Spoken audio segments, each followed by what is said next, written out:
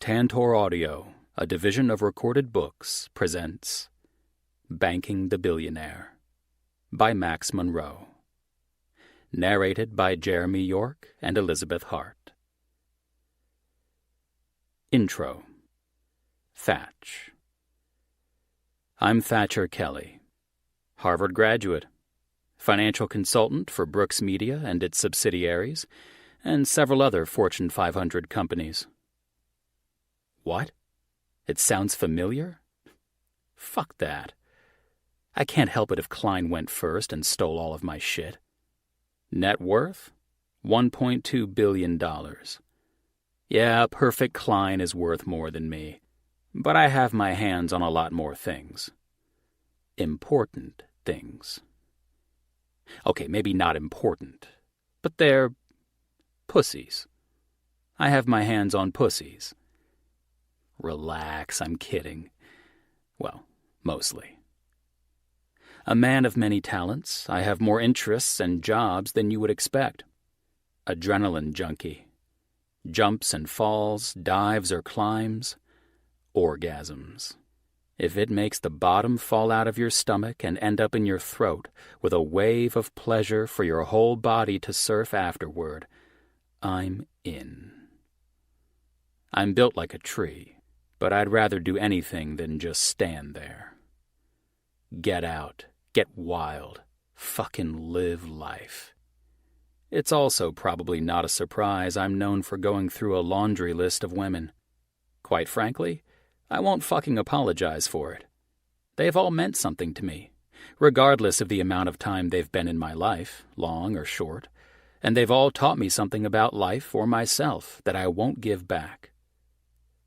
But I've also longed for the kind of monogamy my friend Klein has had for most of my life.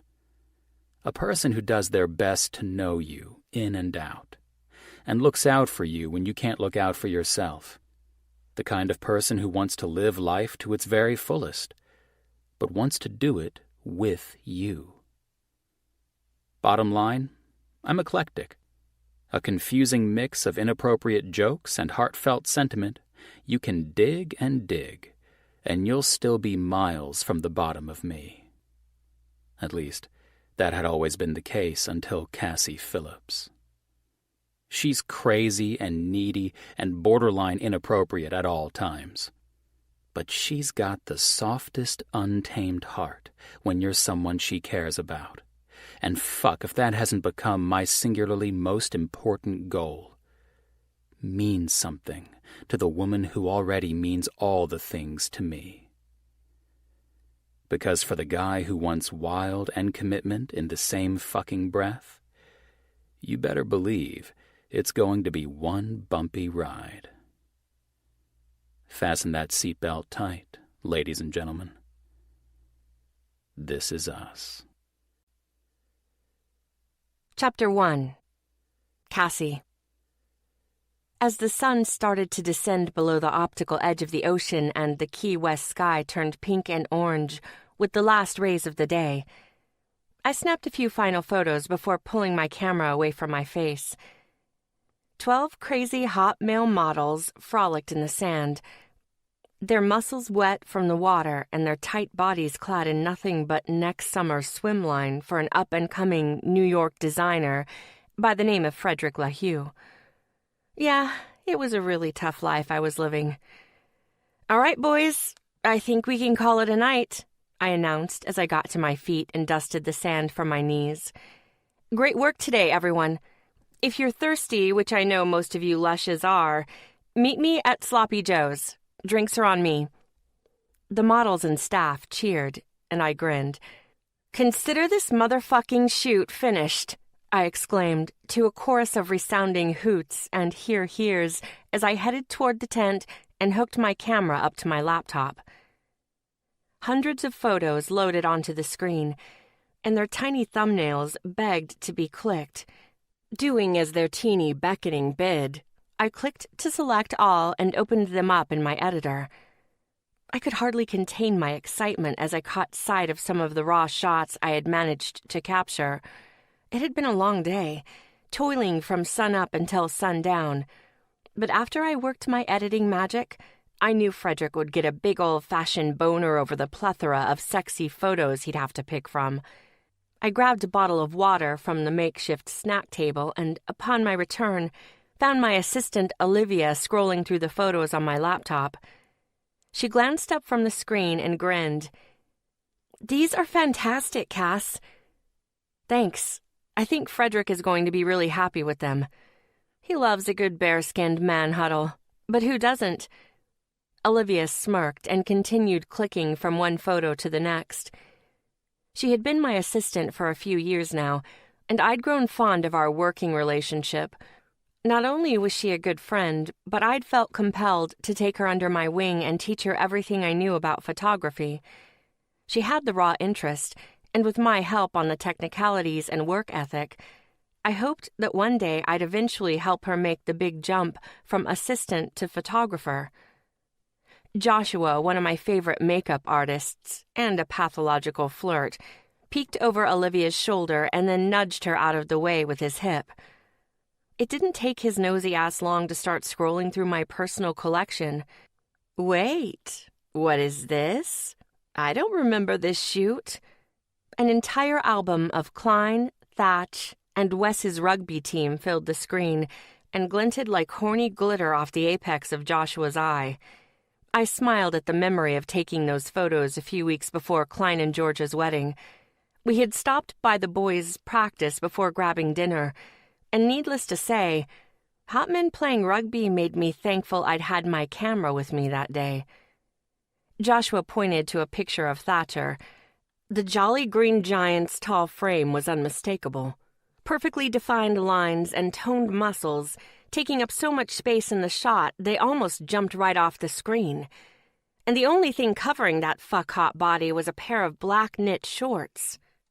Hair wet with sweat, he was just standing there, hands on his hips, grinning like a cocky son of a bitch.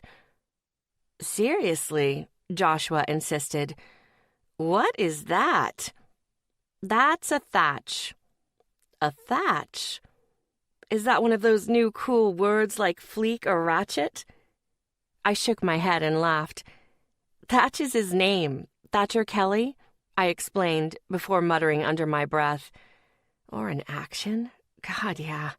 I stared at his photo. "I'd thatch that for sure." He sighed. "Is he single?" The question felt strange for a fraction of a second, and then the fleeting uncertainty was gone. I grinned. "Oh, yes, he's very single. I mean, he was single, so technically I wasn't lying. I was just leaving out the little detail of him not being into cock."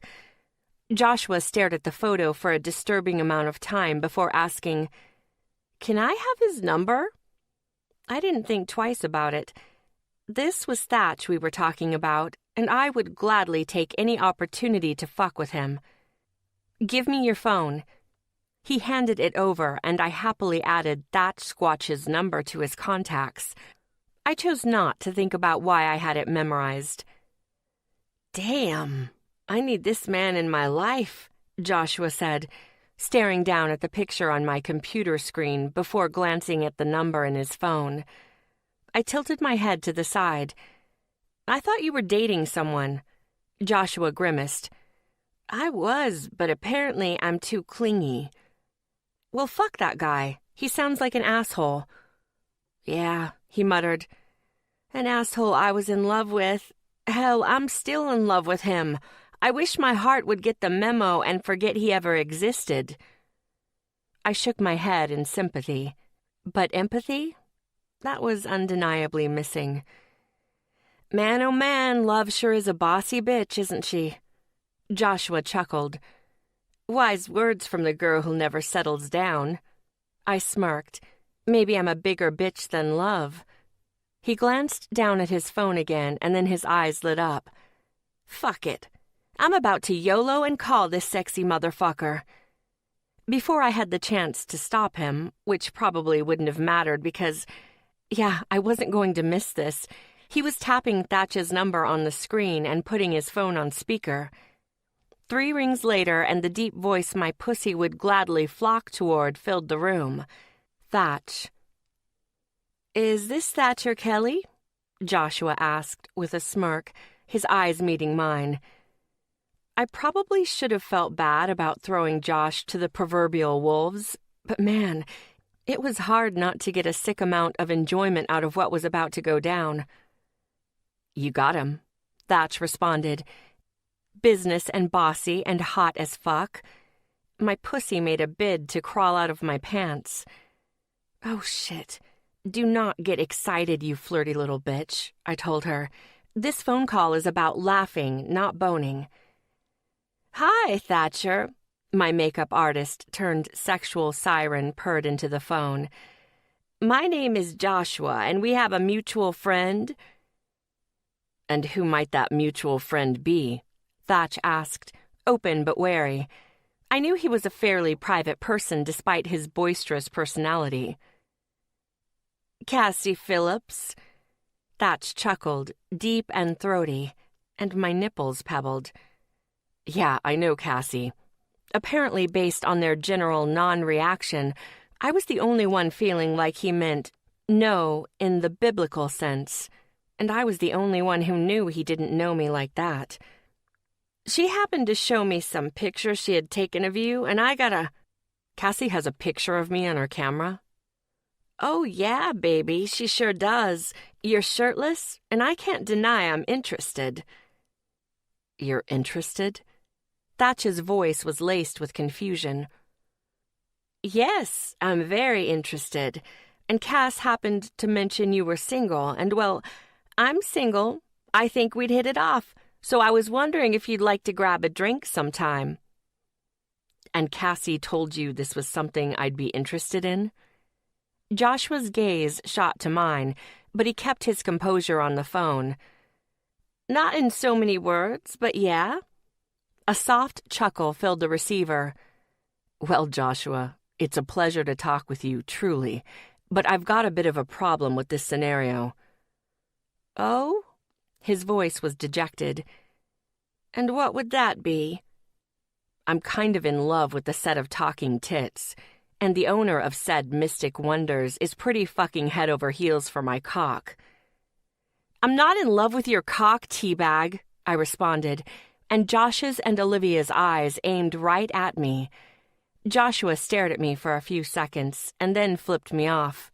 "You are a bigger bitch than love," he told me with an amused grin, handing me his phone and whispering into my ear. "You totally want to get thatched, you little floozy, and don't think I'll forget about this anytime soon. You owe me, Phillips. You owe me big." I laughed and shook my head. "Nah, I just like fucking with him. And how big are we talking here?" "A new boyfriend with a 10-inch snake coiled inside his pants." 10 inches? My eyes went wide. "You can take that much?" "Oh, yeah. My deep throat game is strong." Joshua winked. "And you're a liar, by the way. You want that big bed man between your thighs," he added in a whisper before heading toward the other tent to clean up. I switched the phone off speaker mode, and Thatcher's deep voice filled my ear. "You know you don't have to create these elaborate pranks just to hear my voice, honey. The subscription messages and now this. Seems like a lot of extraneous effort when you can call me any fucking time." "Bye, Thatcher," I said in dismissal, feigning annoyance even though I was anything but annoyed. Thanks to the photo and Thatch's throaty fucking chuckle, I was too busy picturing him driving his big train through my tunnel. "Be good, Cassie." "I'm always good." He laughed. "I'm having a hard time believing that. Tell Joshua I appreciated the call and the offer, and if I wasn't into pussy, I would have taken him out for a nice dinner, some drinks, and then back to my place so I could fuck his brains out." "You paint such a pretty picture. Are you sure you don't want to give him a shot? Who knows? Maybe you'll love the D." "You think?" he asked, audibly playing along, even though we both knew when Thatcher Kelly pounded something, it was pussy. "I let you kiss me, so stranger things have happened." His voice dropped a few octaves. "You wearing a bra right now?" "What does that have to do with anything?" You wearing a bra or not wearing a bra always has everything to do with everything. It's literally never off topic. I shook my head and glanced down at my t-shirt.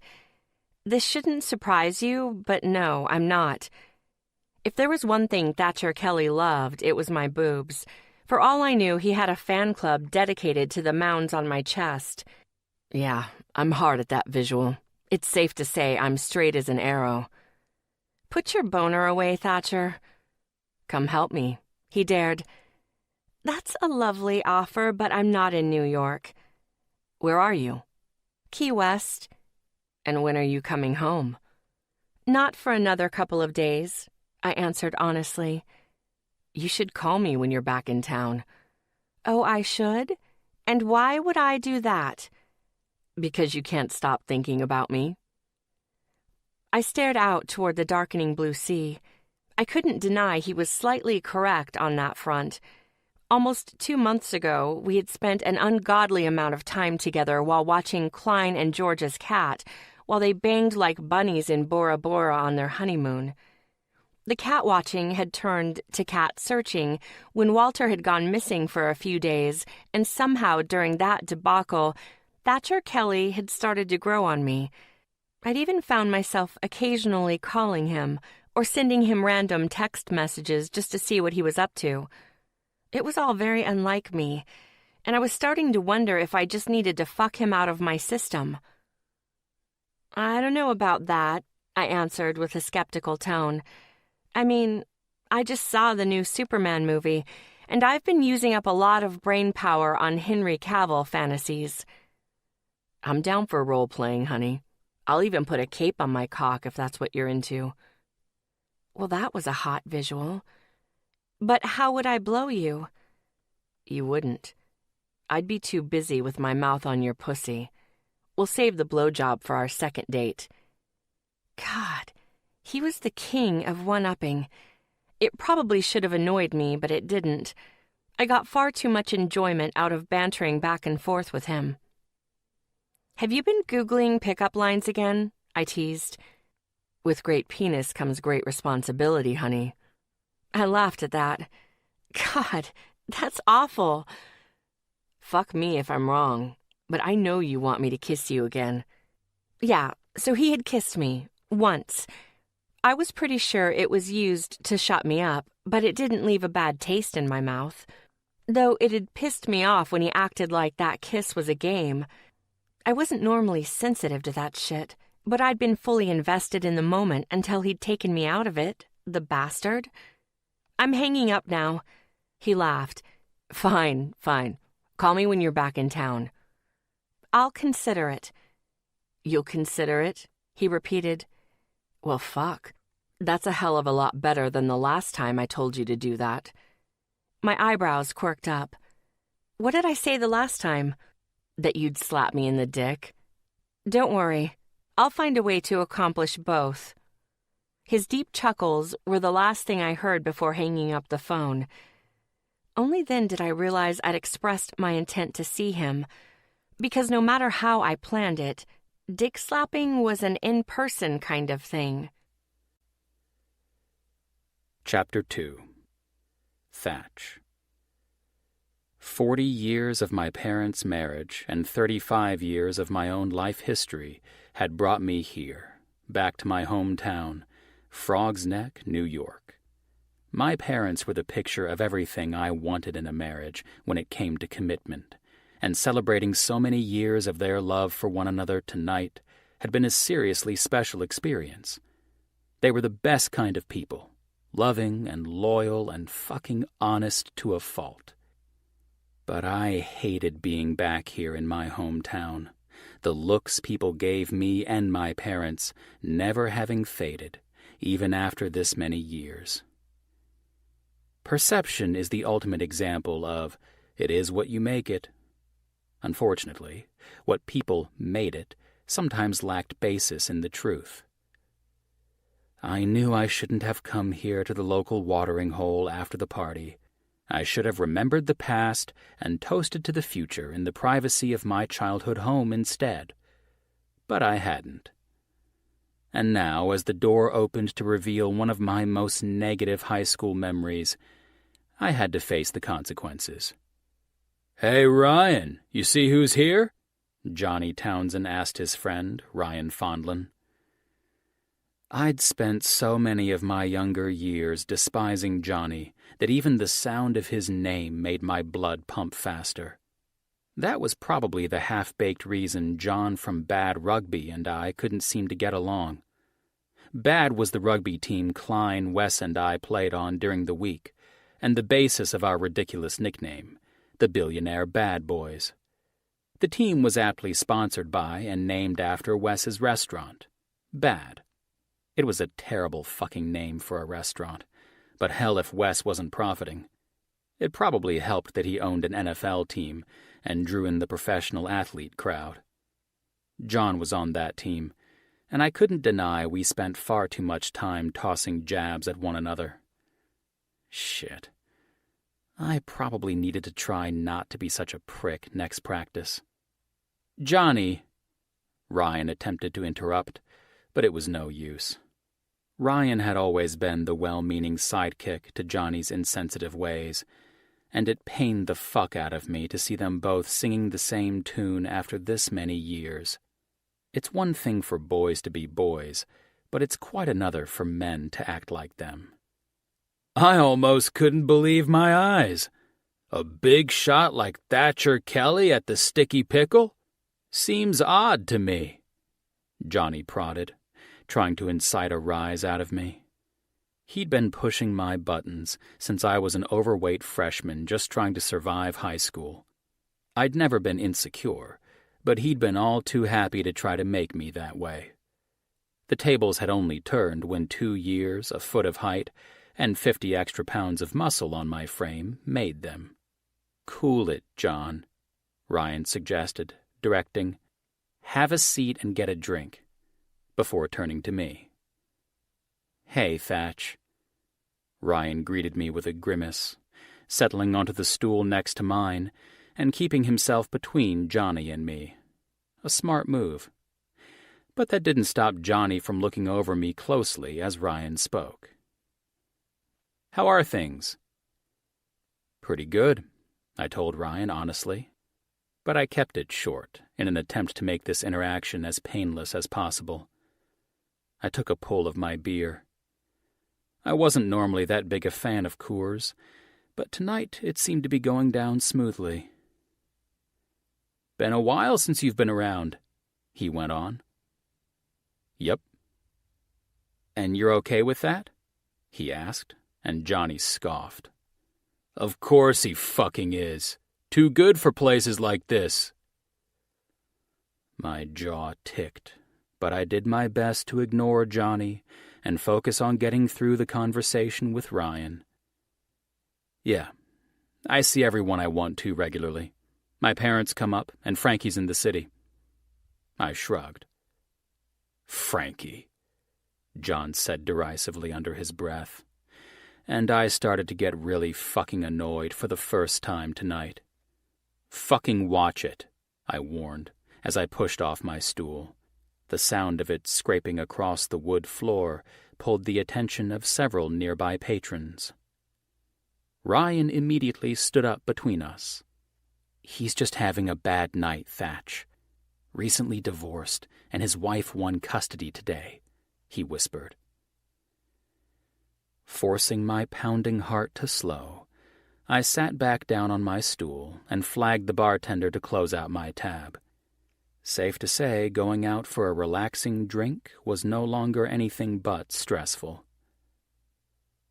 "How is Frankie these days?" Johnny asked, undeterred. I tried my best to take Ryan's information to heart and ignore him, and get the goddamn bartender to hurry up. The faster I got out of here, the better. "Fucking shut up, dude," Ryan advised, as I towered over them. I'd never been meek, but now I was the exact opposite of meager. At 6'5" and 250 pounds, I was practically double their size. "He stays away, too," Johnny continued, But I guess I wouldn't come home if I were him either. A fucking scumbag pig in his own shit, clinging to the coattails of the guy who killed his fucking sister just to keep his crappy business afloat. Johnny stood up from his stool as my blood boiled, and he rounded on Ryan to get in my face, a slimy smile on his. His smarmy voice dropped to a knife-like whisper. "Tell me, Thatch, how does it feel to get away with murder?" I watched as a drop of blood ran from the raw split in my knuckles and dripped to the concrete floor. One and done, I'd knocked old Johnny clean out with a half-hearted swing of my fist, and now here I was, in the cold, concrete confines of an 8x10 cell. As far as the eyes of the law were concerned, the one hit wasn't that much of a problem, but the bar brawl that ensued between everyone else sure was. I guess in an old, quiet town like this, entertainment value could be found nearly anywhere, even in an unlikely and unfounded opportunity for a fight. "Kelly!" Sheriff Miller yelled, startling me from my focus on the ground. "One phone call!"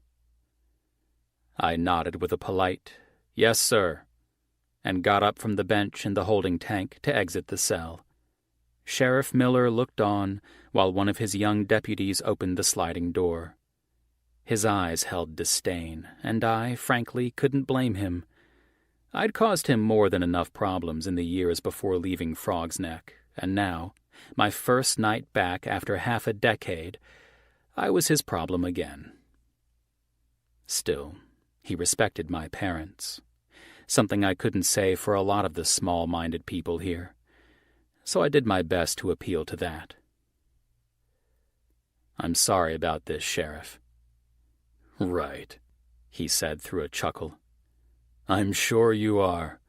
I can't imagine expensive suits are comfortable jail attire." I filed that away and kept my cool. His eyes changed when mine didn't.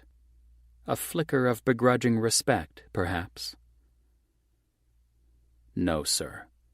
I'm just sorry I'm in here, keeping you busy in the middle of the night. No matter what somebody says, I should be able to keep my cool at 35 years old. That's why I'm apologizing." "Margot's a pretty big sore spot, I imagine," he murmured, showing he knew the real reasons behind everything, no matter how much he actually witnessed. That's what made him a good sheriff. My high school girlfriend, Margot to most, died on a weekend away with me. I'd been the only one there to witness the whole horrible thing. Honestly, I'd moved on from it. Not her death, and not what I'd witnessed, but the whole life-changing aspect of it. I didn't carry it with me into everything I did, and I certainly didn't spend my time worrying over something I knew I wasn't responsible for. Small-minded people apparently had a lot more time on their hands. But being accused of something so horrendous never becomes routine, and I still hadn't figured out exactly how to keep it from besting my patience. That was why I usually stayed away. I hated that my first trip back in years had ended so predictably. "Yes, sir," I answered honestly. "Make your phone call," he ordered, gesturing toward the lone payphone. Fuck. It was safe to say technology wasn't helping me now. I didn't know anyone's number by heart other than my parents'. Well, I knew one. I laughed to myself at the reason I knew it. "The last 4 digits spell out Cass now," my memory of a single late-night phone call with a tipsy Cassie Phillips set in my head. "How fucking great is that?" Fucking ridiculous is what it was. But yeah, that wasn't happening. "Sheriff, "What?" he snapped. Fucking great. We'd had our moment of mutual respect, and now I'd already ruined it. Fucking fuck. Would I be able to look through my phone to get a number? I only know one by heart. I started on a lie. "Then use it, Kelly," he interrupted. I cringed as I pressed on. "I'm sorry, sir, but that number is for my parents, and quite frankly, I'd rather sit here for eternity than ruin their 40th wedding anniversary." "Fine," he agreed, and I breathed a sigh of relief. But it was short-lived. "No phone call. Go sit down." Shit. The deputy opened the door again and waved me inside. As my ass met the cold bench, I leaned my head into the hard wall behind me with exasperation. I was going to rot here. Sheriff Miller was going to make me stay here forever. Way to fucking go, Big Mouth. Johnny started to smirk at me from across the cell, until he realized there weren't any bars between us. "Townsend!" Sheriff Miller yelled. "You're up! Phone call!" Johnny pushed himself up off the bench and walked out, wandering down to the phone without a word. 5 minutes ago, I'd have said I was the smarter of the two of us, but now I wasn't so sure. Closing my eyes, I tried to drift off to sleep, or happiness, whichever came first. I thought I'd be thinking of a green-eyed girl, the one from my past, who had given me so much grief tonight. But the eyes I saw were 90 degrees counterclockwise on the color wheel. Bright blue and fierce, I hadn't seen them anywhere but my fantasies for an entire month. There had, however, been an exorbitant amount of fantasies. Oh, fuck. Jail was not the place to start thinking about fantasies. With a deep breath, one thought bled into the next, as I fell into a fitful sleep. "Kelly!" being yelled by Sheriff Miller woke me from my catnap. I shook my head to clear the sleep and glanced around the otherwise empty cell. When my gaze landed on him, his expression was amused, and 2 beefy fingers were gesturing me toward him. When I stood in front of him, he opened the door and waved me out and toward the phone. "Hopefully that nap helped you remember a number. You've got 1 minute to think and 3 to call. I'd suggest you make the best of all 4 of them." Shit. Still groggy from sleep and frustration, I didn't waste time, scooting out of the cell and heading straight for the phone. If I didn't go now, I had a feeling I wouldn't get a third chance. I mean, the practical side of my mind knew he couldn't actually keep me there forever just because I didn't know a phone number. But after the night from hell, it sure felt like it. I tried to use the brain in my head, man up enough to call my parents, but the effort was fruitless. Any time I spent avoiding this call was nothing but a delay in getting out of here.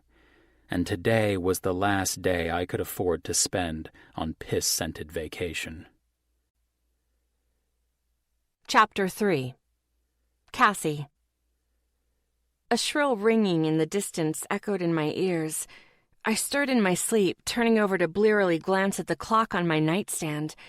The blood-red numbers revealed it was 2:30 in the morning. "Fucking hell," I mumbled to no one in particular, pulling the comforter back over my head to form a cave of covers. But the phone continued to ring, vibrating across the nightstand and mocking my sleep-deprived brain.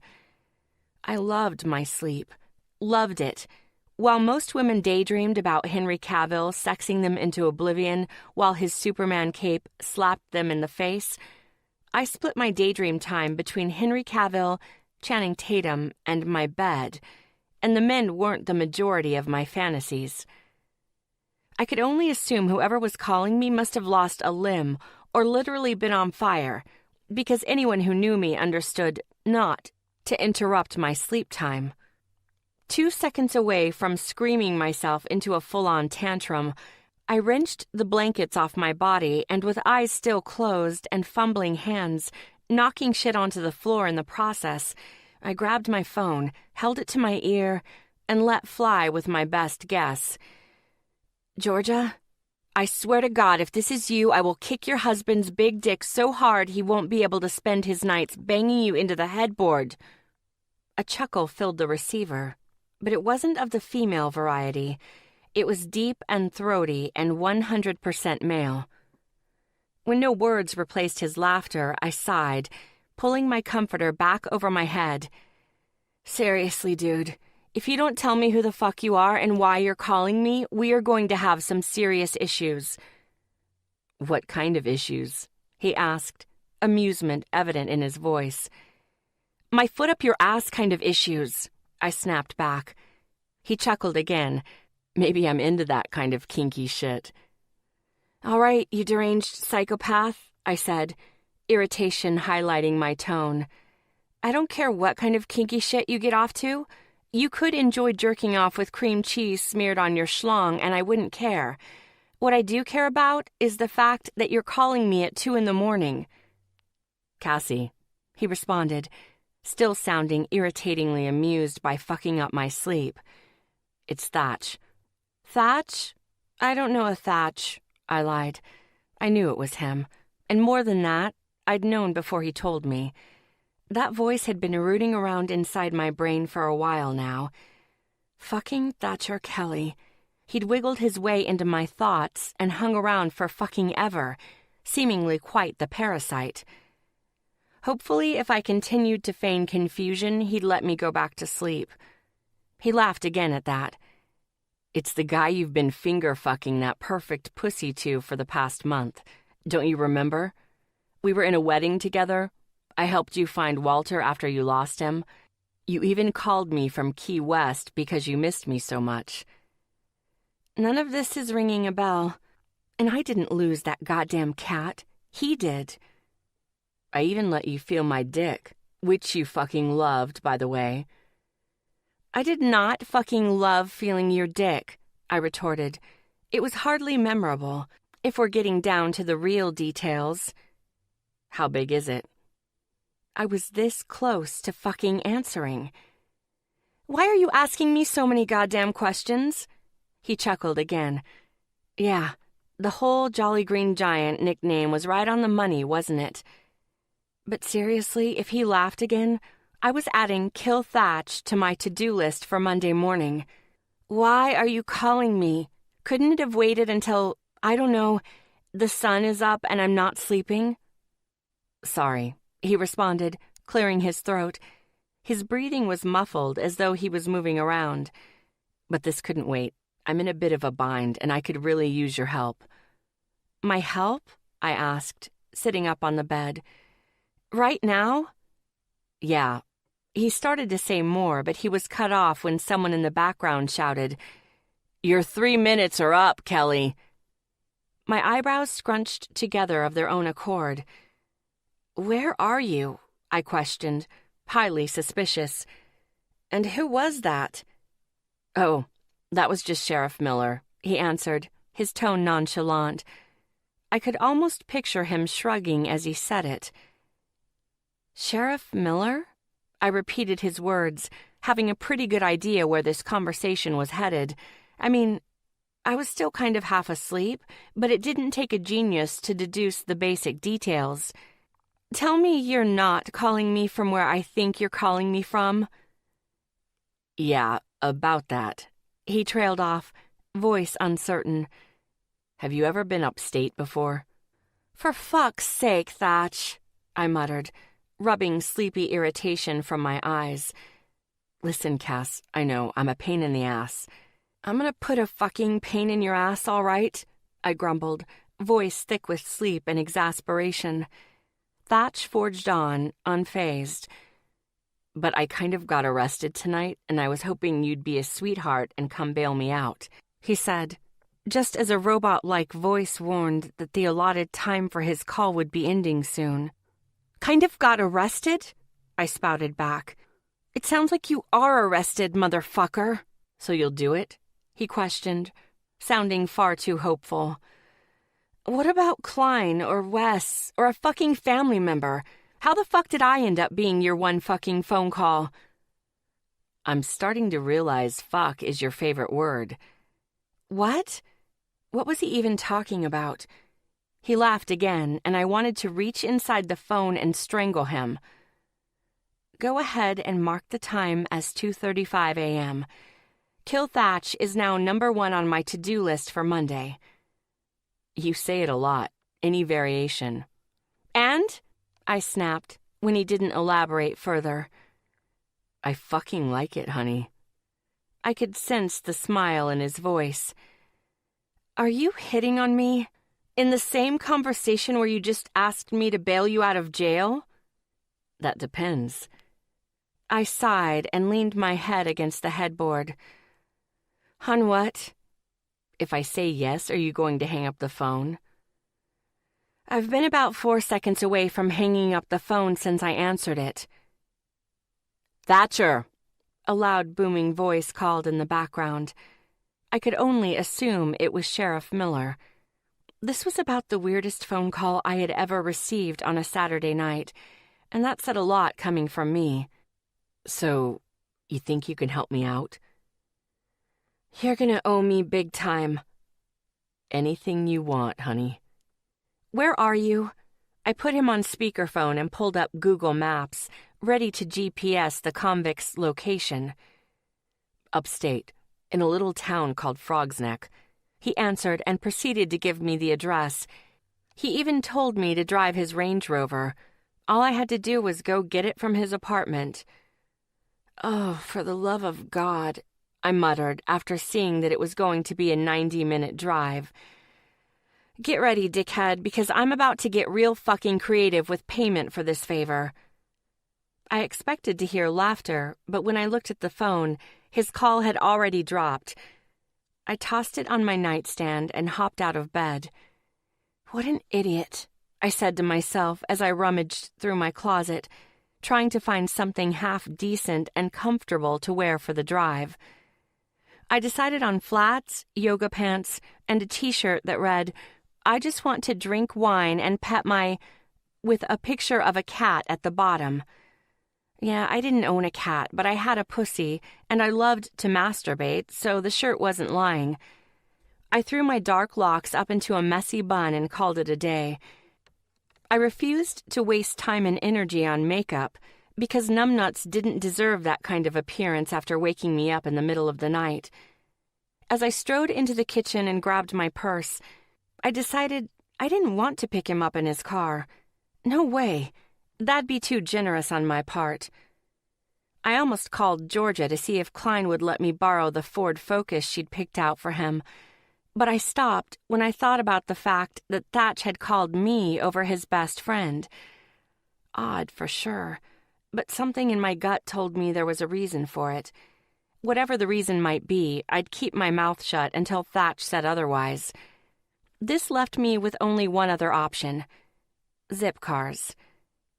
I didn't have a membership, but Tony, my neighbor across the hall, had one, and he also owed me a huge favor for doing a boudoir shoot for his 5-year anniversary with his girlfriend, Francesca.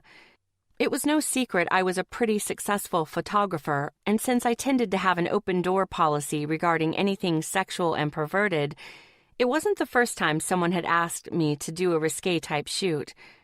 And if I'm being honest, my career had me in a lot of situations where I was snapping pics of half-naked men.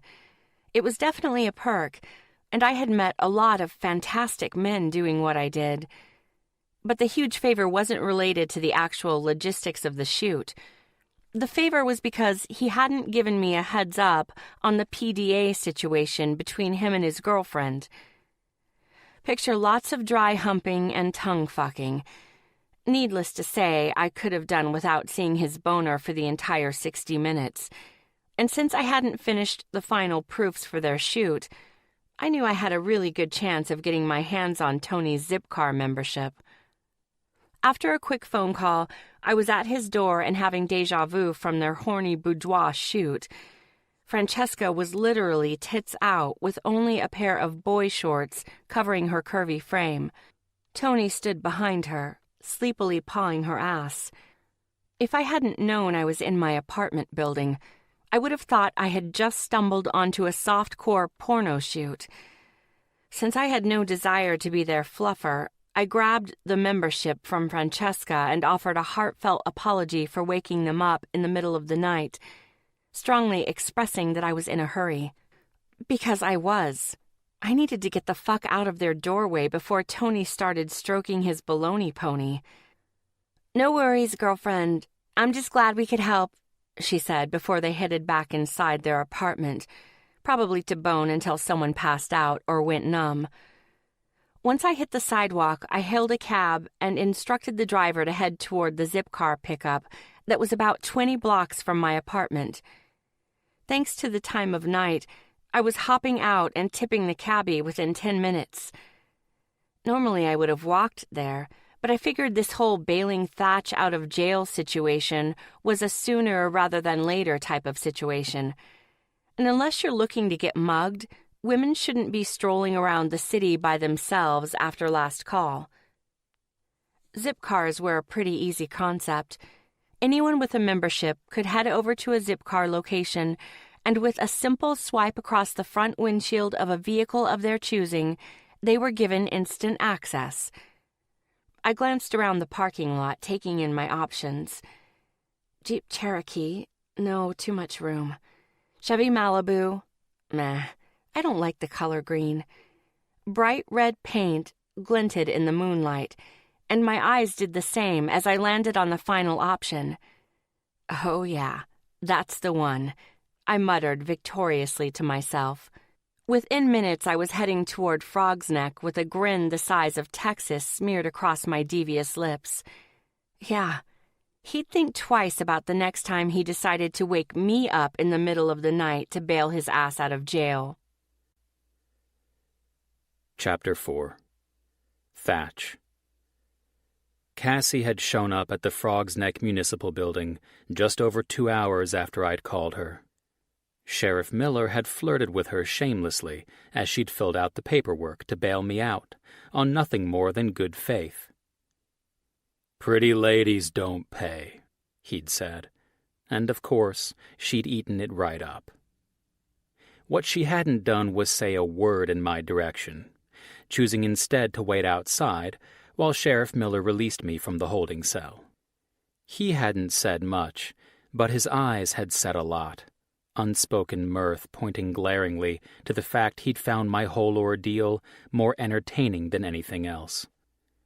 The direct sunshine moistened my eyes as it peeked over the eastern horizon, and her shadow stood leaning against one of the smallest cars ever created. I came to a stop at the end of the sidewalk and raised my voice across the 3 empty parking spaces between us.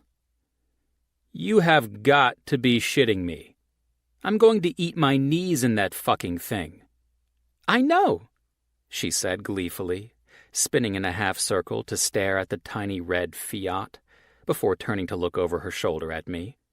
She wrinkled her nose as a smirk pulled one blue eye slightly higher than the other. "Let me know if you choke.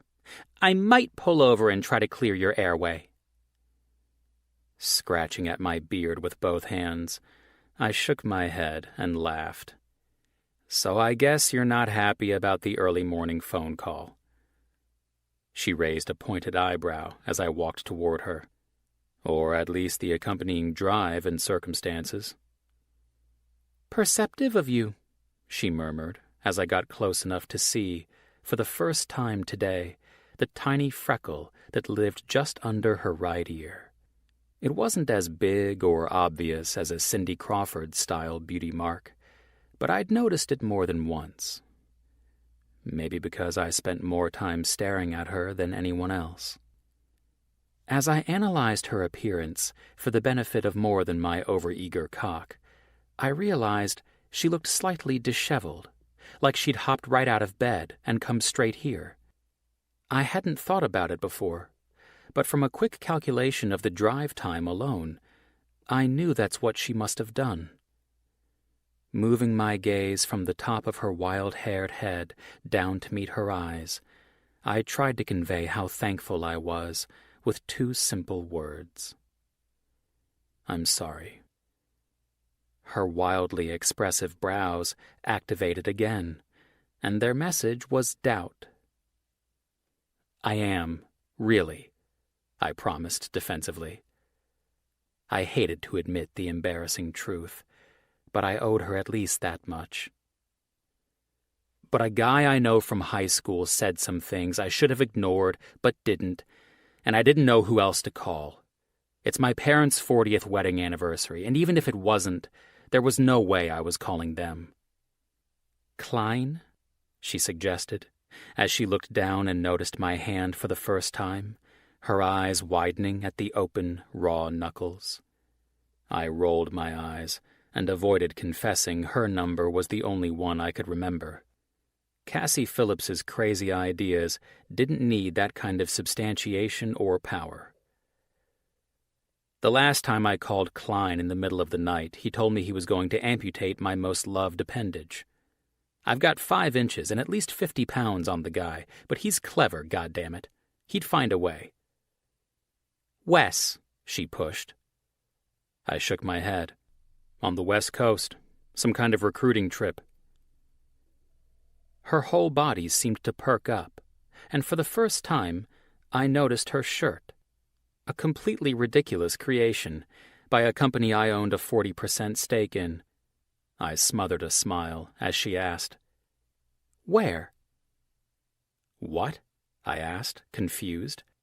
She wasn't making sense, but if I was honest, I hadn't exactly been giving all of my attention to the conversation. Who, how, why? She rambled as she grew frustrated. Where, as in what college, numbnuts? It felt like a quiz, and I wasn't sure she'd let me in the car if I didn't come up with the right answer. And as much as I bitched, I wanted inside that fucking Fiat. I don't know, I ventured cautiously, with a mindless scratch to my scalp. A shower definitely wouldn't be amiss at this point. I think he was going a couple of places. She huffed, yanked the driver's door open, climbed into the car, and slammed the door behind her, leaving me stunned in her wake. 3 seconds into the shock, I forced myself into motion, jumping toward and around the car, jerking open the door, and cramming my big body inside as quickly as possible, like some form of origami. I had no doubt this crazy woman would drive all the way out here only to leave without me. What did I do wrong? I asked, when she didn't even glance in my direction. I wasn't an expert, but I'd seen a woman pissed a time or two. Each time it happened, I made an effort to log information so I could prevent it the next time. Unfortunately, I'd yet to establish a pattern. Called me in the middle of the night and talked me into driving to upstate New York, she snapped. No, I clarified. I got that memo loud and clear. I mean when we were talking about Wes. Would I have hit him? She asked strangely. I wasn't having any fucking luck following our conversation today. It was like we were constantly having 2 completely different ones. Who? Wes? No! The fucker you hit! Would I have hit him? I couldn't help but laugh while I pictured it. Cassie was far from a heavyweight, but I imagined Johnny still would have ended up on the ground. Long before I did. She nodded, resolute. Then you're forgiven for that. She backed out of the spot with ease and turned out of the parking lot in the direction from which she'd come. A smile lifted the corners of my lips at the gift of her forgiveness. I didn't bother telling her I hadn't asked for it. Now I just want to get back to the city and climb into my bed. I'm about 8 hours short on sleep. I mumbled as I cringed. "I actually need you to take me to the bar." "The bar?" The car swerved slightly as she took her eyes off the road to look at me. I fought the urge to grab onto the "oh shit" handle. "The scene of last night's crime," I explained with a slightly rough, self-deprecating laugh. "I've got a car there that needs to get returned to the Kelly residence." She moaned, but she ultimately turned where I pointed and didn't say anything else. We rode in silence for 2 minutes more before she took a hand off the wheel and ran it through her hair. Her mouth started to form a yawn, but she did her best to stop it. The result was a hideously unattractive facial contortion. My chest buzzed at the sight of it. "Tired?" She nodded for 5 straight seconds before speaking. "Yeah. You should know this by now, but in case you missed it, Sleep and I are really fucking tight. Like, you know how people joke all the time about offering up their firstborn?" I nodded and then realized it'd be hard for her to look at me. "Yeah?" "Well, when I have kids, they will be a legitimate sacrifice before Sleep." I laughed. From what I hear, having kids is pretty much synonymous with no sleep. "Fuck. So maybe I can't have kids." "Nah. You just need to have them with someone who can stand to go without. It's all a trade-off." Surprised eyes sought mine, and the car swerved again. I carefully avoided pointing it out. Instead, I offered the only thing I could right then. "Want me to drive?" She shook her head and yawned again. This time, the yawn won. "Last night was your parents' 40th wedding anniversary party?" "Yep." "A lot of lonely women in that crowd?" she teased. A dot of dried blood stained the fabric of my pants, and I wiped at it, even though I knew it wouldn't come out. My mind was sluggish as I processed her question, but the answer surprised me a little when it finally did. There might as well have been no women at the party, for the amount I'd noticed them. It wasn't exactly lively, but my parents enjoyed it, and that's all that matters to me. "And I guess a phone call from their son at the local prison would put a damper on that." I laughed, because she had no fucking idea. "Yeah, I've already put them through enough for a lifetime." As we approached the parking lot for the bar, I directed her to turn in. "This is it." She leaned forward to get a better look out the windshield and let out a guffaw.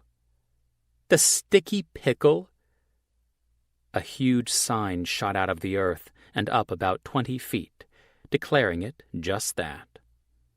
I smiled. "Yep." "Good God, Thatcher. Not only can't you put your boner away, but now you've got it all sticky. Is this ever going to end?" she asked through humor-induced near convulsions, 2 loose strands of hair falling down and around her frisky eyes. They seemed to turn up at the corners, like an extension of her mouth. Moisture formed at the very center of her lips, with an involuntary flick of her tongue. My cock pulsed.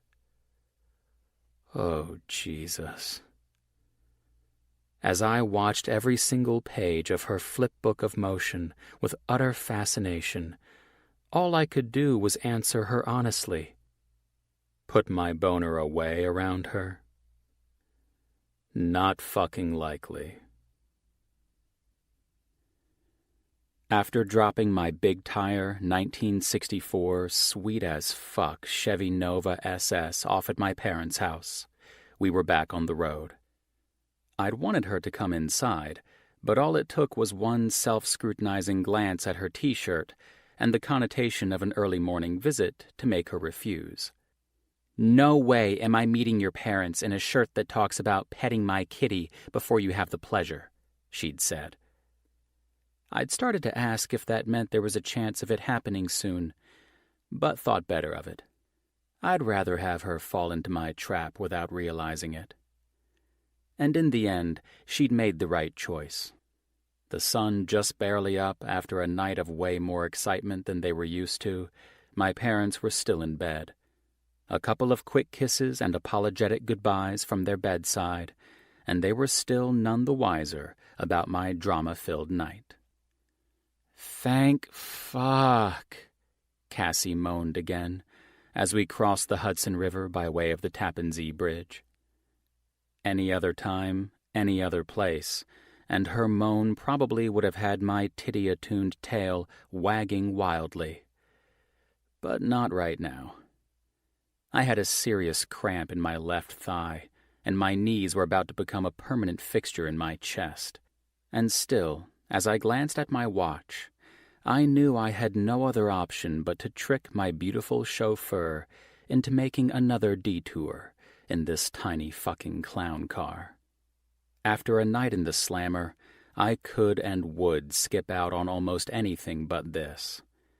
There was a little girl with big eyes and a bigger heart waiting for me, and I'd have to be dead or dying to break a commitment with her. Cass?" "What?" she snapped. Her eyes looked like an exact embodiment of the root of all of the world's evil. I sunk my teeth into my bottom lip to keep from laughing, and looked out the passenger side window to conceal my smile. "I know you're not exactly happy with me right now." "Understatement," she emphasized. "But I think I've got a cramp in my cock. Maybe you're not all that fond of mine, but you like them in general, right?" Her eyes narrowed as she considered my lead-in. She wanted to ignore me completely, but Cassie couldn't deny her affinity for the D. "What's your boner want now, Thatcher?" she asked suspiciously. Laughter no longer concealed, I told her a version of the truth, but I wrapped it in a multitude of flirting in an attempt to distract her. "Oh, honey, I can assure you it wants many, many things, a great number of them from you. But I'm not actually coming on to you right now, not trying to insult your intelligence, and not asking your tits to keep my boner company." "I don't get it. What else is there from you?" she teased, and I laughed. Because for the first time ever, from maybe the least expected person ever, she didn't sound serious when she said it. She sounded like she didn't actually think my intelligence stopped at the head of my dick. That my titty talk and boner references were just a coating for everything underneath. It seemed like she could see it, without prodding or encouragement. And that wasn't the norm. Most people never knew more than a surface layer of each other's personalities. They take the bolder characteristics of a first impression at face value because they're lazy, and they carry those expectations and prejudices throughout the entire relationship. Maybe something about Cassie's appetite for new experiences made her dig deeper than the rest. "Please," I begged, seeing the exit I needed approaching in the distance. "Just get off this exit and take me to the CVS a couple of blocks down." "I don't know where I'm going," she hedged, and I interrupted quickly so she didn't have time to overthink it. "I do. I come up here all the time. I'll tell you where to go. Everybody wins. I'll get to stretch my legs, and I'll buy you a bag of Cheetos for your trouble. And a Diet Mountain Dew." Bingo. I'd found a momentary weakness in her defenses. "Yes," I agreed, "and a Mountain Dew." "Diet," she corrected. "Yes, diet, I promise. As long as the weight loss doesn't come from your tits." She smiled and shook her head. "Sorry, bud, but the boobs are always the first to go." Regular, I thought. Definitely getting the regular. "Turn right," I instructed, as we crested the hill of the exit ramp and approached the bottom. As we got closer and closer, I kept expecting the car to slow, but it never did. cruising at what had to be 50, Cassie flew right out into traffic without even slowing amidst my screams. "Jesus Christmas! Are you fucking nuts? Why the hell didn't you stop back there?" I yelled, looking back over my shoulder and grabbing the oh shit handle without shame now. "Oh, you wanted me to stop?" she asked, all mock innocence. "You didn't say stop. You just said turn right." Holy hell, she is insane. The stop was implied by the giant red sign. Her face took on a Gru-like air, as in evil genius. "Maybe next time you'll be a little more specific and a lot more cordial." "Fuck, you're a lunatic." She hummed.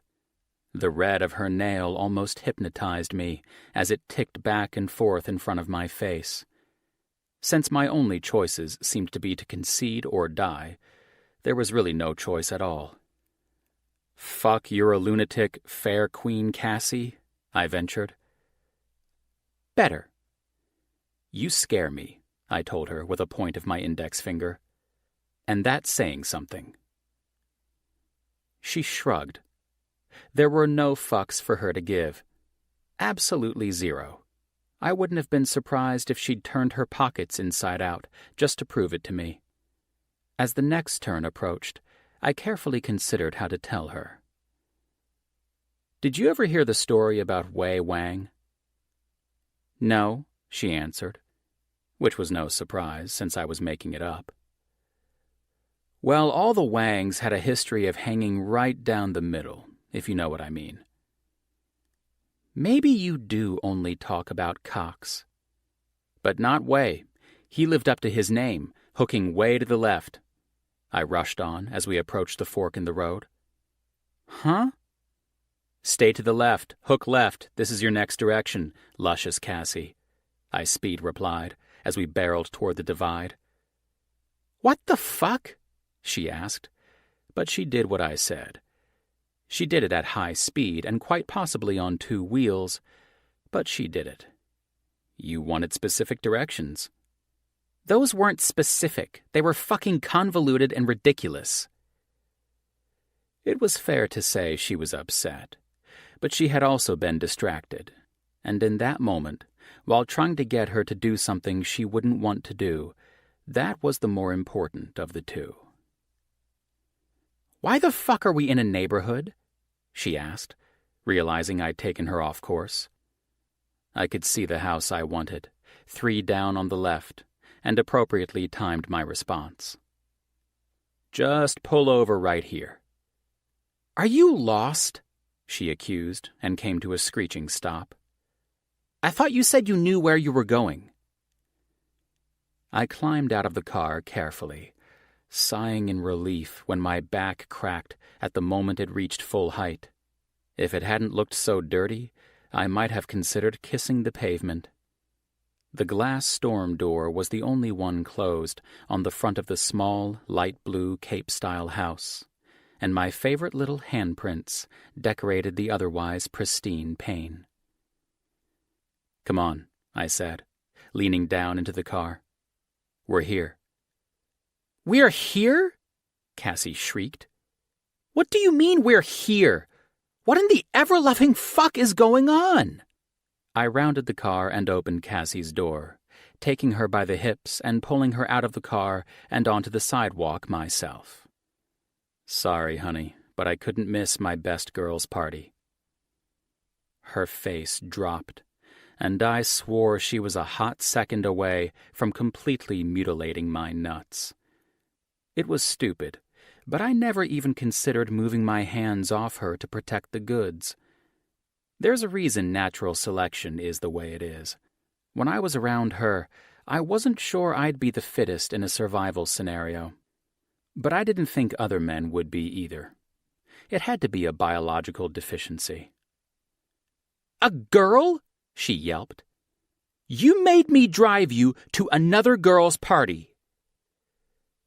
It was dangerous, but I nodded anyway as Mila approached behind her. only girl I'd ever use you to get to is this one," I promised.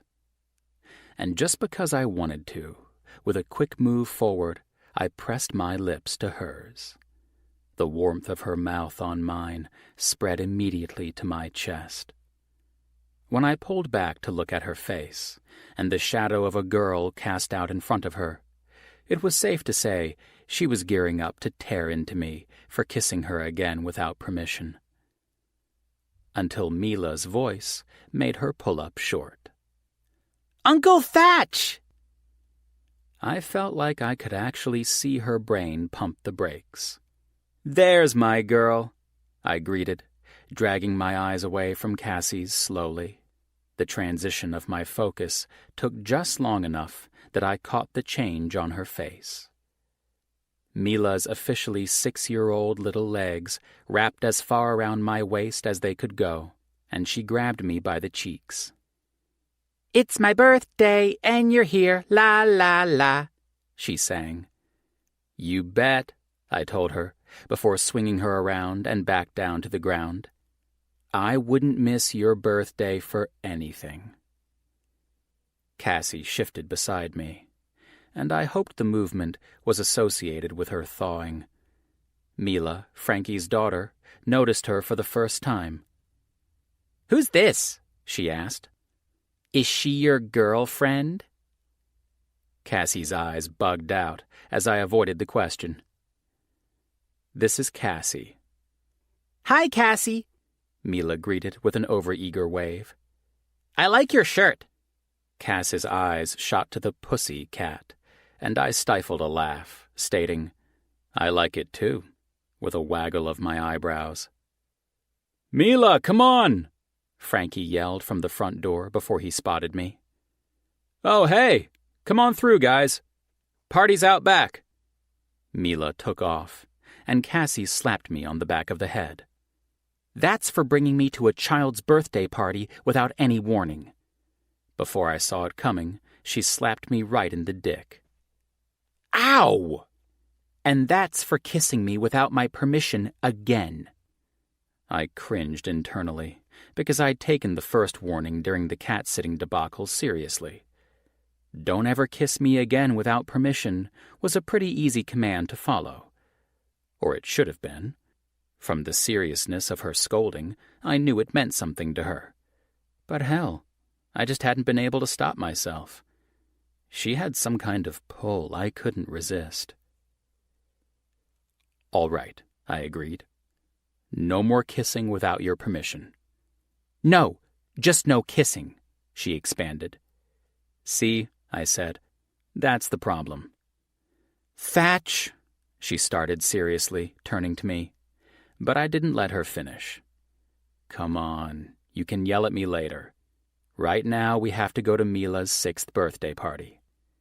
She stomped back to the open door of the car and pulled out her giant purse, grumbling about castrating me the whole way, while I opened the back hatch and grabbed Mila's present out of my bag.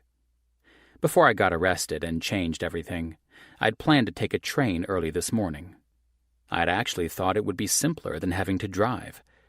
Given the prison detour, it turned out to be a complication. When I glanced at my companion, I couldn't find the energy to get upset about it, though. Herding Cassie inside was relatively easy, and as I introduced her to Frankie, she had a genuine smile on her face. I wasn't sure if it was for him or me, though. With his tan, tattooed skin and piercing light green eyes, he tended to have that effect on women. Packed into the tight space of his kitchen, I stood between the two of them and waved a hand back and forth. "Frankie, this is Cassie, Klein's wife's best friend." "Hey, nice to meet you," Frankie said through a smile. "And Cassie, this is Frankie. I own a tattoo shop with him." "You own a tattoo shop?" she asked abruptly. Frankie laughed. "I see you two know each other well." I shook my head, laughed, and pushed on. "I also know Frankie from home."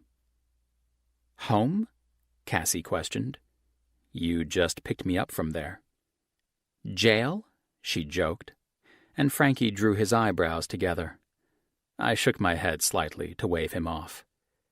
"Yes, exactly," I teased, but I could tell Frankie would be asking me questions later.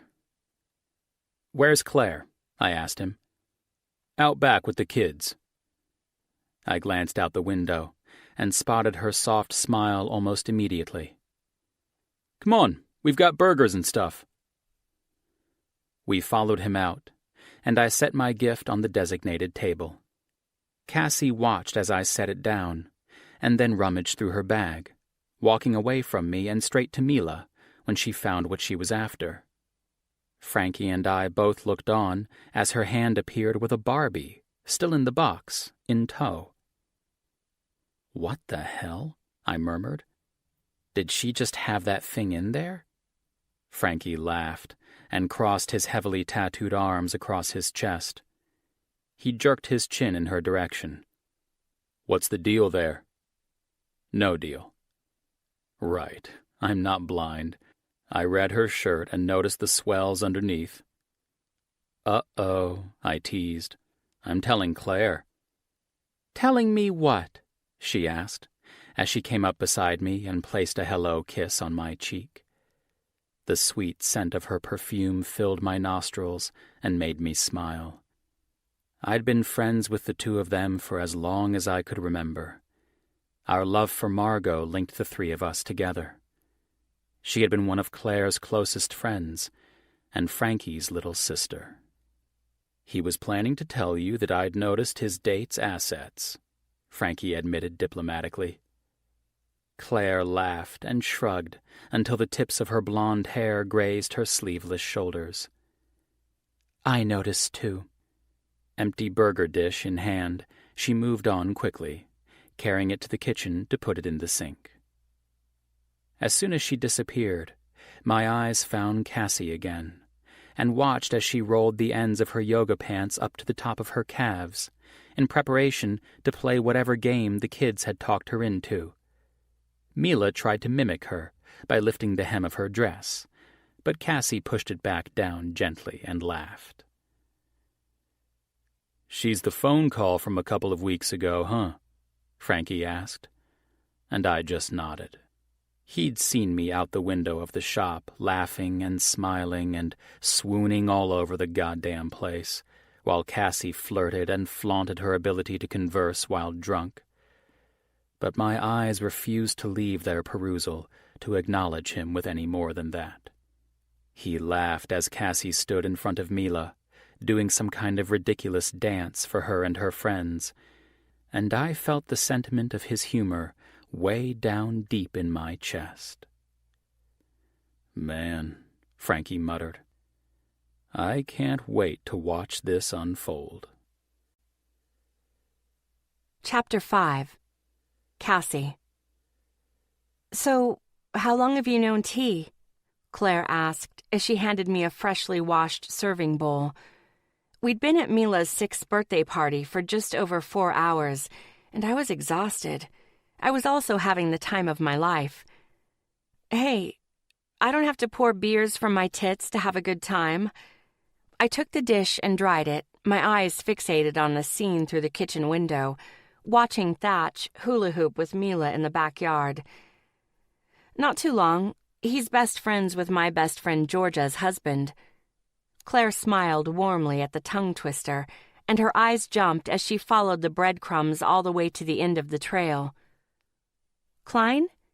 "Yeah," I nodded, setting the dish on the clean rack. The fact that she knew Klein and at least of Georgia made me curious. "How long have you known Thatch?" She grinned. "Since we were kids." "So you know all of his dirty secrets," I teased.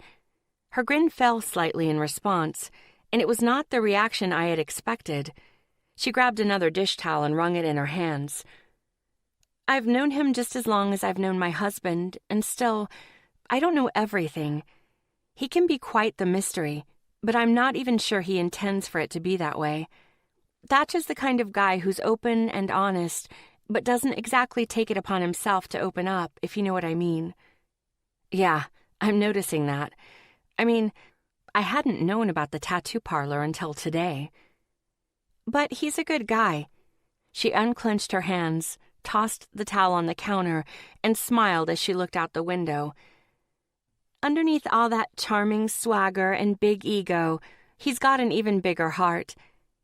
My gaze followed hers back outside. I watched Thatch lift Mila up and throw her over his shoulder, running around the yard while all of her friends chased them, giggling and smiling as they ran. It didn't take a genius to see Claire was right. My chest ached from the overwhelming cuteness of it all. Claire turned off the faucet with a muttered, "Oops," as though she'd forgotten to do it before. After a deep breath, she hitched a hip against the counter and faced me, eyes all knowing. He's basically a big teddy bear when you get to know him. She winked and put a kind hand to my arm. Just go easy on him, okay? He hasn't necessarily had the easy road when it comes to relationships. I shook my head, and my eyes made an attempt to bug out of my head. Oh, we're not in a relationship. I know, she said, smirking, but I also know Thatch enough to know he's fucking tenacious. I grinned at the fact it was the first F-bomb I'd heard Claire drop since we got to her house, but I guessed little ears would do that. Tenacious? I questioned, oddly amused. She nodded and raised her eyebrows. Especially when there's a hot chick with a fantastic rack involved. That made me laugh. Thanks. Thanks for helping me clean up. Everyone else is all about the eating, but when the dish soap comes out, they scatter like rats. No problem. What I didn't tell her was that I probably would have been with the other rats, had I not been trying to make some sort of quasi-positive first impression. Thanks for letting me crash Mila's party. You brought a present, she pointed out through a laugh. I'd say you pretty much won my daughter over the second she saw the cat on your shirt and watched you pull a brand new Barbie out of your purse. She paused for a second and then added, Before I head back into the backyard, I have to know one thing. I tilted my head to the side. What's that? She nodded toward my chest. They're real, right? Fuck. I loved Claire already. She was sweet and honest, yet had no qualms about saying whatever was on her mind. I was hoping this wouldn't be the first and last time we hung out. This was a chick I could definitely get along with. Definitely real. I knew it, she exclaimed as she walked toward the back door, opening it and shouting toward her husband, You owe me $20, Frankie. He just laughed, and Thatch shot him a questioning glance. Frankie held out both hands in front of his chest, and Thatch immediately knew, chuckling in response. I told you, dude. I want $20, Mila yelled as she came barreling across the yard and through the door. She stopped once she reached the kitchen, hands on her little knees and lungs taking deep breaths. Why does Daddy owe you monies?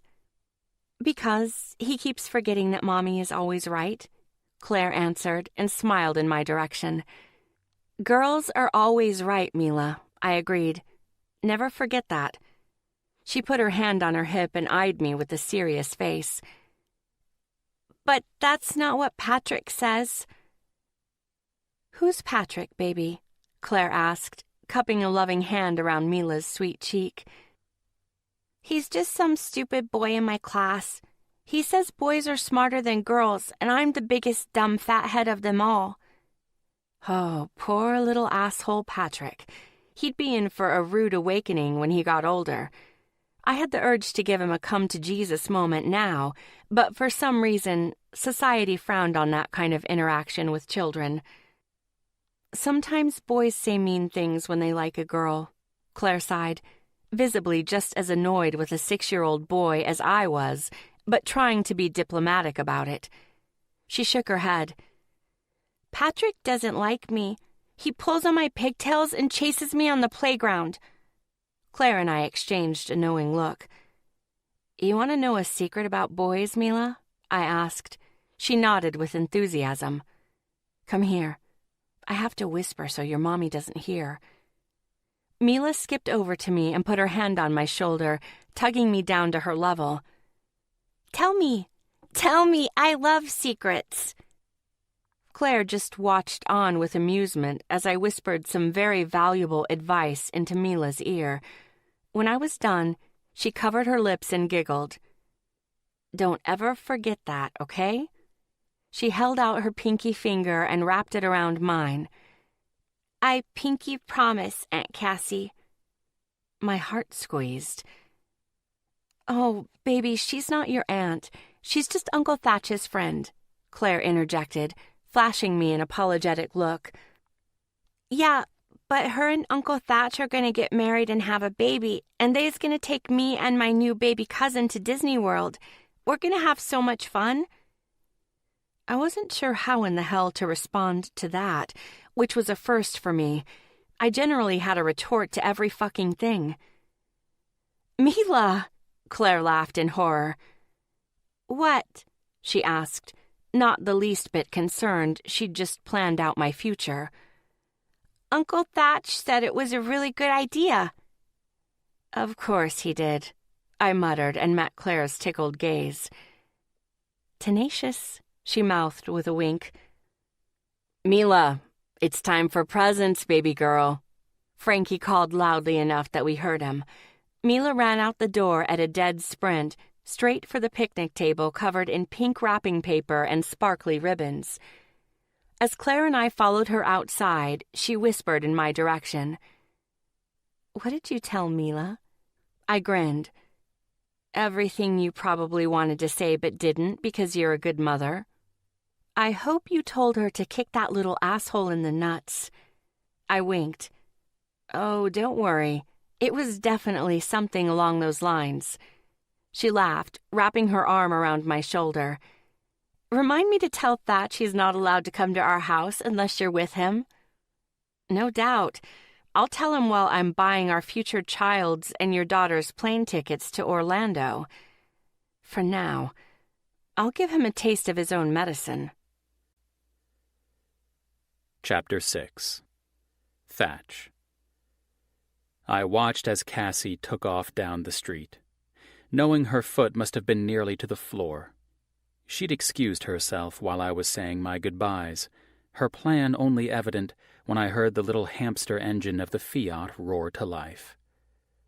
I shot out the front door at a jog, but she was already pulling away from the curb, my bag still inside. Looks like you're going to need a ride, Frankie said as he slowly came up beside me. I forced a shrug as her fading taillights burned in my chest. I probably should have warned her about coming here when I begged her to come bail me out this morning. A woman like her only puts up with so much. Yeah, what's that about? He asked. It's not important. Ah, okay. I'll take that to mean the opposite. Our friendly hometown is still giving you hell about my sister. I nodded, even though it wasn't a question. But I said nothing else. He didn't need to know it wasn't a remark about Margot that had upset me the most. It had been the comment about him that crawled under my skin. I turned to head into the house, just as Mila came running out the front door. The sound of tires screeching to a stop filled the void behind me. Craning to look over my shoulder, I found Leadfoot Leanne right back where she'd started. "Thatcher!" Cassie yelled, apparently having circled the block. "Get over here and get in the car!" Her smile was ear to ear, and there was nothing I could do to stop it from spreading to my own face. Cassie winked, but it wasn't at me. Curiosity made me turn around to find the source. Mila stood there giggling and pointing at Cassie, as Cassie pointed back at her. "What did I say?" Cassie yelled through the open window of the car. Mila's little voice was shrill as she shouted back. "Give boys hell!" "Mila!" Claire admonished, but Frankie just laughed. "Okay, now I really like her," he said, referring to my crazy driver. Safe to say he wasn't the only one.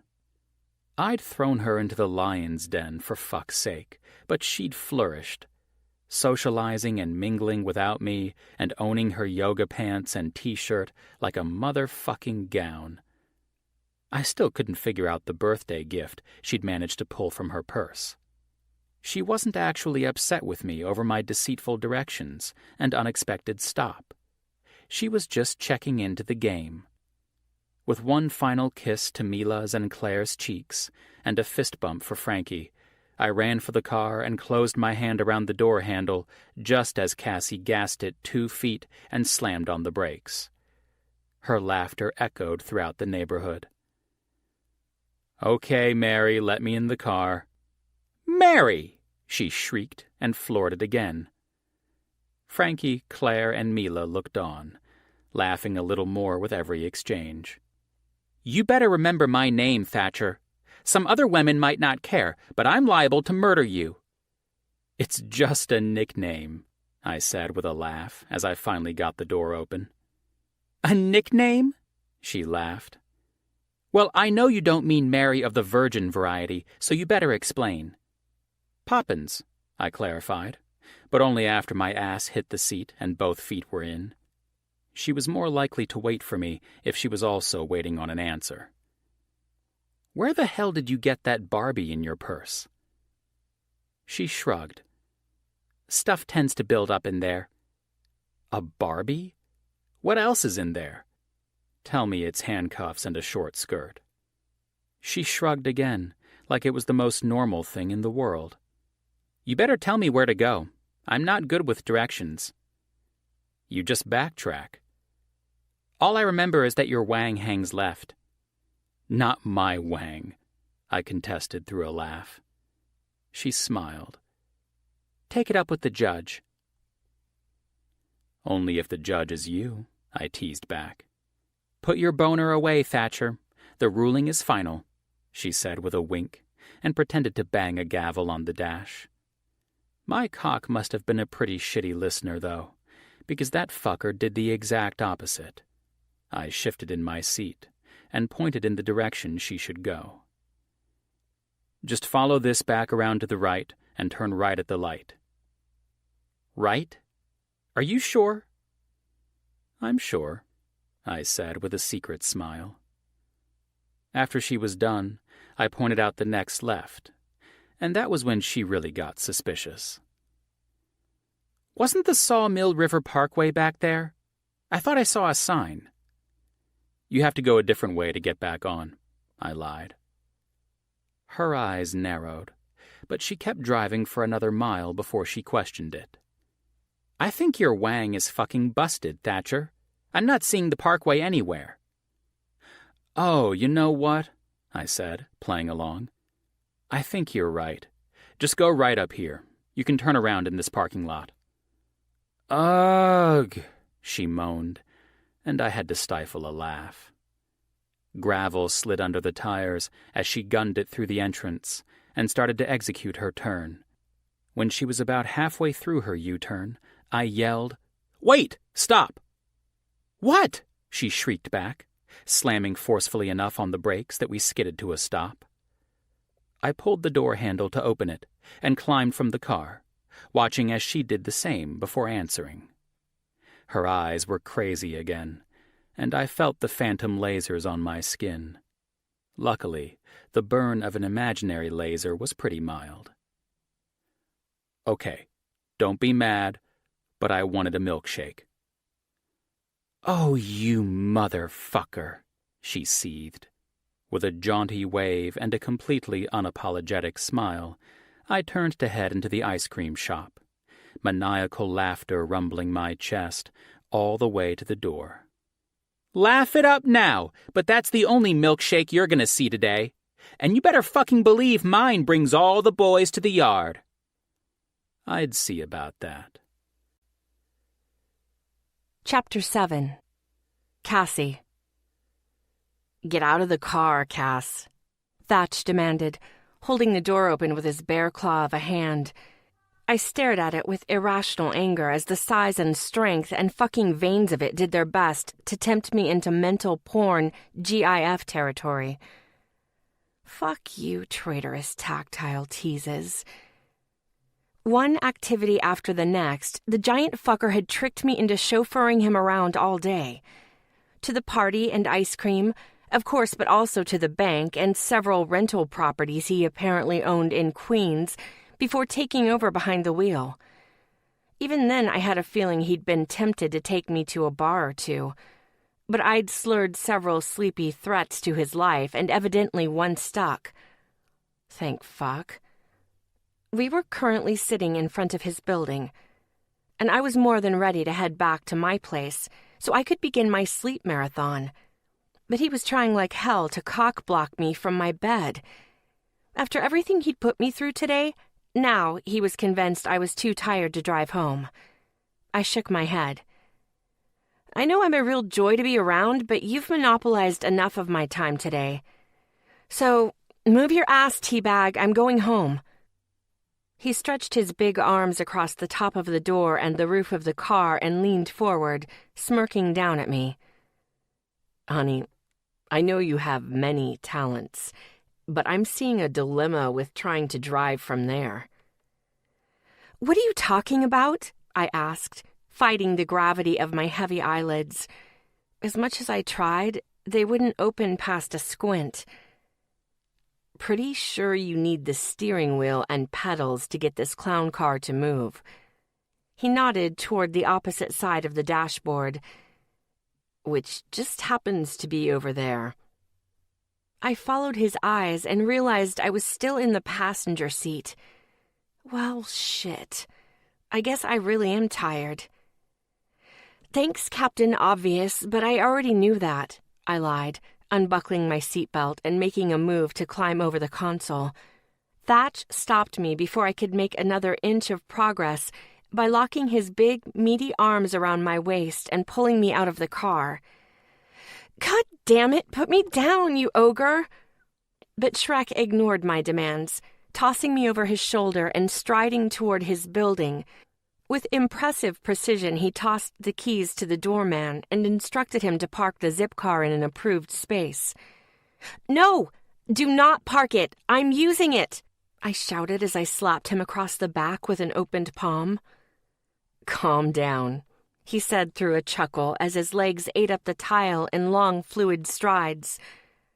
Thatch!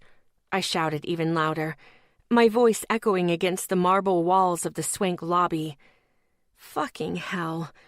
I hadn't been in control of one goddamn thing today. One big hand landed against my ass in a smack, and I squealed in response. Cool it, crazy, or else I'll just keep spanking. I bored holes into his back, wishing like hell my feet were on the ground so I could slap the shit out of him. If you touch my ass one more time, I will bite your dick off. You know, I'm not much on teeth, but for you, I'll find a way to enjoy it. Fucking king of one-upping. He gripped the backs of my thighs with his big hands and strode onto the elevator. I heard him tap a button as the doors slid shut, and then we were moving up, way up, to what I could only assume was the penthouse level. Thatch didn't put me down until we were inside his apartment, and my ass was hitting a plush leather couch. Stay there, he demanded. I'm going to heat us up some food, and hopefully that will give you enough energy to ride the subway home. I'm not a dog, I retorted, and let my head fall back against the cushions. I didn't even allow myself the opportunity to browse his apartment. My eyes had already fallen shut from the luxurious feel of his couch, and I was too tired to think about anything else. The decor, the man, the weird way arguing with him made my blood hum. All of it would have taken a considerably larger amount of energy and cognitive function to explore. Comfortable, isn't it? I peeked out of one eye to see Thatch standing above me with an amused grin on his face. I thought you were making me something to eat. I thought you weren't tired.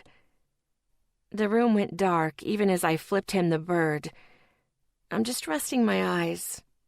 You know, that's exactly what my mom says right before she takes a 40-hour nap. My lips twitched. Funny bastard. Shut up and make me some food, I retorted, but my voice wasn't very convincing. Sleep was trying like hell to make me her bitch. All I got in response were a few soft chuckles and the sound of his footsteps fading away. Huh? I mumbled at the feel of big arms cuddling my body against a rock-hard chest. Am I having another Henry Cavill dream?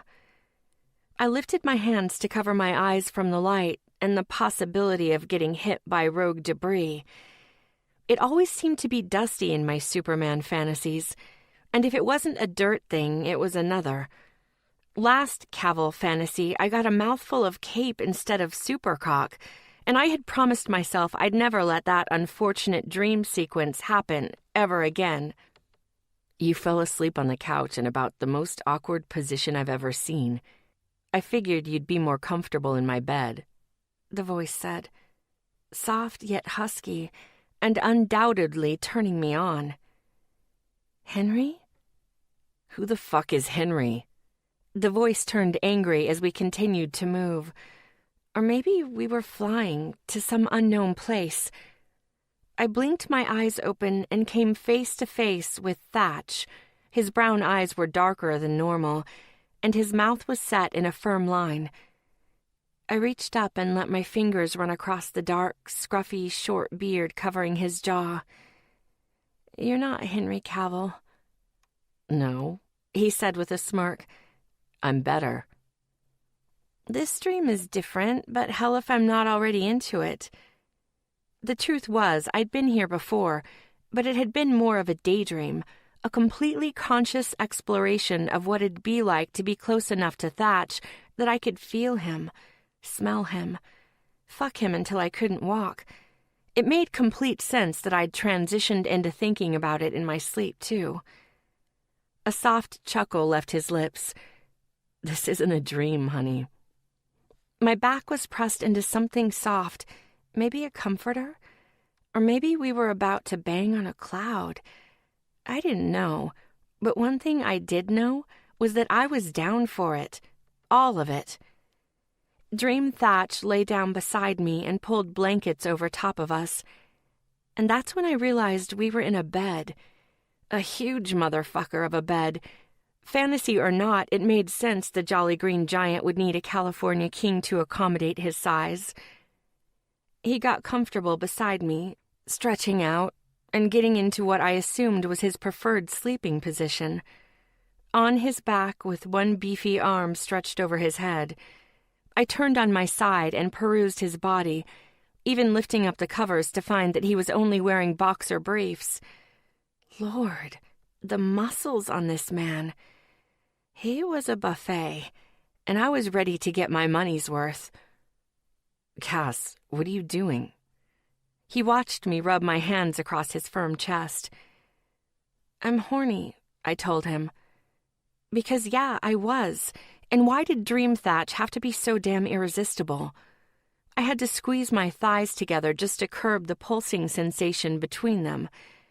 But it wasn't enough. I needed more. He laughed softly. I think you're dreaming, honey. You should probably go back to sleep. But he didn't make any attempts to stop my hands from taking inventory, and they kept exploring, sliding past his belly and down to his briefs. Oh, yeah. Dream Thatch was horny, too. I smirked down at him as I got to my knees and straddled his hips. A moan left my lips the instant I felt him hard and thick and pressed against my pussy. Oh, fuck yes. His eyebrows rose to his forehead.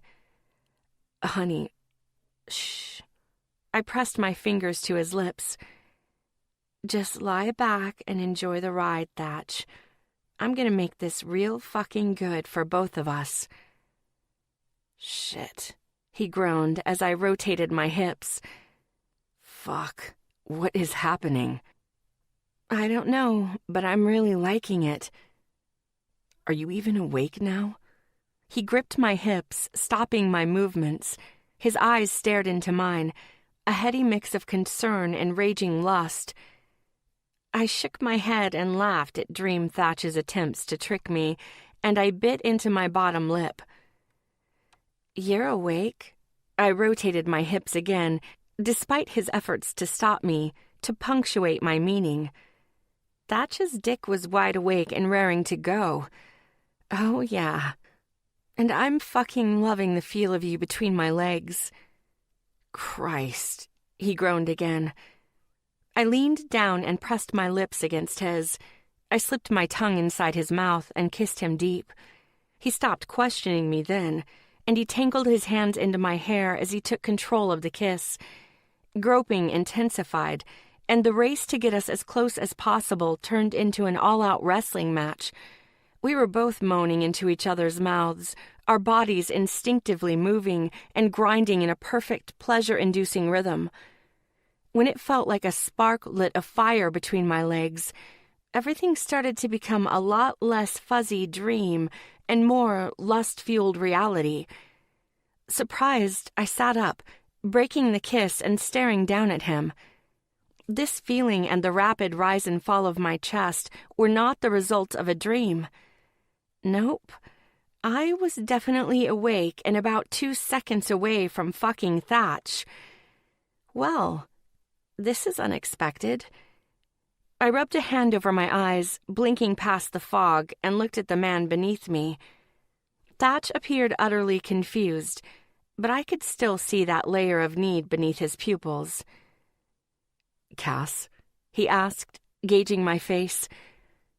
I thought it over for a good 30 seconds. I could stop this before it went any further fairly easily. I knew he wouldn't push the issue. But the only problem was I didn't have any good reasoning to back that option up. I was now wide awake. Thatch's cock was still hard, and hell if my pussy wasn't begging for a ride. And if we're really looking at the situation objectively, he woke me up. This meant Thatch had to take responsibility for his actions and help me fall back asleep. Yeah, we're definitely going to finish this. I was going to ride the Jolly Green Giant until he lulled me into a mind-numbing orgasm and right back to motherfucking sleep.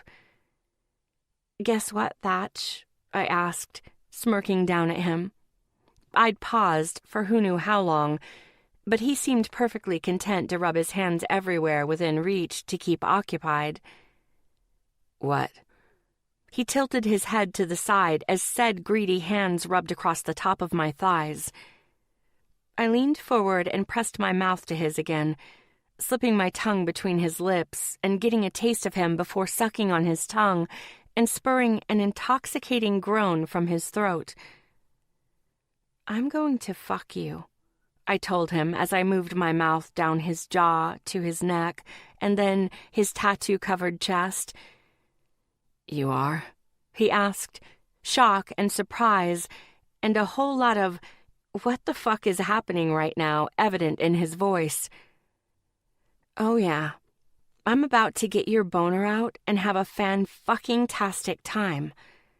I grinned when I found something shiny and metal for my tongue to play with. My lips caressed his pierced nipple, sucking the metal into my mouth and flicking it with my tongue. My mouth tortured a few fucks from his lips until I sat up on my knees. Holy hell, Thatch's long body made for some kind of view. You owe me an orgasm after waking me up, and I always collect on payment. What? He asked through a half laugh and moan. But I guess a girl grinding herself on you would get that kind of incredulous response. You owe me, I repeated as I took off my shirt and bra, tossing them to the side of the bed. He stopped asking questions then, eyes too distracted by my chest. Gripping my breasts with both hands, I rolled my nipples between my fingers and watched him watch me. Fuck, you're beautiful. He licked his bottom lip as he continued to watch. seemingly unable to look anywhere other than my tits. "Do you want a taste?" "I won't be satisfied with just a taste," he said, sitting up and taking my mouth in a toe-curling kiss. His tongue danced with mine as he gripped my ass, sliding me against his cock. "I want it all, honey," he whispered against my lips before leaning down and sucking a nipple into his mouth. His tongue was devious. I knew that much as it flitted across my nipple with 2 short flicks and a deliciously long drag. My hips ground against him as I threaded my fingers into his hair, encouraging him to give the other nipple just as much attention. And he did. The man was nothing if not thorough. But I could only take so much teasing before I started to get frustrated. I gripped his hair, pulling his eyes to mine. "Get naked. Get a condom. I need your cock inside me." Thatch didn't think twice about my demands, flipping me onto my back and removing my yoga pants and panties like a goddamn magician. His briefs were gone, and he was sliding a condom on between one blink and the next. Before he could take control, I pushed him back down onto the bed, straddling his hips and guiding him inside me. "Well, fuck," I moaned the second his dick was buried to the hilt. "God, your cock feels so good," I said as I started a smooth up and down rhythm, my pussy clenching against him every time he was pressed deep. The heat of his chest seeped into the palms of my hands, and it felt like being zapped back to life by defibrillator paddles. "I'm feeling all kinds of things about your pussy, honey. If you weren't sitting on my dick, I'd be worshipping this perfect cunt with my tongue." He grabbed my breasts again, his thumb flicking against my nipples and spurring tremors to roll down my spine. "By all means," I said as I moved off of him and straddled his face. He started to disagree with the change in position until I gripped his hair in one hand and spread myself with the other. "Eat it, Thatch. Make me come on your face." Chapter 8. Thatch. Surely I was having a stroke. I mean, were these the symptoms of a stroke? Maybe not for everyone, but certainly for a guy like me. Having a stroke would be something like this. Cassie's creamy thighs rubbed against my cheeks, forcing my short beard to pull the other way and tug at the nerves. God. Okay, Jesus, I needed to relax. My heart was beating unbearably fast, and there was no way I could maintain the pace for more than a minute. But fuck. The smell of her pussy, as she literally rode my face, was goddamn indescribable.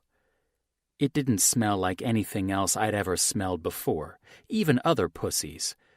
But whatever pheromones it housed must have been specially programmed for me, like Miracle Grow for my dick.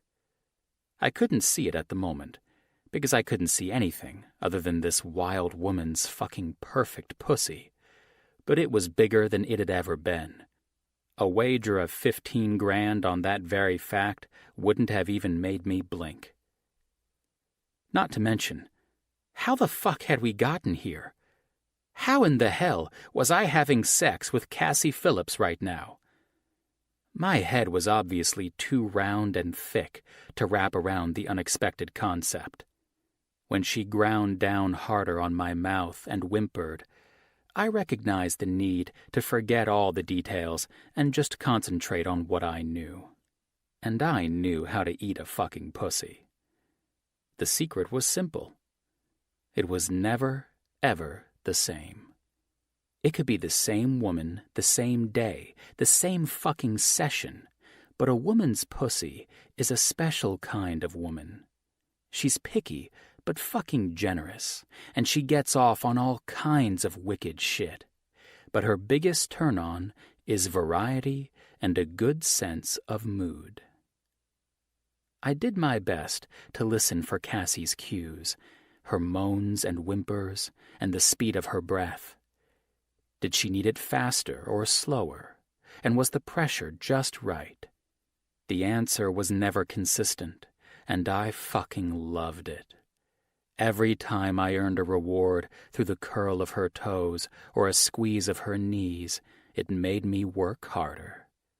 I licked and sucked, and she writhed her slick heat against my face. Her skin flushed the color of her nipples from her toes to her nose, and my dick jumped in response. "God, yes! Lick it, Thatch!" she commanded, and I hummed into her soft, bare skin. Never in my life had I had a woman order me around and take control like this, but I didn't mind. Far from it. When she came, it would be because I had gotten her there, and that was all the incentive I'd ever need.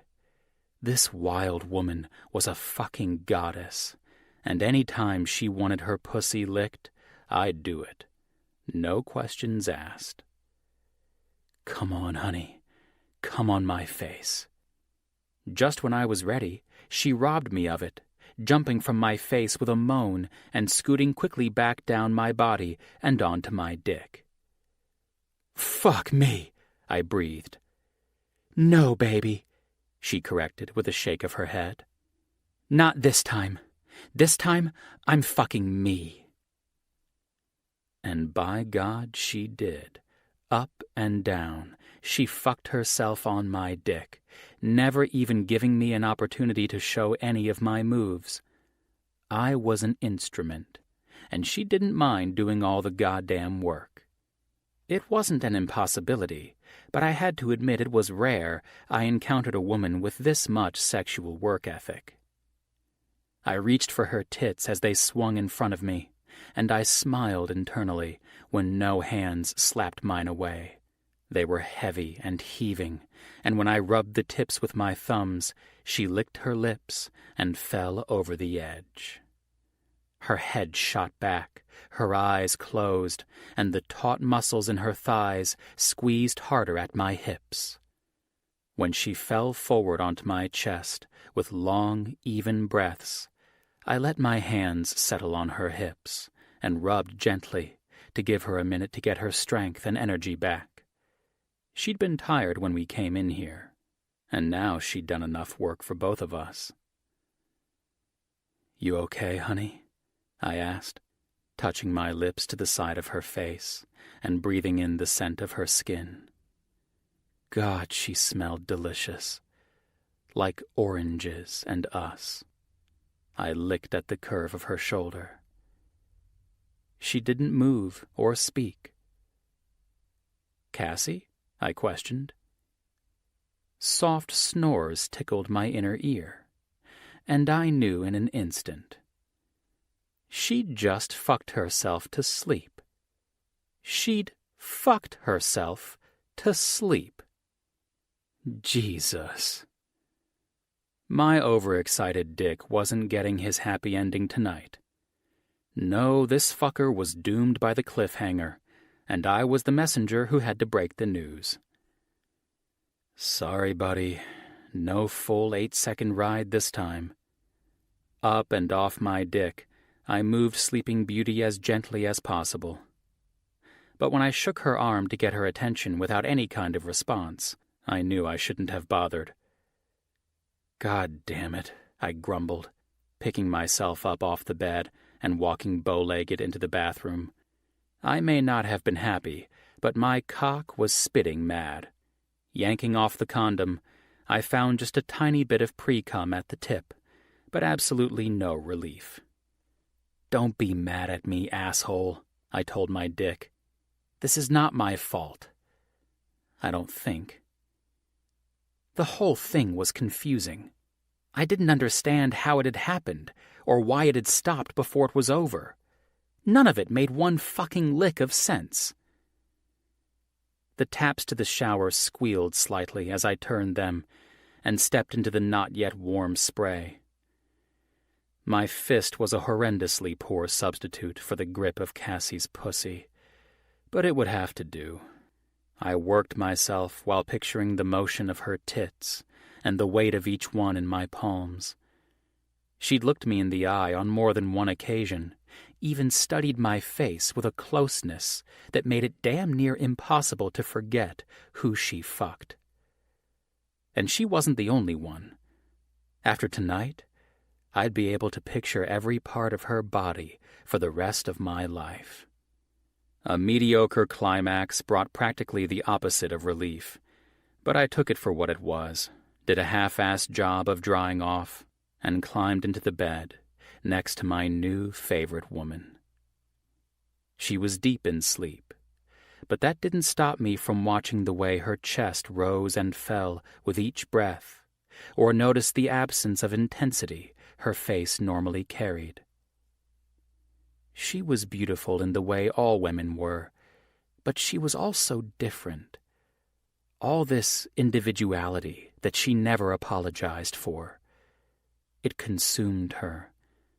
And if I was honest, it was starting to consume me. The bleeding reminder of work blared from the alarm on my phone the next morning. I reached to shut it off, but instead of finding it in its normal place on my nightstand, it was across the room in the pocket of my pants, long forgotten thanks to the naked woman in my bed. Tossing the covers off, I crossed the room in a hurry and shut it off, looking back over my shoulder to the bed, but Cassie never even stirred. She was obviously a sound sleeper. Venturing into the bathroom again, I took a quick shower, since I'd just had one last night, and I dressed for work quickly enough. Out into the main room, I walked with my suit jacket in hand and laid it over the back of the couch before setting a pot of coffee to brew. I was used to going without sleep. Having a stake in so many companies and putting extra time into the tattoo shop whenever I could, I spent a lot of extra hours awake. But this was different, because I was sleepy and sexually frustrated. And I may have been proficient in the first, but I wasn't a frequent victim of the last. Getting off often was the tension release I needed to keep me moving, and I knew all that frustration, combined with the memory of Cassie's body, was going to make this workday one of the longest in my history. As the time to leave approached, I went back into the bedroom and rounded the bed to Cassie's side. I settled a hip into the crook of hers and wiped a clump of untamed hair from her face. "Cassie," I whispered, shaking her hip. "Wake up, honey." She didn't move until I shook harder, and when she did, it wasn't nice and easy. A right hook came from my head that I just barely dodged, and then up and out of the bed she jumped until her wild eyes found mine. "You don't do anything easy, huh?" I asked with a laugh. Her eyes pinched together as she looked around, but it must have all come back to her quick enough. She strolled to my dresser, yanked out a t-shirt, and pulled it over her head without a word. "Is there coffee?" she asked, pointing out the door in the direction of the kitchen. "Yeah," I answered, and followed her as she walked down the hall. "Sorry to wake you up, but I have to leave for work." "No worries," she said with a wave as she poured the fresh brew into her cup. I smiled and started to open my mouth, but as soon as she was finished pouring, she turned on her foot and headed back toward my room. I followed again, expecting to find her gathering her clothes, but she climbed into the bed and pulled the down comforter and her cup up to her nose. I started. "I have to leave for work." "I know," she confirmed with a nod. "Have a good day." What the? "Oh, okay. I'll, see you later?" I said with the lilt of a question. "Yeah, sure thing," she agreed, gulping down a slurp of coffee and reaching to the nightstand for my remote. "Do you get the Bravo network?" I shook my head. "What?" "I missed the latest episode of Vanderpump Rules, and Georgie's got me hooked on that shit." "Yeah," I agreed, without being able to understand why. I'm pretty sure I get all the channels there are to get. Fucking excellent. I tried my hardest to understand what was happening again. So, I'm leaving for work now. You're gonna hang out for a little while? Yep, she said with a smile and wave. You have any food? I'm dying for some breakfast. I tried my hardest to wrap my brain around what she was asking. I knew mornings were rough for her, so maybe she just needed a little extra time. Yeah, I think there are some eggs in there, and maybe some bacon. Ooh, bacon, she hummed. Have any lettuce and tomato? I thought about it. Yeah. Fantastic. I love BLTs for lunch. Lunch? She nodded and shushed me. The playback of her show was starting, and she snuggled even deeper into my covers. So, bye, I said with uncertainty. She smiled impatiently. See ya. Good luck. Thanks.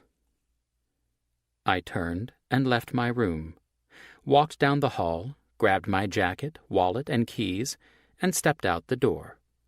Only when it shut behind me did I let all of my manic, unorganized thoughts channel themselves into one burning question.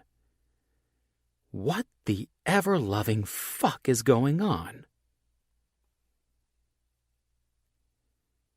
My focus today had been almost non-existent. The night, the morning, all of it together had my brain sprinting all out around one fucked-up loop. I'd barely been able to do any work, and if I remembered the highlights from any of my meetings, it'd be a miracle. Normally, I worked efficiently from one task to the next.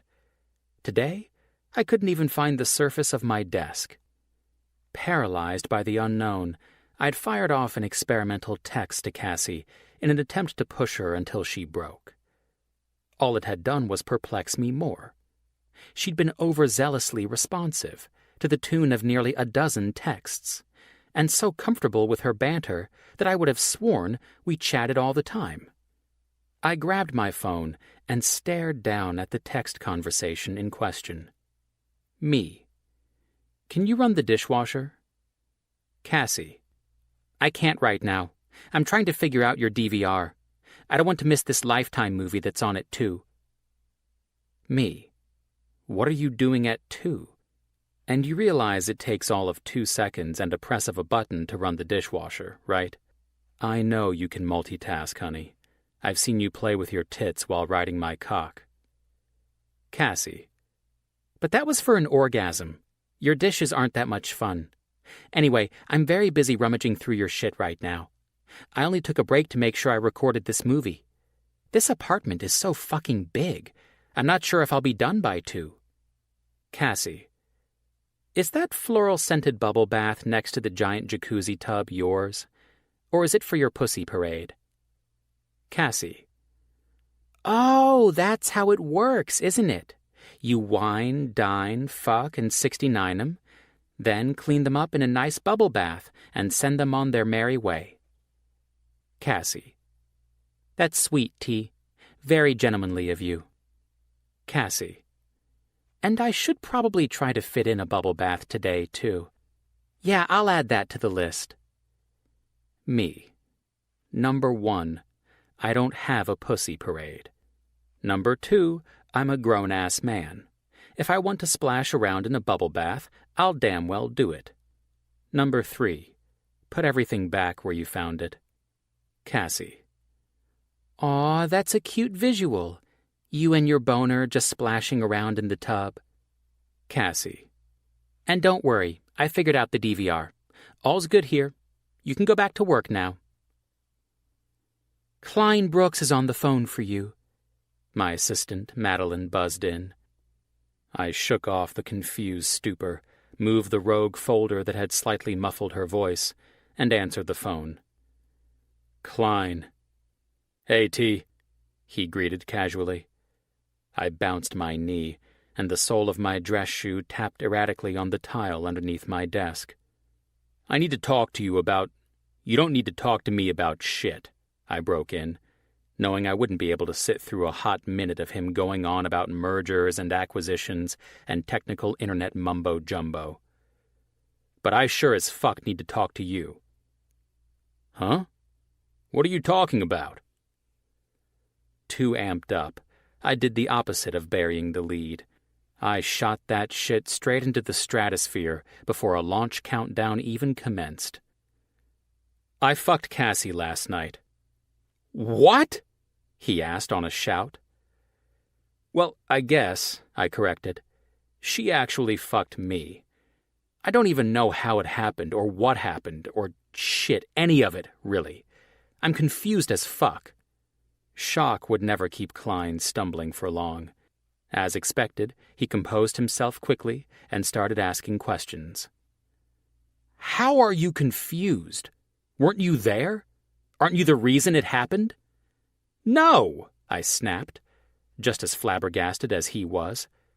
That's the thing. I mean, I was there, but I didn't need to be. I didn't start anything.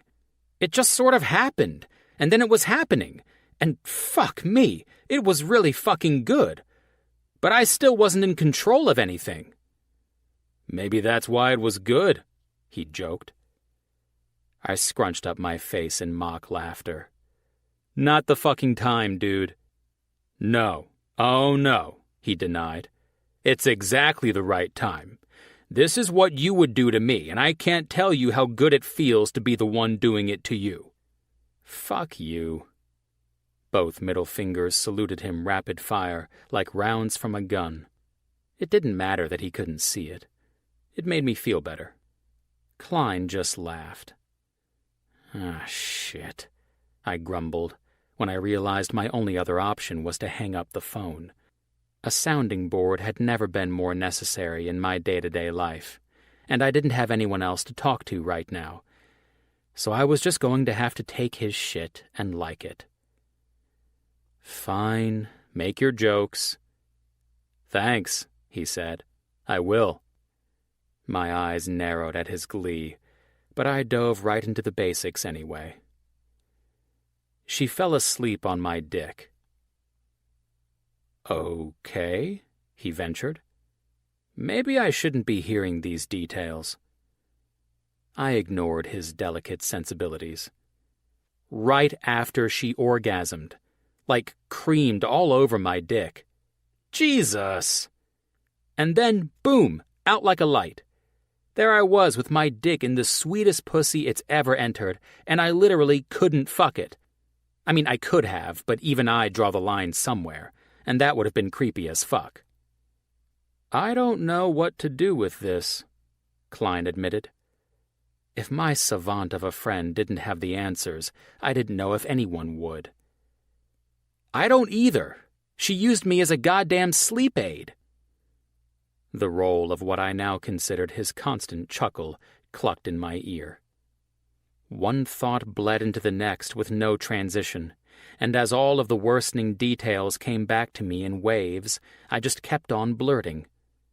She's still at my apartment. What? This morning she wouldn't leave. I rubbed at the tense skin of my forehead. I think maybe she's moving in with me. Good God, slow down. She's not moving in with you, for fuck's sake. And if she is, this is completely out of my depth. Fuck. I knew she probably wasn't moving in with me. I mean, that'd be fucked. But so was last night, so really maybe that was right on point. I didn't know. It was a miracle I even knew my left hand from my right anymore. I'm going to have to consult with Georgie. Don't spread this shit around. If you think I'm not telling my wife this as a way to earn points, you're cracked. I hate you right now. Yeah, well, I've hated you for years, and you're still around. I'd imagine it works the same way in the other direction. No answers, no advice. And no chance of getting over any of this until I got to the bottom of it. Chapter 9. Cassie. Around noon, I decided to take a break from screwing with Thatch via text message and took a shower. As I brushed my wet locks with one hand, I ran the other across the granite counters of his bathroom and checked the pads of my fingers for evidence. Nothing. Not even a speck of dust. For a single dude, he did a relatively good job of keeping his place clean. Almost a little too clean. Yeah, maybe I'd screw with Thatch just a teensy bit more, because let's be honest, I was finding an awful lot of enjoyment out of bugging the hell out of him. I grabbed my phone off the counter and typed out a text as I headed into his closet. Me. Do you have a maid? Thatch. Rita is a very nice lady who comes to my apartment twice a week. Me. I knew there was no way a single guy kept his shit this clean. The shower clued me in. Thatch. You're in my shower? Me. Not anymore, numbnuts. Right now, I'm in your closet. Thatch. My closet? Me. Yeah, that's where the clothes are. I needed something to wear. Thatch. Do not steal my favorite shirt. I didn't even have to ask to know he was referring to his single and ready to mingle shirt. Me. You can calm the fuck down because I found an even better one. Thatch. Which one? I walked over to his freshly made bed. See, I was a good house guest, and laid the shirt in question out, then snapped a quick picture and sent it to him. Thatch. What in the fuck did you do to my shirt? Me. It was too big. Obviously, I'd had no other option but to put my amateur seamstress skills to good use. His t-shirt could have easily been a dress, and I was talking more moo-moo than stylish maxi. Lucky for me, I only had to cut off a few inches, utilize some needle and thread, and boom. Thatch's old shirt was now an adorable crop top. Thatch. Wait, why isn't that shirt on you?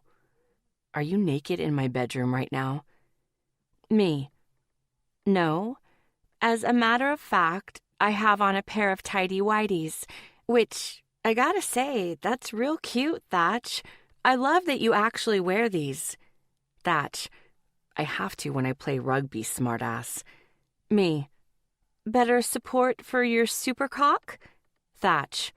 Yes. And speaking of my supercock, perfect nickname. He wants to FaceTime your tits. Put them on the phone, please. Me.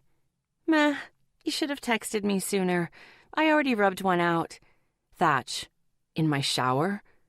Me. No way. I prefer to masturbate in a bed, Thatcher. Thatch. So what you're saying is you've just been lying around in my bed all day, during breaks from snooping through my place, rubbing your pussy all over my sheets? Me. Is that a problem? Thatch. Hell no. But my apartment has rules. Me. Rules? Thatch. If I'm not there to witness, then you have to record it for my viewing pleasure. Me. Put your boner away, Thatcher. Thatch. Pretty sure you started this crazy. I'm not the one hanging out at your apartment swinging my dick around and jizzing all over your sheets. Me. Okay, I'll give you that. Thatch. I'll be done with this meeting at 1:30. Prep those gorgeous tits for FaceTime with my supercock. Me. Sorry to disappoint, but I've got lunch with Georgie. Thatch. You owe me. Me. I owe you nothing. Thatch. Once the details of last night become clear in that pretty little head of yours, you'll realize you actually do. Enjoy your lunch, honey. What was that supposed to mean? We fucked, we came, we fell asleep. Pretty sure none of those things constituted an IOU on my part. I didn't bother trying to read between the lines, figuring it was just Thatch being Thatch more than anything else, and finished getting ready. Even though I had to borrow a pair of his underwear and alter one of his shirts, I was thankful to find a knee-length black knit skirt inside my purse, and it was clean. Jackpot. I walked into Georgia's office 45 minutes later to find her sitting behind her desk, staring at her computer and shaking her head. "The answer is no," she said. I ruled out any possibility of a business-related FaceTime because she was grinning like a loon. The coast seemed clear to slide in for a closer investigation. Moving around her desk, I found Klein on the screen, smiling back at his wife. I met Klein's eyes over her shoulder. "Hey, Big Dick, how's it hanging? Am I interrupting a lunchtime jerk-off sesh?" He chuckled in response and looked up and to the side. From the vast knowledge afforded to me by TV crime drama, I took that as a yes. "Christ," Georgia muttered, the color of her perfect cheeks deepening to a rosy flush. "Can you stop calling my husband that?" "When you stop being embarrassed about it, I'll stop doing it." "And this isn't a jerk-off sesh," she corrected, air quotes accompanying her words. "This is Klein's daily video chat where he offers me a job and I politely decline." "Come on, Benny. You'll have way more fun at my office," he chimed in, waggling his eyebrows. His blue eyes shone with innuendo. This frequent conversation between the two of them wasn't a surprise. Klein had been trying to get her to come back to Brooks Media ever since she had resigned and had taken a job working for Wes at the New York Mavericks. But Georgia was her own woman, and even though he teased her about working for him again, he was ultimately proud of his wife and everything she had accomplished. Klein was so good for Georgia, it wasn't even funny. His presence in her life didn't hold her back from anything. No, he made her flourish into an awesome woman, who also happened to be getting some fan-fucking-tastic loving on the regular. "Gotta go, baby. It's lunchtime and I'm starving," she said. And despite Klein's best efforts to keep her on the phone with pouts and good-natured humor, she managed to end the call. "Where to?" she asked, as she got out of her chair and grabbed her purse. Orange-yellow gooey goodness flashed before my eyes. "Shake Shack? I've been jonesing for their cheese fries." "Sounds good to me." We headed out of her office, and after a 3-block walk, we were sitting at an outside table, feasting on chocolate shakes and cheese fries, and enjoying the sweet summer air laced with the delicious aroma of burger grease and human excrement. You never really escaped the lingering hint of every form of human foulness in New York. I know it sounds awful, but upward of 1 million people put up with it daily. It's all about priorities. "All right, spill it. What happened between you and Thatch last night?" she asked, after taking a hearty sip from her straw. Her eyebrow hooked up with intrigue, and I couldn't help but notice she'd plucked a really nice shape for her brow bed this time around. "How'd you know about last night?" "Oh, come on," she said through a laugh. "Klein, Thatch, and Wes are worse than gossiping teenage girls. My husband was way too excited to share his conversation with Thatch this morning. Normally, his video chats start with, 'Come on, Benny, come back to work for me.'" She imitated his deep voice. But today, he went straight for the juicy gossip. "What did Thatch tell him?" "Nope, I want to hear your side first." "Fine," I said around half-chewed meat and cheese sauce, wiping the grease off my fingers with a napkin. I was obviously a delicate lady. "It was typical Thatch and Cass. We talked about his boner. You know, same old shit, different day." She rolled her powdery blue eyes. "You spent the whole day and night together, Cass? Tell me you talked about something else besides his boner." "And my tits, too. He's a big fan." "Your boobs are the size of my head. Of course he's a big fan." "They're not that big." She snorted. "You have double D's, and both D's stand for damn." I laughed at the inflection of her voice and the size-specific gesture she added to the front of her own chest. True. "So, did you make any progress on the topics of conversation?" "Sorta. We fucked last night. That seems to have helped. It at least channeled part of his focus to my pussy. Jesus, you what? Talk about burying the goddamn lead. Why are you so shocked? I figured that was the first thing Thatch would have told Klein. She shook her head. Yeah, I shrugged. I sleep-fucked him. God, I hate it when you call it that. Do you know how bad it sounds? Okay, I didn't exactly sleep-fuck him, but he woke me up after I fell asleep on his couch, and then the next thing I knew, I was horny and trying to bang him. You know how I get when I'm tired but can't fall asleep? I need a release, or else I'll just be staring at the ceiling all night, watching the time pass at a snail's pace. Tell me you were awake while fucking him? Oh, yeah. I was fully aware of what was happening. Was he? I flashed an annoyed look. Of course he was. If a man falls asleep while a chick is grinding her pussy on him and shoving her tits in his face, then he is either narcoleptic, gay, or should seek medical attention. What? If men can have double standards, so can we. True, Georgia grinned. So? So? How was it? I tilted my head to the side. How was what? The sex! She exclaimed, slamming her hands down on the table.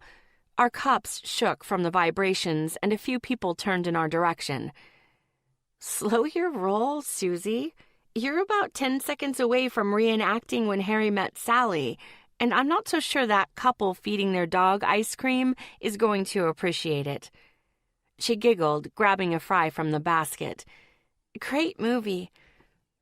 Oh yeah, only murderers and puppy mill directors didn't recognize the showing of cinematic genius.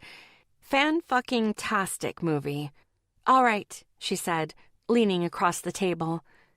Tell me everything. Horgy encouraging an overshare? Color me impressed. She gestured with an impatient hand for me to continue. Well, it was good sex.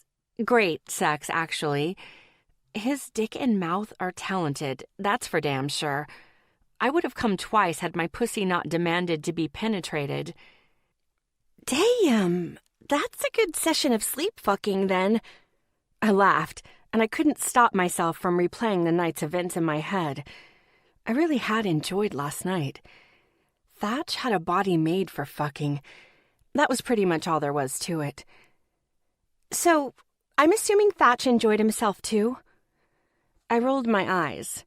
His cock was inside me and my tits were in his hands. Of course he enjoyed it. Are you sure about that? She pushed, even though I'd spoken perfect fucking English. I tilted my head, scrutinizing her secretive expression. What do you know that I don't know?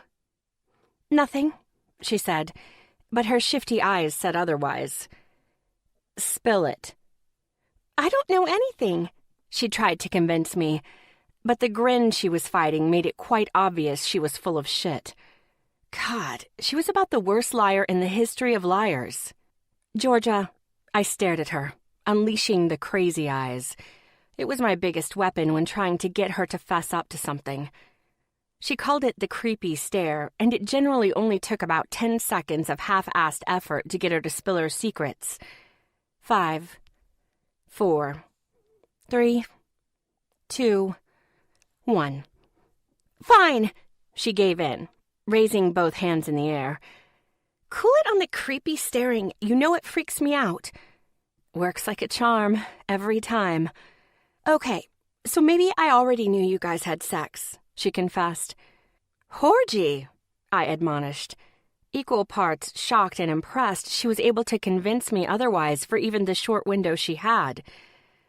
Sorry, she shrugged, her button nose scrunching up in a textbook gesture of sorry, not sorry. I just wanted to hear it from you first before I told you what I actually knew. That was way too persuasive. She had almost convinced me. I think you've been practicing the fake tears on Klein too much. She laughed. I know, right? All right. What did Thatcher tell Klein? Well, He called my husband this morning all freaked out that you were actually moving in with him. That had me smiling big. I loved that my plans to mess with him this morning actually worked. I didn't usually set a precedent of making myself at home at someone else's place. I just had a feeling Thatch wouldn't know what the fuck to do if I made myself comfortable in his bed while he was getting ready to leave for work. She pointed at my face. So, you were screwing with him this morning? Oh, yeah, I said, nodding in confirmation. I was most definitely screwing with him. You should have seen his face when I got back in his bed, turned on the TV, and started asking him what channels he got. But really, I'd had a blast lounging all over his apartment this morning. If I didn't love Georgie so much, I'd probably still be there, drowning hours in bacon and DVR, and anything else I could get my hands on. Georgia laughed loud and boisterous. Holy shit! That's awesome! I love that you did that.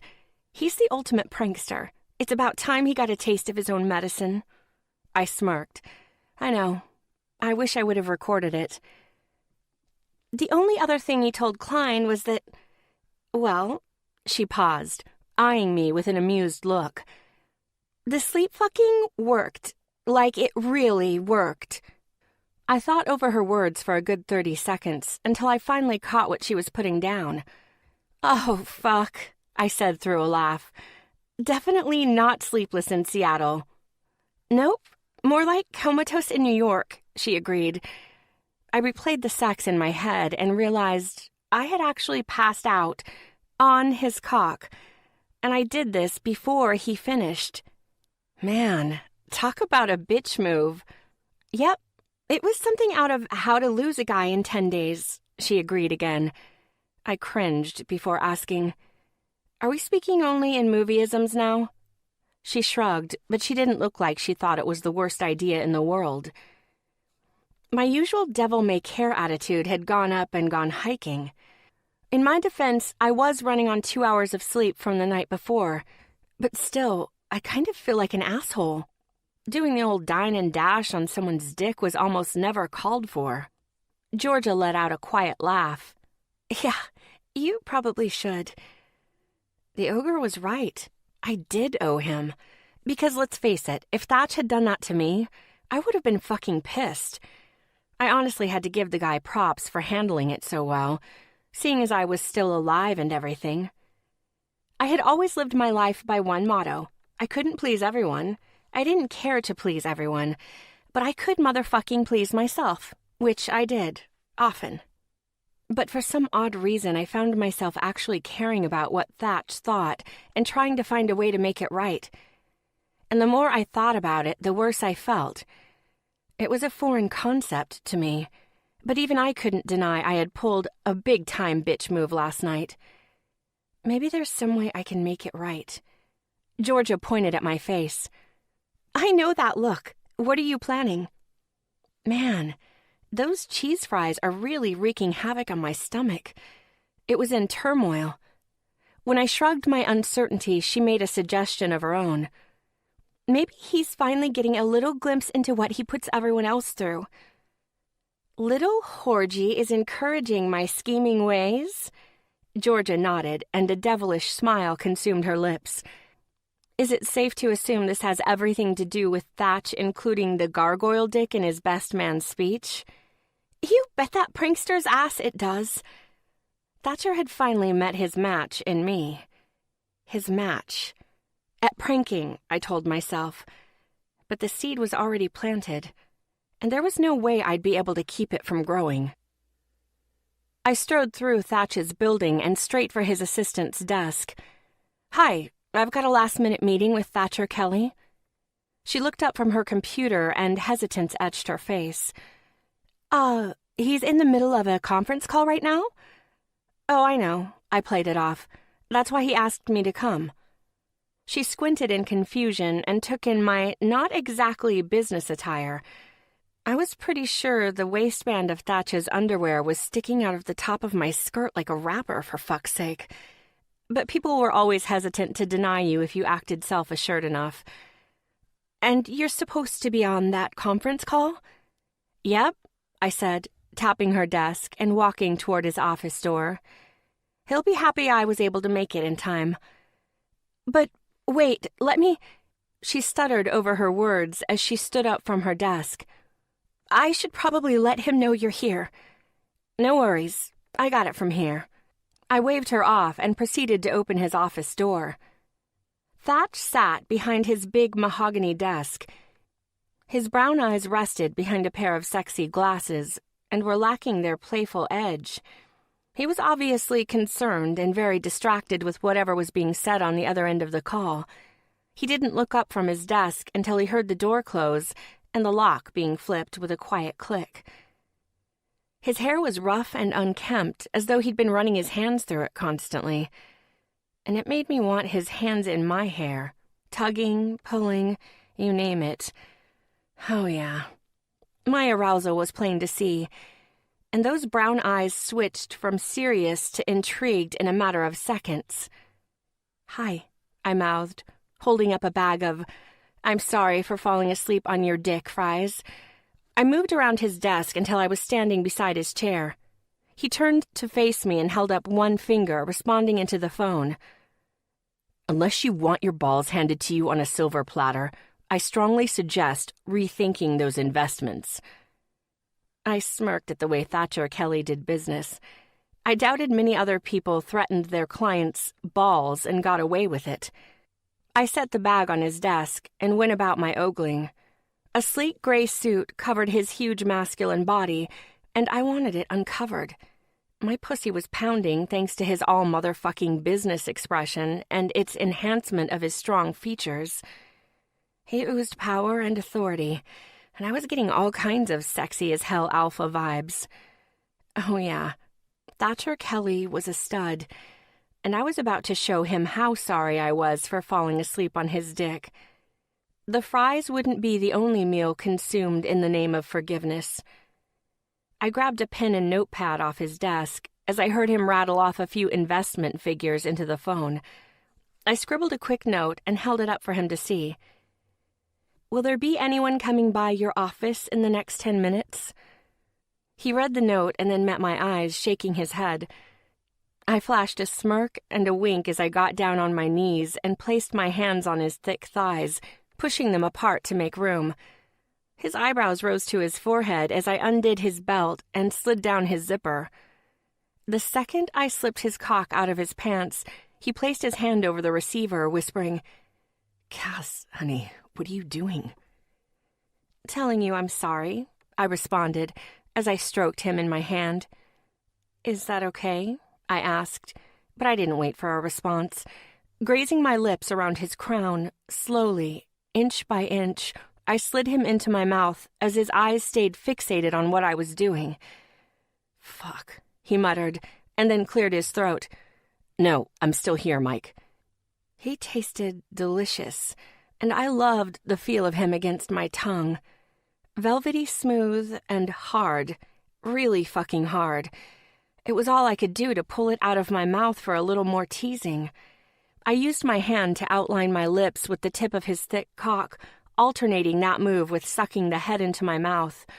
Every time his cock jumped, I sucked harder.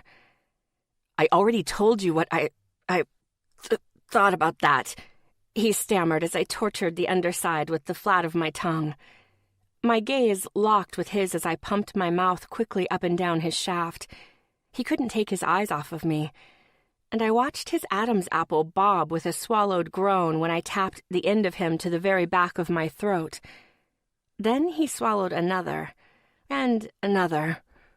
It was safe to say he was thoroughly enjoying the blowjob, maybe even a little too much for a conference call.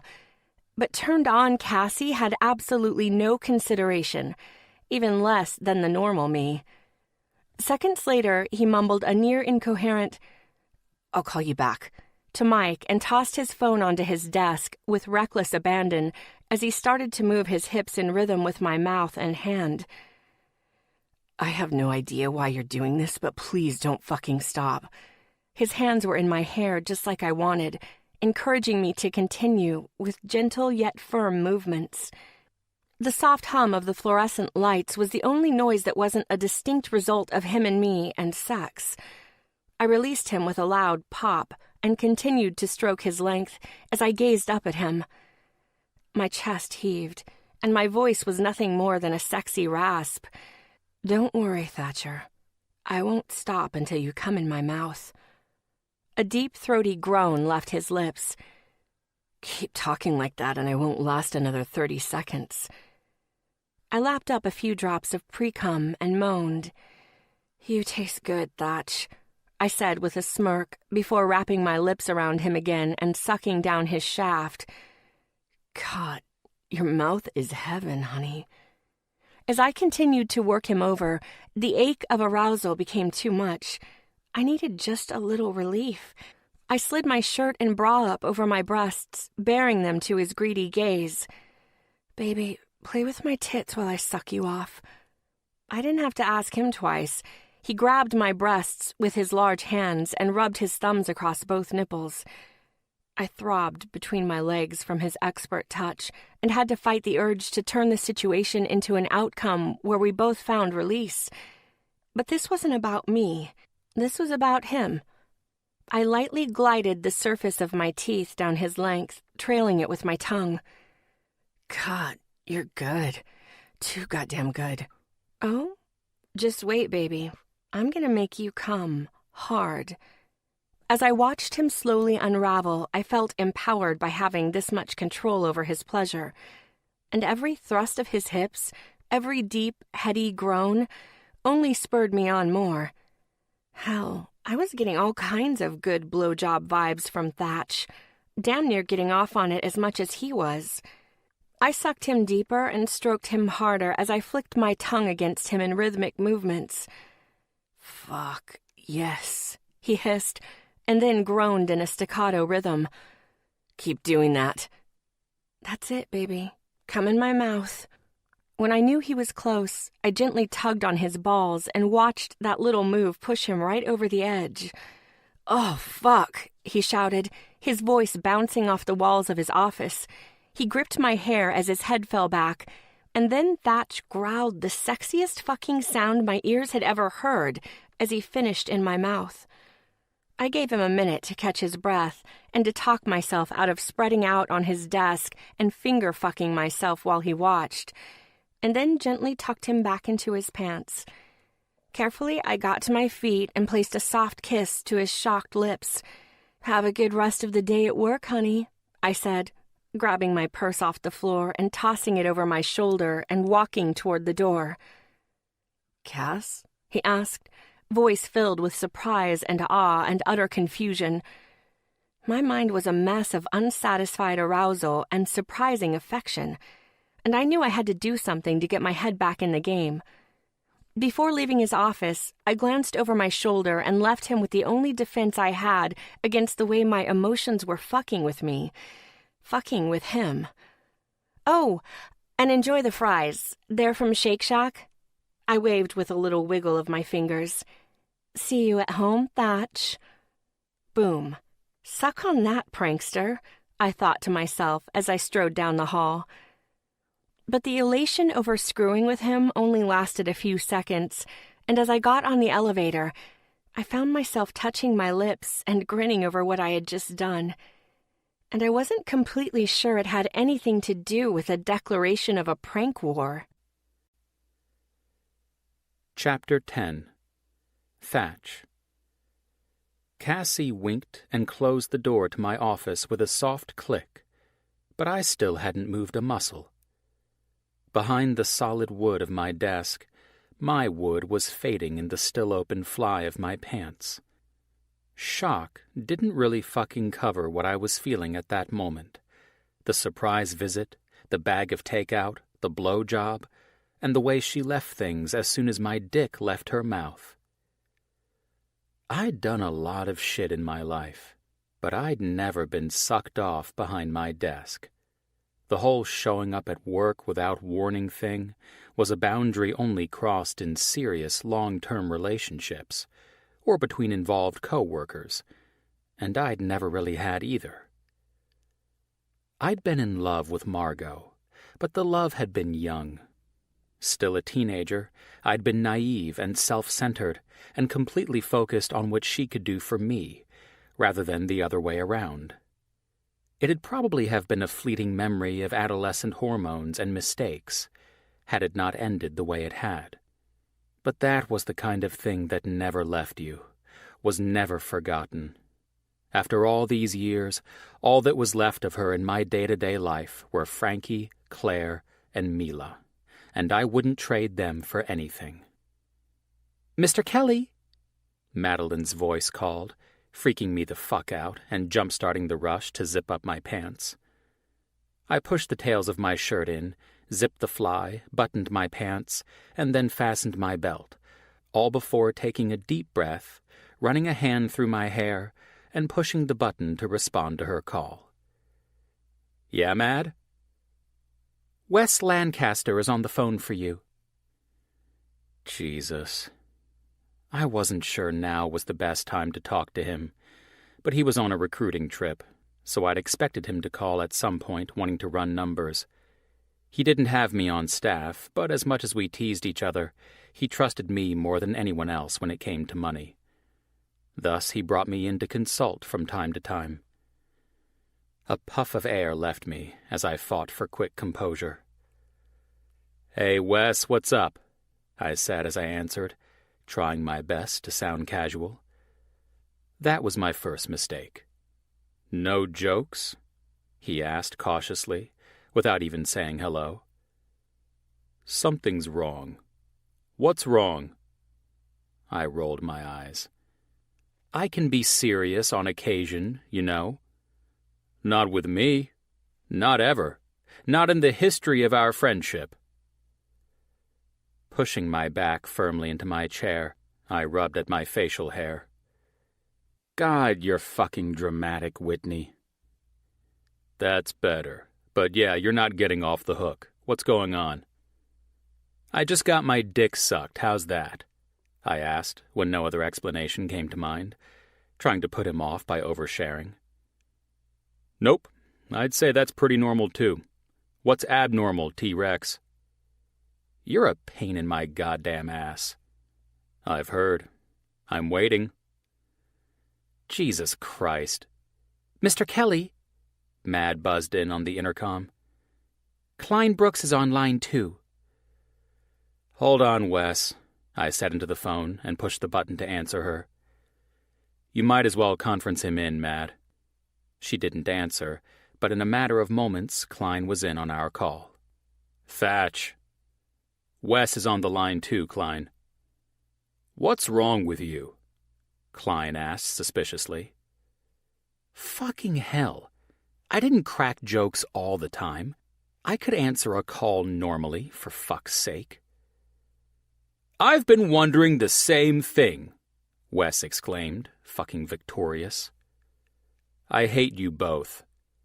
"You love me," they both said at the same time. I rubbed at the pinched center of my forehead. "Does this have anything to do with Cassie?" Klein asked astutely. The clever fuck. I'd be murdering him later for bringing this up now. "What? What about Cassie?" Wes asked, like a teenage girl hungry for gossip. "He fucked her last night," Klein supplied helpfully, and I sighed. "Holy shit!" Wes exclaimed. "Then she fell asleep on his dick before he came," fucking asshole Brooks went on. Wes guffawed. "She just blew me in my office, thank you very much," I told him, as though I had something to prove. I regretted it the minute the words left my lips. Klein's voice vibrated with glee. "There it is!" That asshole had baited me, and I'd gulped that shit down without hesitation. "So you were serious?" Wes put in. "And what did crazy Cassie do after she blew you?" Klein asked, way more sincerely than I'd ever heard anyone deliver those words before. I dropped my head back, and I pulled at the choking tie at my neck. She said to enjoy the bag of French fries she'd brought me and that she'd see me at fucking home. Fucking home? Wes replied like a smartass. What's that? At home, jackhole. My home. I swear to God, Klein, she's moving in with me. I don't know what happened, but I think she's suffering from some kind of psychotic break. With Georgia in the middle, you and I probably won't be able to be friends anymore. The sounds of 2 varying degrees of laughter filled my ear. This isn't funny. 1 sleepy bone, and this chick thinks she lives with me. Wes stopped trying to soften his laughter and dove into it full out. This is fucking hilarious. Klein finally took pity on me. He found compassion through his laughter, but he found it. He was definitely above Wes on my list of friendship today. Relax, man. She's probably fucking with you. My elbows went to the surface of my desk as I leaned forward quickly. Why would she do that? Would you fuck with you right now? Obviously I would. He took my silence as an affirmative. Exactly. Shit. I hadn't even considered how similar we were. Plus, he went on, I told Georgie about your freak-out this morning, and she may have been getting ready to leave for lunch with Cassie when I did. Fuck, Klein, I told you not to spread this shit around. And I told you I was going to tell Georgie. I'm not even sorry. Wes continued to laugh. Yeah, laugh it up. Listen, Wes said, just barely softening his chuckles enough so that he could speak. If she's gonna fuck with you, why don't you fuck with her? My eyes narrowed at the empty spot on my office floor. What do you mean? She's obviously expecting you to squirm. Turn it around on her. That's the best idea I've heard all day, Klein agreed. I pondered to myself and decided I could do that. I was way more comfortable as the messer than I was as the messee. Fine. I'll text her something. Make sure you tell us what it is, Wes demanded. Didn't you guys call me for fucking reasons? Mine can wait, Wes said, just as Klein murmured, This is suddenly more important. Fuck you guys. Bye, Princess Peach, Klein said in dismissal through his chuckles. Wes's laugh trailed on after Klein hung up. You seriously don't have questions for me? I asked. We'll talk about it all when I get back, but you better fucking tell me how this plays out. Don't worry, Samantha. I'll fill you in on all the happenings of sex in the city.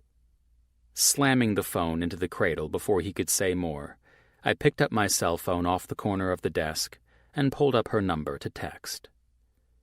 Me. Thanks for lunch. I need to stop by the drugstore on my way home. Need me to pick you up anything, honey? Kissy face. Sent.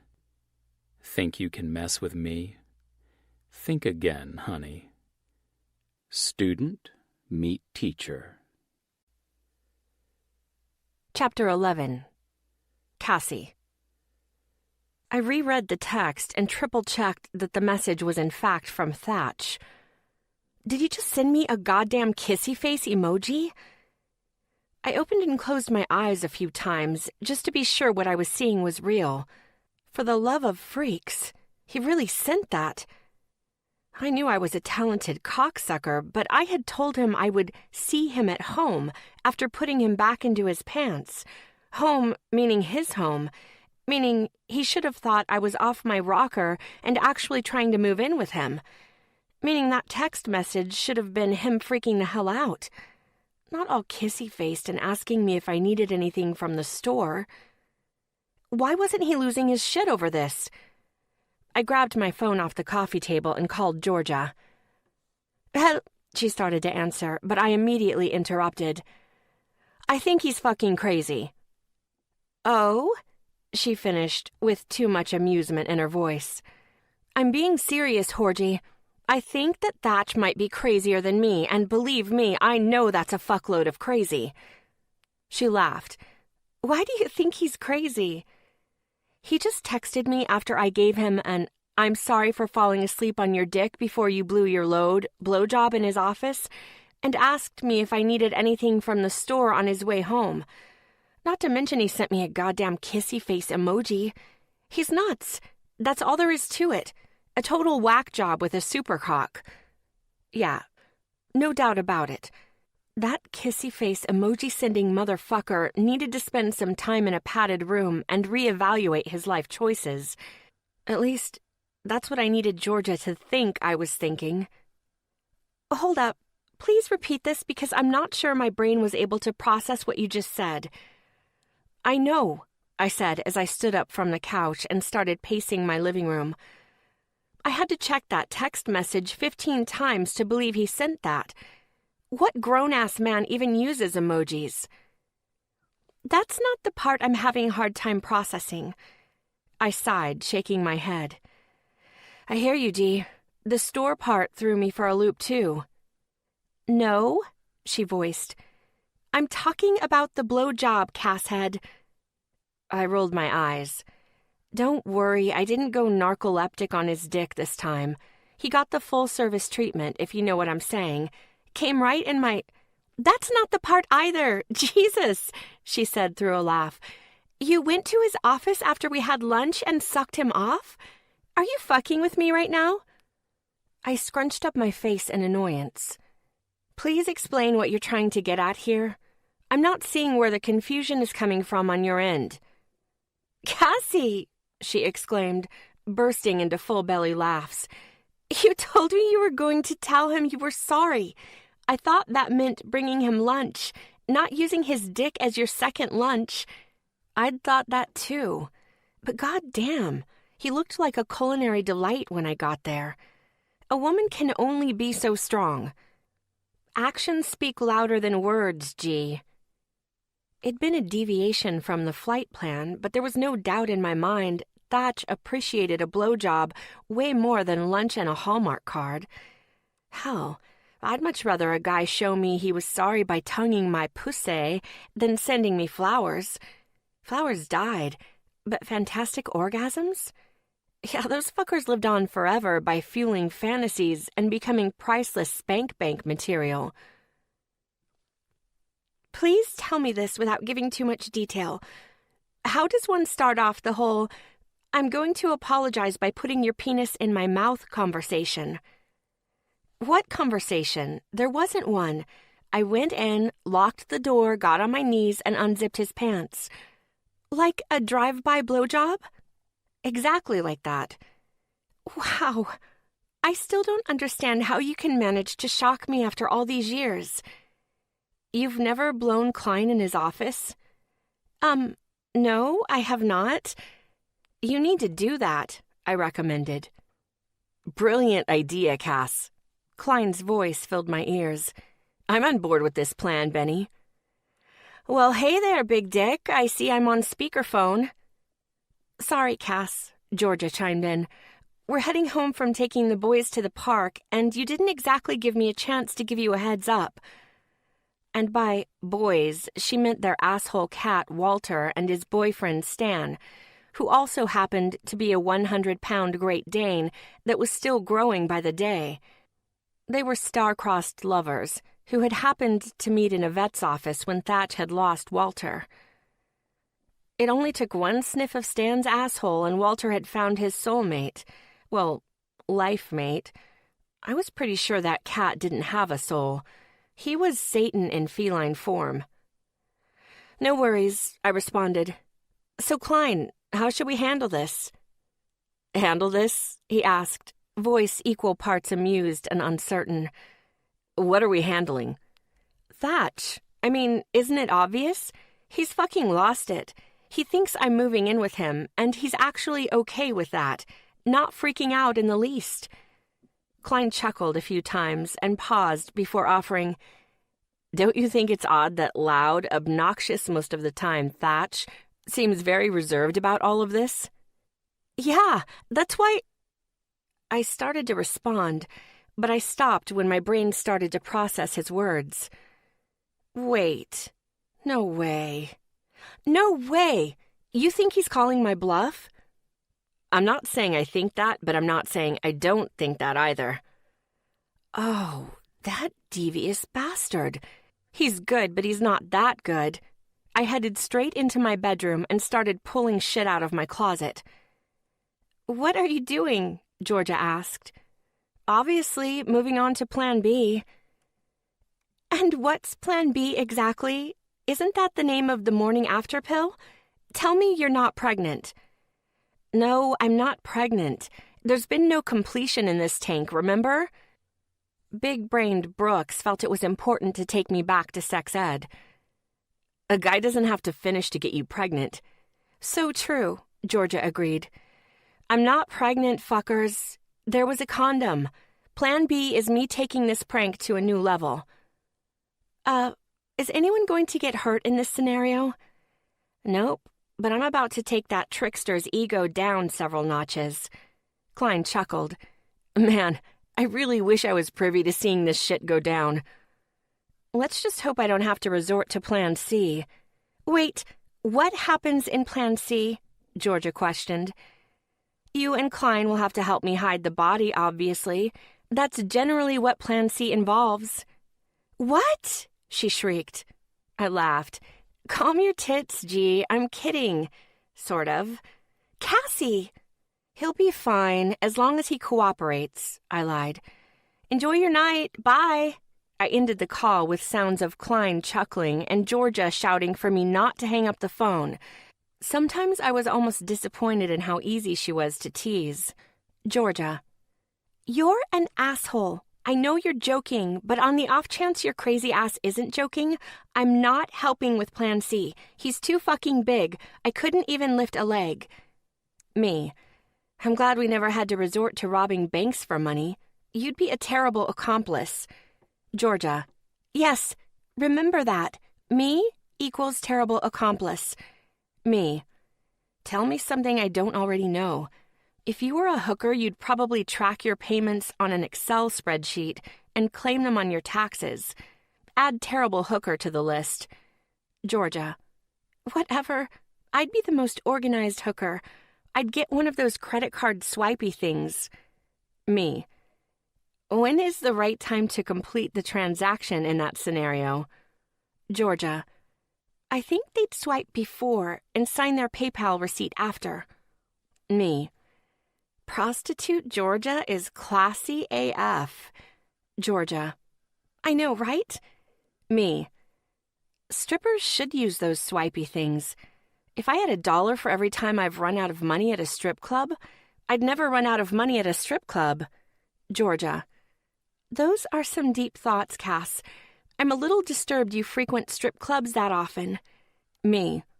I generally go for the steak and stay for the lap dances. Georgia.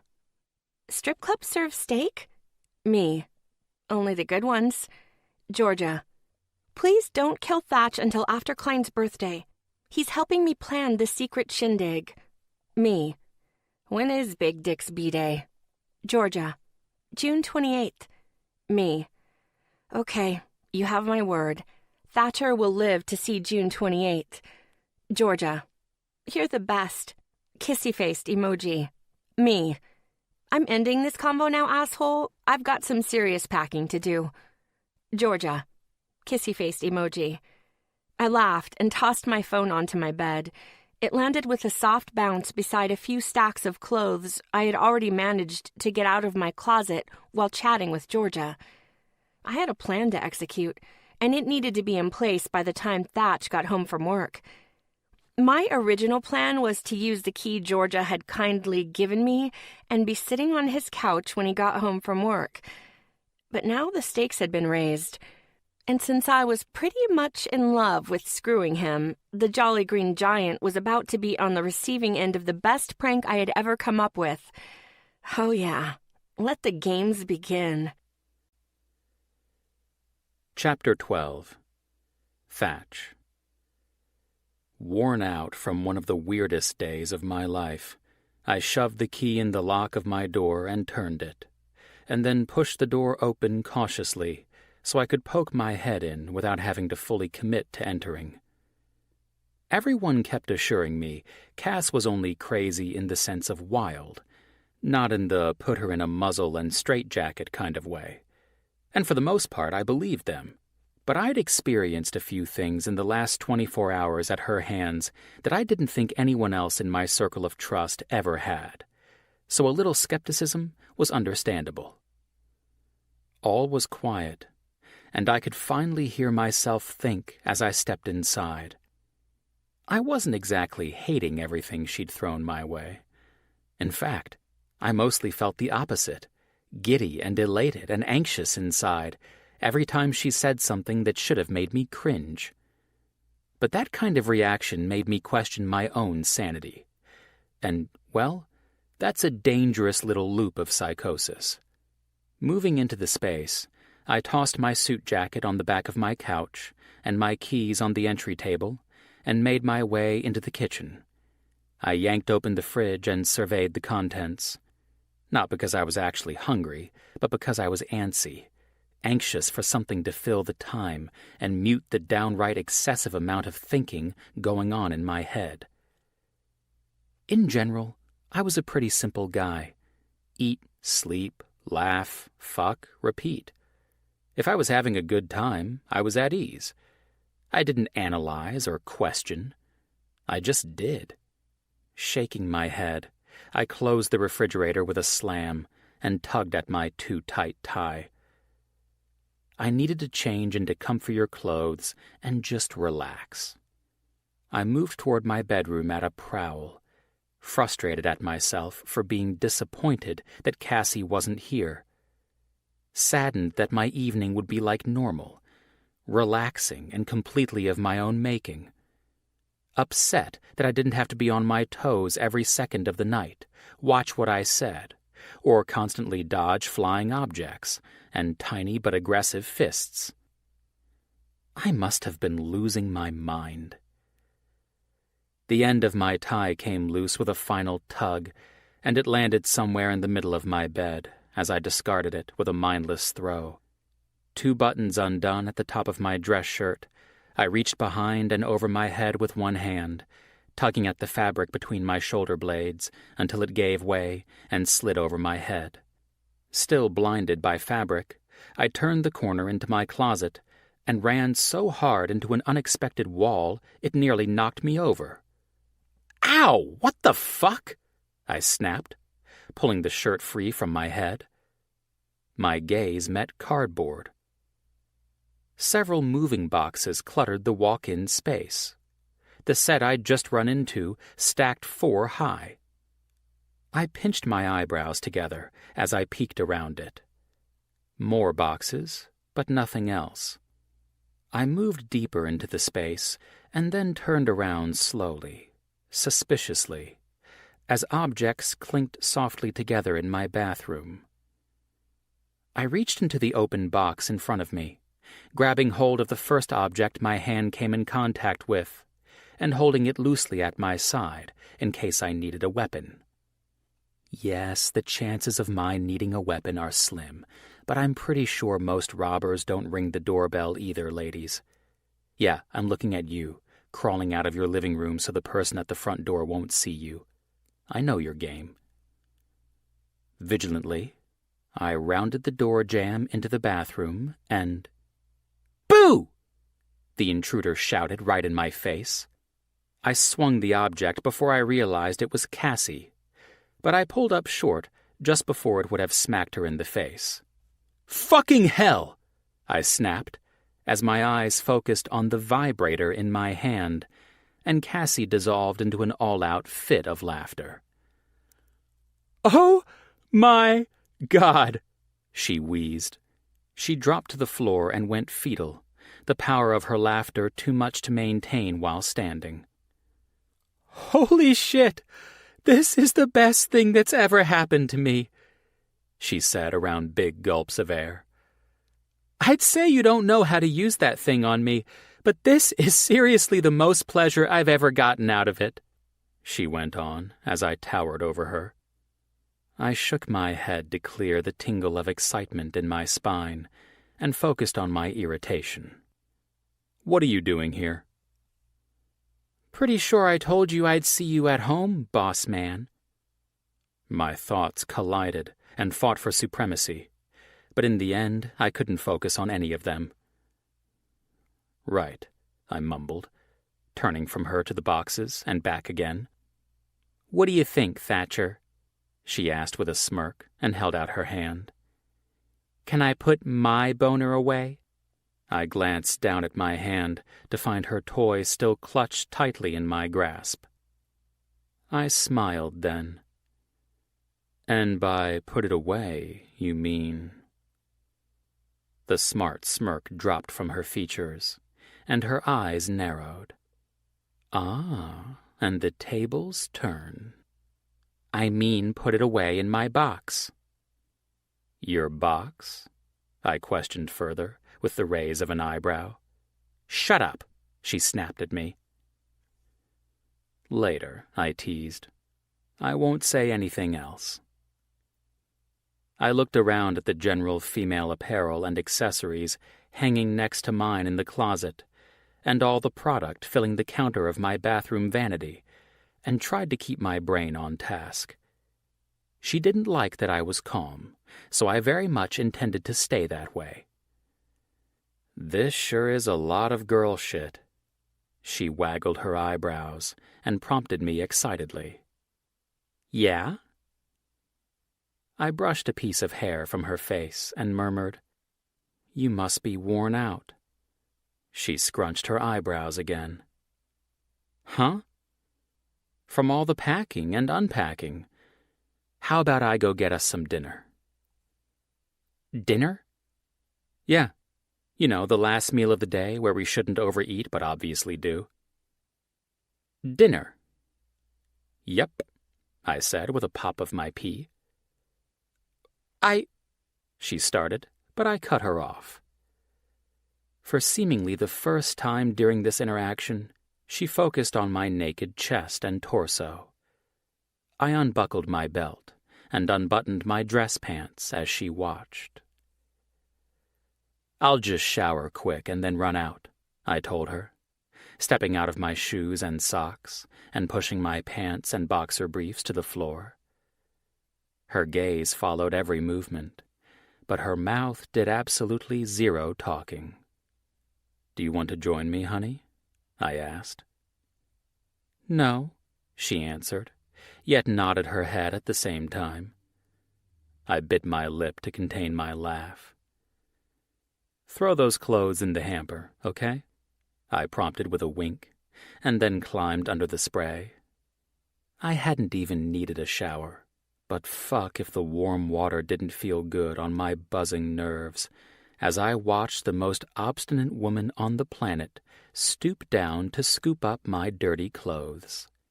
Confusion was an extremely powerful thing. Showered and dressed, I walked out into the living room to find Cassie stretched out on the couch, with the TV remote in hand. The screen was still black. When I made it to her and she didn't move, I reached toward her hand and pushed the power button without saying a word, and then leaned down to touch my lips to her cheek. Her skin was warm and smelled like citrus. Immediately caught up in the memories of sex and us, I had to fight the urge to linger. "I'll be back," I called as I walked out the door. When I settled on the other side, I was overwhelmed by déjà vu, but this time, the all-encompassing question had more to do with me than it did her. What the ever-loving fuck is going on? The situation, my reaction, the way it made me feel, all of it felt completely foreign. Pulling my phone from my pocket, I scrolled through recent calls and hit Klein before I moved an inch. "Yeah?" he asked, laughter in his voice. I closed my eyes and shook my head. I should have known. "You gave her a key, didn't you?" "I didn't," he denied. But Georgie did. What the fuck, man? Is there no bro code in that cold heart of yours? His chuckles were obnoxious. I thought it was hilarious. And she's just messing with you. You should be in heaven. You're always messing with everyone. That's right, I corrected. I mess with everyone, not the other way around. Ah, he breathed. I see how it is. I narrowed my eyes at the realization he was making me out to be a pussy. I can handle it. I'm just not used to it. Poor Thatch, Klein fake pouted. Screw you. I don't know why I call you. Because you're looking for reason, and I'm normally the voice of it. Yeah, normally, I agreed. He laughed again, and I sighed long and deep. Just have fun with it. That's what you do with everything else. He was right. And there was one thing I found enjoyable above all others. That's it, Klein said with excitement in his voice just before I hung up. That's the sound of plotting. Fuck right. Chapter 13. Cassie. The door clicked shut behind Thatch, and I stayed on his couch, a bit taken aback by the events that had just gone down. My gaze roamed his apartment, now my apartment, taking in the neutral yet sleek decor, unable to comprehend what had happened between Thatch and me, or any of the implications of it. I came to the only conclusion I could. He had definitely paid someone to decorate his bachelor pad. No fucking way he was this forward-thinking in the interior decoration department. The minimalist approach was completely modern and highlighted with strategically placed black, white, and gray accents. Whoever had designed this place had a very keen eye. They had known the huge window framing the living room would bring in natural light that would make the darker style appear warm and inviting versus drab and melancholy. The photographer inside me wanted to add a few black and white photographs of places I had traveled to the walls beside that huge window, which only led to my confusion. Was I really moving in now, decorating his shit? Needing information, I found the ability to move my body off his couch and into his bedroom, where I had last left my purse. I grabbed my phone, plopped down on his big-ass bed, and called the one and only person I could call in a moment like this. "Well, hello, Cass," Georgia answered, and her voice hinted at amusement. My eyebrows rose with suspicion. "It sounds like you were expecting my call." "Why would you say that?" She feigned bewilderment. The day Georgia Brooks was able to lie with a straight face and a convincing voice, hell would freeze over and I'd be able to teleport myself onto David Gandy's cock whenever I wanted. "Oh, I don't know," I answered, laughing a little at how truly terrible my best friend was at lying. "Maybe because you can barely hold back your giggles, and I know for a fact when you're 2 seconds away from turning giggly, you're 100% full of shit." "I am not full of shit," she responded, but I could literally hear her swallow the urge to burst into laughter. "Acting would have been a horrible career path for you, by the way," I teased. "But since I love you, I'm going to take the bait and act like I actually believe the words coming out of your mouth." "I'm not lying," she exclaimed. "Uh-huh, sure you're not. Would you like me to tell you about what just happened?" "Yes," she responded far too quickly. My spidey sense was tingling. She already knew something. "Well, I'm at Thatch's apartment, and honestly, I'm not sure if I should start calling it my apartment." I sat up from the bed and stared out the floor-to-ceiling windows that gave a gracious view of the city. My original plan was to fake move in and ruffle the prankster's feathers a bit, but things didn't exactly go as planned. "What happened?" "Well, he didn't freak out or try to get a restraining order. He got naked, took a shower, and then went out to get us dinner. Not gonna lie, I'm not quite sure what to do with this. Do you think he's maybe screwing with you back? Do you think he's doing that? I tossed her question back. Why don't you just go ahead and tell me what you already know? Fabric rustled in the background, like maybe she was covering the mouthpiece of her phone. I'm not saying I know anything, but I'm not saying I don't either, she answered vaguely when a slight hum of ambient noise returned to the line. Georgia was a special brand of fiddle. You had to really tune her up right, and begging wasn't the way to do it.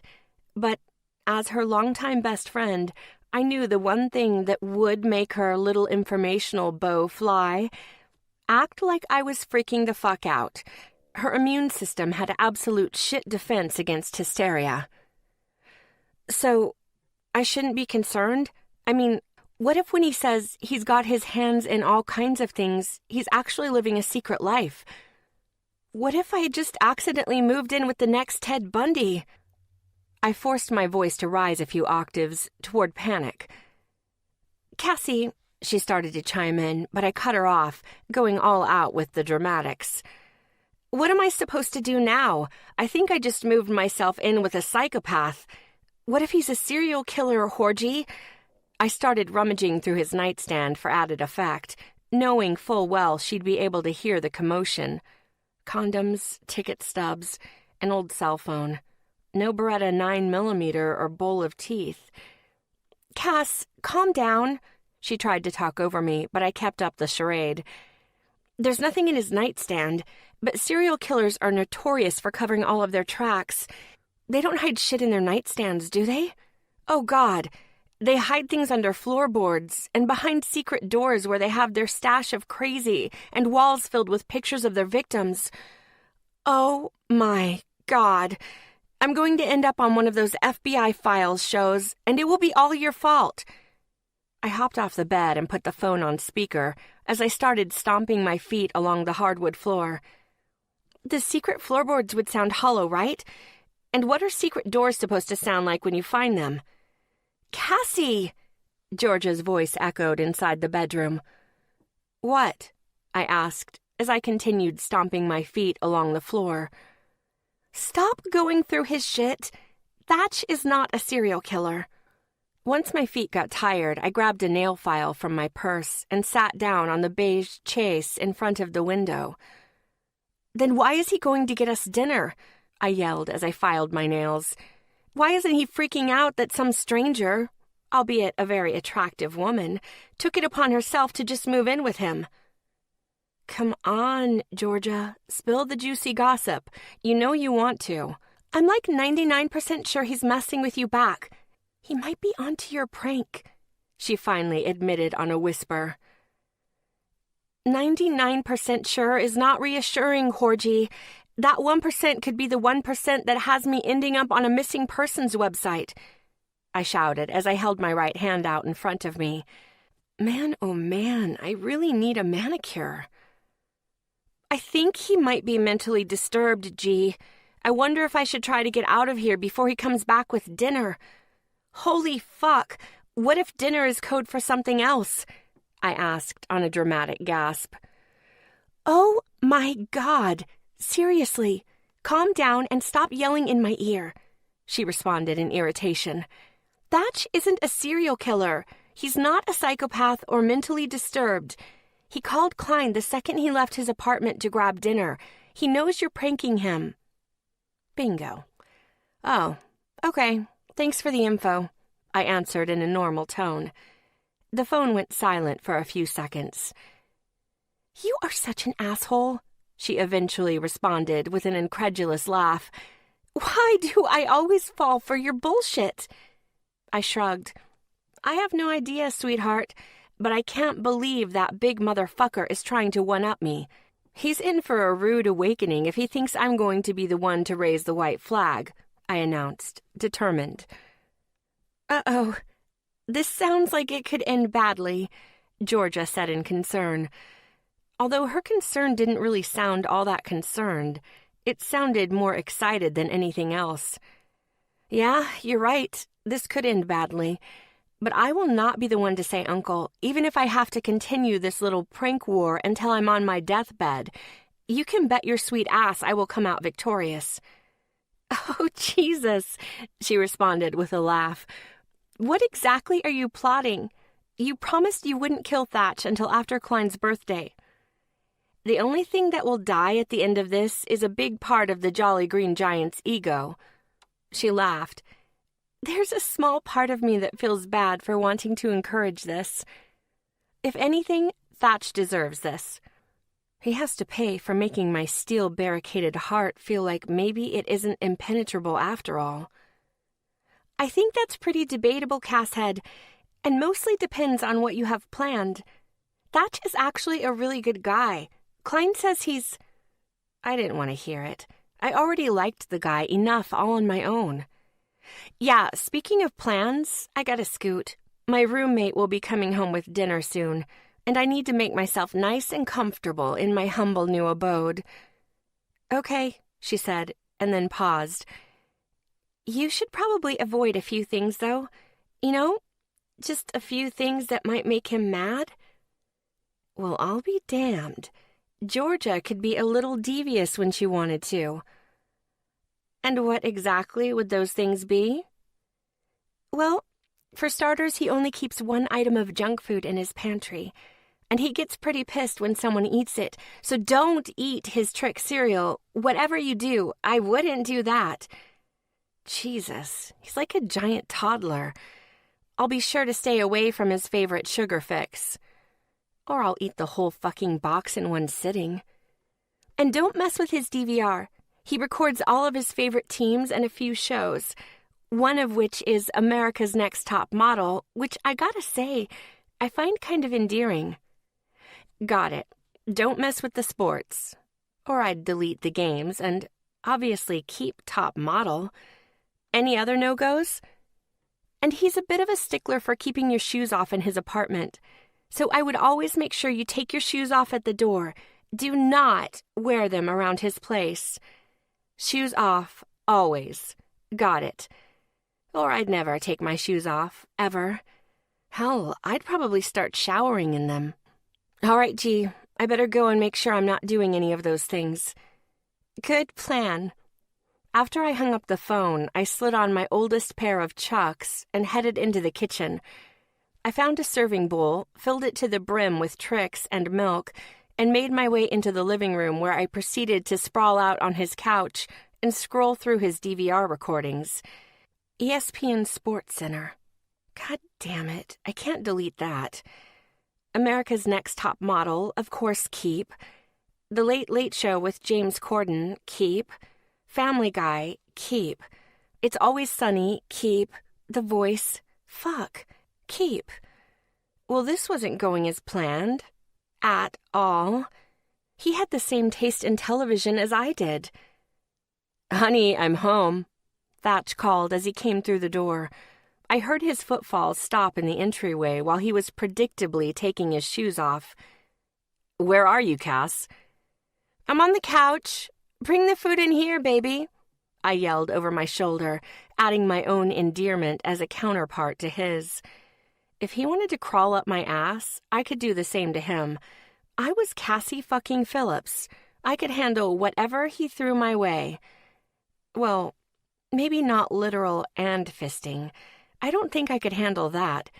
His hands were big. He strode into the living room with 2 bags of Chinese takeout in hand and stopped dead in his tracks when he found me on his sofa. "Hi," I greeted with a sugary smile as I took an equally sugary bite of his favorite cereal. "Sorry," I continued over a mouthful. "I got too hungry waiting for you to get back." His brown eyes looked me over, and once they saw the shoe-covered foot resting on his pristine leather couch, I swore I saw his jaw tick a few times in response. But somehow he managed to force his face into an annoyingly neutral expression. I swallowed the bite and asked, "What'd you get?" "I hope you like Chinese. I would have gotten your favorite food, but I don't know it." He flashed a smirk in my direction as he set the bags on the coffee table and sat down beside me.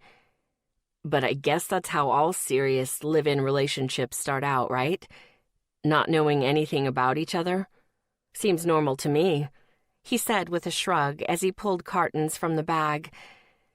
God, he was such a smartass, and I couldn't deny that I enjoyed that aspect of his personality endlessly. Well, mystery is what makes a good relationship. I set my serving bowl onto the table and started opening up the cartons. At least I've heard that somewhere, like Cosmo or Georgie. I mean, look at them. They were catfishing each other, and it worked out pretty damn good. He chuckled at that. Yeah, I'd say it worked out well for both of them. Can I have the orange chicken, sweetie pie? I asked, holding up the carton in his direction. Anything for you, honey bunch, he said, flashing a wink. He grabbed the remote from my lap and turned on SportsCenter. As the sportscaster rolled through the top 10 highlights, Thatch leaned back on the couch and started to dig into a container of Kung Pao chicken. I made myself even more comfortable, stretching my legs out and placing my shoe-clad feet in his lap. But to my disappointment, he briefly glanced down, and then his eyes went back to the TV as he continued eating his food. And even though I had eaten the equivalent of half a box of cereal, I couldn't resist gorging on Chinese while we sat in silence for a while, just eating and watching SportsCenter. It was oddly comforting. I didn't realize he had finished his food until he was busy untying my laces and gently removing my shoes and socks. Next thing I knew, his big hands were massaging the soles of my feet while his gaze stayed fixated on the television. The whole scene felt way too instinctive on his part. I honestly don't know if he even realized he was doing it, and that was probably why I found myself asking, "Have you ever had a roommate before?" Klein and I were roommates in college, he answered, without looking in my direction. I removed my feet from his grip and tapped his thigh, urging his attention. He looked at me, tilting his head in slight confusion. I meant of the female persuasion. No, he shook his head. I've never lived with a woman. Interesting. Maybe he had just had a lot of girlfriends. Because, yeah, his hands were real fucking good at giving massages. When was your last girlfriend? It's been a while, he answered cryptically. A while, like a few years? I haven't had a girlfriend since high school. High school? I questioned in shock. He nodded. Like I said, it's been a while. Wow, that's a really long time. He turned his body toward mine while he kept my feet firmly in his lap, and his hands kept massaging all of the most perfect spots. I had to fight the urge to moan when he started using his thumbs on my heels. What about you? Have you ever lived with a guy before? He asked, turning the tables on me. No. When was your last relationship? A while ago. Or never. He raised an eyebrow and smirked. A while? Like a few months or a few years? What constitutes a relationship exactly? Thatch laughed. I'd say it would be the last time you considered someone your boyfriend. Then I guess I'd have to say a while meaning never. His brow scrunched into a firm line. You've never had a boyfriend? Nope, I shook my head. I've dated, but never long enough to hit the boyfriend-girlfriend milestone. Any particular reason? Not really, I shrugged. I've just never found anyone who kept my interest longer than 3 or 4 dates. I'm aware that makes me sound like I'm scared of commitment, but in reality, I just don't like wasting time. And not just my time, anyone's time. If I'm not feeling it or shit feels forced, then it's better to end it than let something continue when I know it's not going to work out in the end. Thatch nodded in agreement. I respect that. Really? I asked, and squinted a little in surprise. Not that I had ever made a point to care what other people thought about my life choices, but Thatch's neutral reaction was the opposite of pretty much everyone. Hell, even my mother, who for most of her life had encouraged me to do what made me happy, had recently started bombarding me with questions about whether or not I'd ever settle down, although I had a feeling that concern was more focused on the second female biological clock, the one people forgot to mention, than anything else. Grandchildren. Yes, Cass. He tapped my foot and offered a small smile. I definitely respect the fact that you're open and honest and don't beat around the fucking bush when it comes to relationships. I wish more women had that mindset. Most would probably find that waiting on the right man is better than settling with some dipshit who doesn't deserve them. And it's more respectful to the other party than pretending to be all in when you're not. For some reason, the softness in his coffee-colored eyes had me giving him more insight into my life and lack of relationship history. In college, I never had a boyfriend because I didn't want a boyfriend. I was one of those rare girls who enjoyed being single and just doing my own thing. And once I graduated and started my career, I was traveling all the time in the beginning. 4 months would go by, and I'd maybe be in New York for a week or two tops. That lifestyle never really made a relationship possible. Do you still travel that much? Fuck no. But that's only because all of that traveling paid off. I paved my own path and created a good reputation for myself. A reputation that generally revolves around taking pics of half-naked men, he asked in a teasing tone. What can I say? I have an eye for good-looking men, muscles, and sometimes a nice, thick bulge in a pair of Calvin Kleins, I declared with a wink. I expected him to retort with something about his thick bulge, but he merely laughed and continued to massage my feet, working those big hands up to my calves. Maybe Thatcher Kelly could be serious every once in a while. I glanced at the clock on the cable box and saw it was nearly 10 o'clock. Well, Rumi, I better hit the hay. I have to be out the door before dawn for a shoot in the Hamptons. He removed my feet from his lap and stood, holding out a hand to help pull me off the couch. What are you doing? I asked as I got to my feet in front of him. My eyes scrutinized his, waiting for him to raise the white flag and tell me to go home, which would mean the ultimate prankster would officially be dethroned from his royal throne of pranking, and I would walk away victorious. Say it, say it, say it, I chanted in my head. I'm going to bed too. Huh? We're both going to bed right now? In your bed? I think you can start calling it our bed now, baby, he said with a wink as he walked toward the hall. I followed his lead into his bedroom until we were both standing in front of the his and hers sinks in his master bathroom. Thatch seemed to be completely at ease, brushing his teeth, peeing in front of me, and then washing his hands. A few minutes later, he was cozied up in bed while I remained in the bathroom, just staring at my toothbrush, which he had kindly set in my hand. If you forgot toothpaste, feel free to borrow mine, he called from the bed. Thanks, I muttered. As I brushed my teeth and stared at my reflection in the mirror, I started to wonder what tricks Thatch had up his sleeve. I had a feeling he had a plan in place, and no way in hell was I going to let him one-up me without already having some plans of my own. I crawled into bed beside him, fluffing the pillows and patting the plush white comforter around my body. Good night, I said into the dark room. Night, Cass, he responded, and I swore I could hear a smirk in his voice. And because I truly loved fucking with him, I finished the good nights off by reaching under the covers, grabbing his package and whispering, Good night, Supercock. He chuckled softly a few times, and to my surprise, Thatch's big hands didn't even try to cop a feel of my tits. That's not disappointment you're feeling, I told myself as a weird hollowness took shape in my belly. Really. Within a few minutes, I could hear his breaths easing in and out at a slow and steady pace. As I lay awake beside the sleeping giant, his soft breaths lulling me toward sleep of my own, I tried to make sense of his act of utter contentment. The only explanation I could find was that the prankster had already planned his next move. Game on, motherfucker. Chapter 14. Thatch.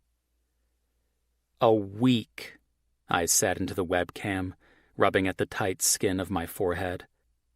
What? Klein asked. I wanted to poke out his overly amused blue eyes. She's been living with me for a fucking week, dude. Boisterous laughter filled my ears, and I flipped him the bird, since I knew he could see it. Well, he'd be able to see it when his head came forward again, after his all-out humor seizure, anyway.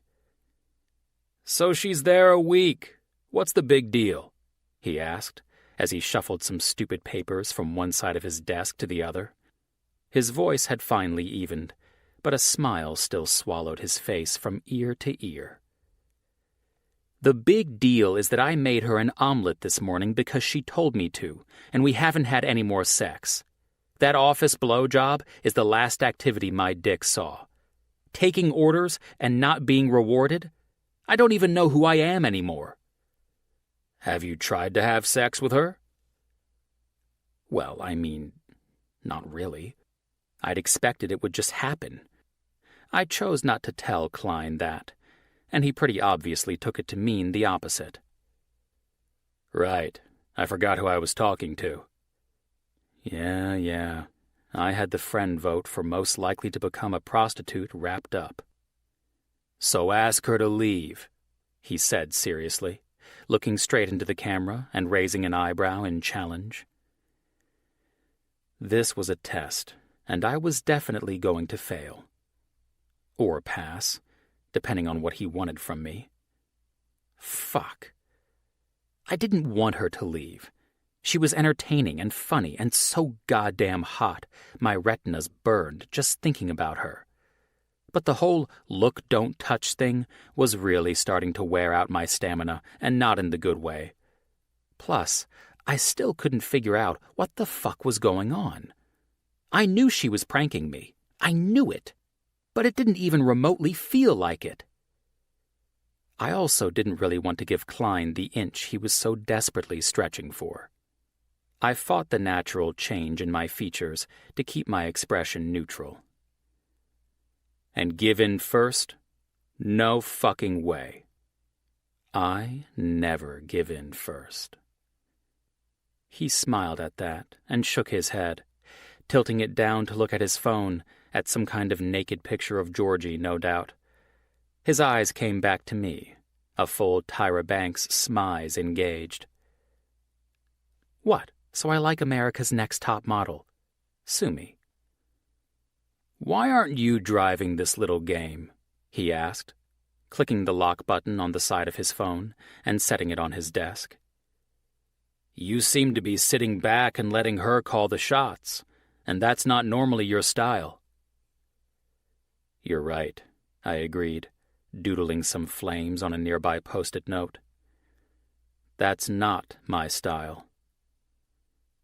I didn't wait and see. I did. I didn't let things happen. I made them. And no woman was going to outlast me. First rule of life, the woman always goes first. Through doors, into orgasm, and in this case, crumbling to the pressure in a battle of wills. Fuck right, I went on, truly fired up now.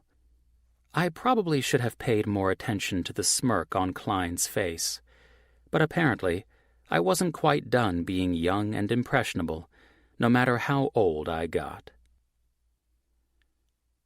Oh, honey, I called as I stepped through the door to my apartment, a new sense of purpose in my step. I'd been inside Cassie's mouth and pussy, and by the end of this night, I was going to repeat both. I was fucking determined. Cassie? I called when she didn't answer, surveying the apartment with a keen eye. Nothing looked amiss. No new boxes of tampons littered the kitchen counter, and there was no Hello Kitty throw blanket on the couch. I smiled to myself and shook my head, curious to see what else she'd come up with. She thought outside the normal box. I take that back. My favorite brand of woman wasn't constrained inside a box. She was sitting dead center inside her endless loop of crazy. "Yo, Cass!" I called down the hall, to no answer. Anxiety tightened my chest as I moved in that direction toward my bedroom. Maybe she had given in, moved out, gone on some shoot with exotic men in an exotic location, and my apartment would be all mine again. God, I hope not. I stopped dead in my tracks at my line of thinking. I hoped not? That was ridiculous. Still, it drove me forward again, the quiet in my bedroom and lack of activity in my closet sinking a pit into my stomach. Before I could look around, hunt for her belongings that I'd battled so heartily to hide throughout the week, the doorbell rang. I changed direction and headed back out of my room, down the hall, and straight to the door. When I opened it, a flower version of a centaur filled the doorway. He wasn't actually half man, half flowers, but the enormous bouquet blocking the entirety of his body from his waist to his face sure made him look like it. "Delivery for Cassie Phillips?" he asked. My heart swelled and sank at once as soon as he said the words, an extreme war of wills between the two versions of me playing out in my head. She was getting deliveries to my apartment, which was insane and insanely comforting. But she was getting flowers, fucking blood-red roses, and those fucks usually came from pricks with dicks. 6 feet 5 inches worth of blood started to boil. "Yeah, thanks," I said, nearly yanking the huge vase from his arms. He shrugged and took off as I shut the door behind him. 2 angry steps ate the distance between me and the kitchen counter. The glass of the vase clanged against the stone as I slammed it down and rifled through the blooms to find a card without shame. "Aha!" I shouted, as my forefinger and thumb closed around the soft paper of the envelope and yanked it out. It was too fucking tiny for my big fingers to open delicately, and it ended up looking like I'd chewed it open, but I could throw that evidence away. The first side was blank, but the second was filled with the scrawl of whatever employee had taken the order. "Dearest Cassie, you're so bangable. Love, Thatcher's boner." "Did you send these?" I looked from the card to my dick in question, but after several seconds of irrational thought, I knew he couldn't have done it. He'd been with me all day. The only other explanation, however, was that she'd sent them to herself, as me, or as part of me. Jesus. Is she actually crazy? I asked myself aloud. I shook my head and laughed, talking to myself again. Maybe, but you definitely are, asshole. Chapter 15. Cassie. I wrote the best fanfiction scene during my break.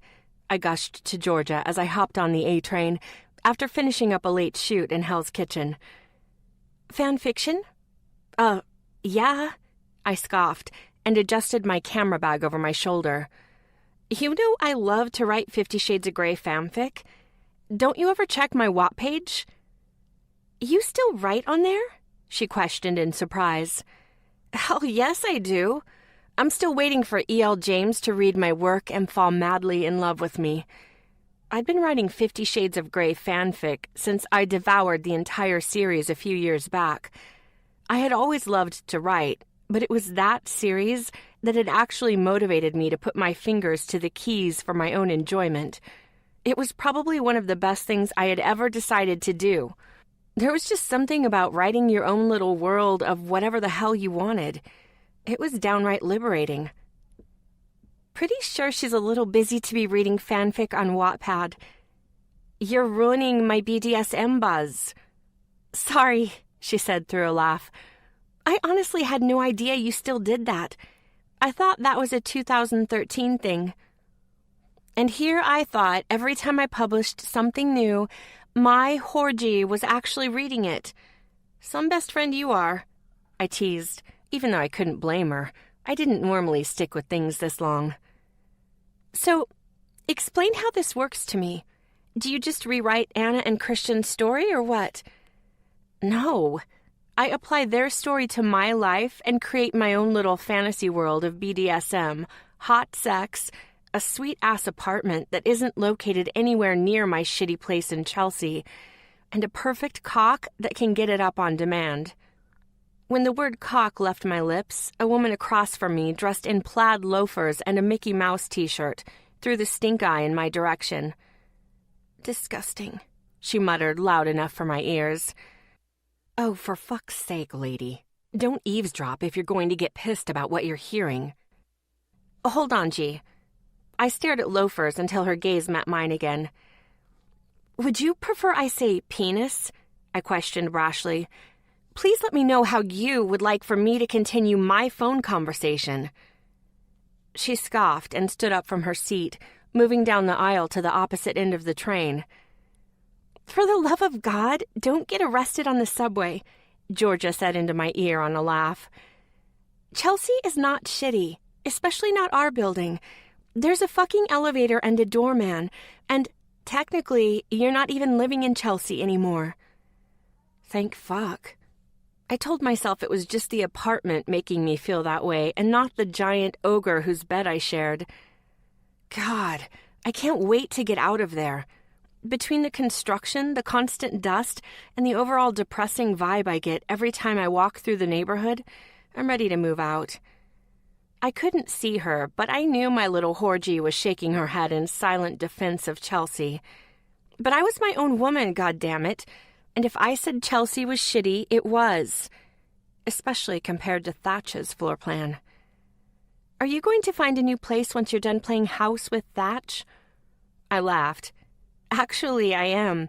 While Thatch is busy trying to one-up me, I've been busy getting our old apartment back up to snuff.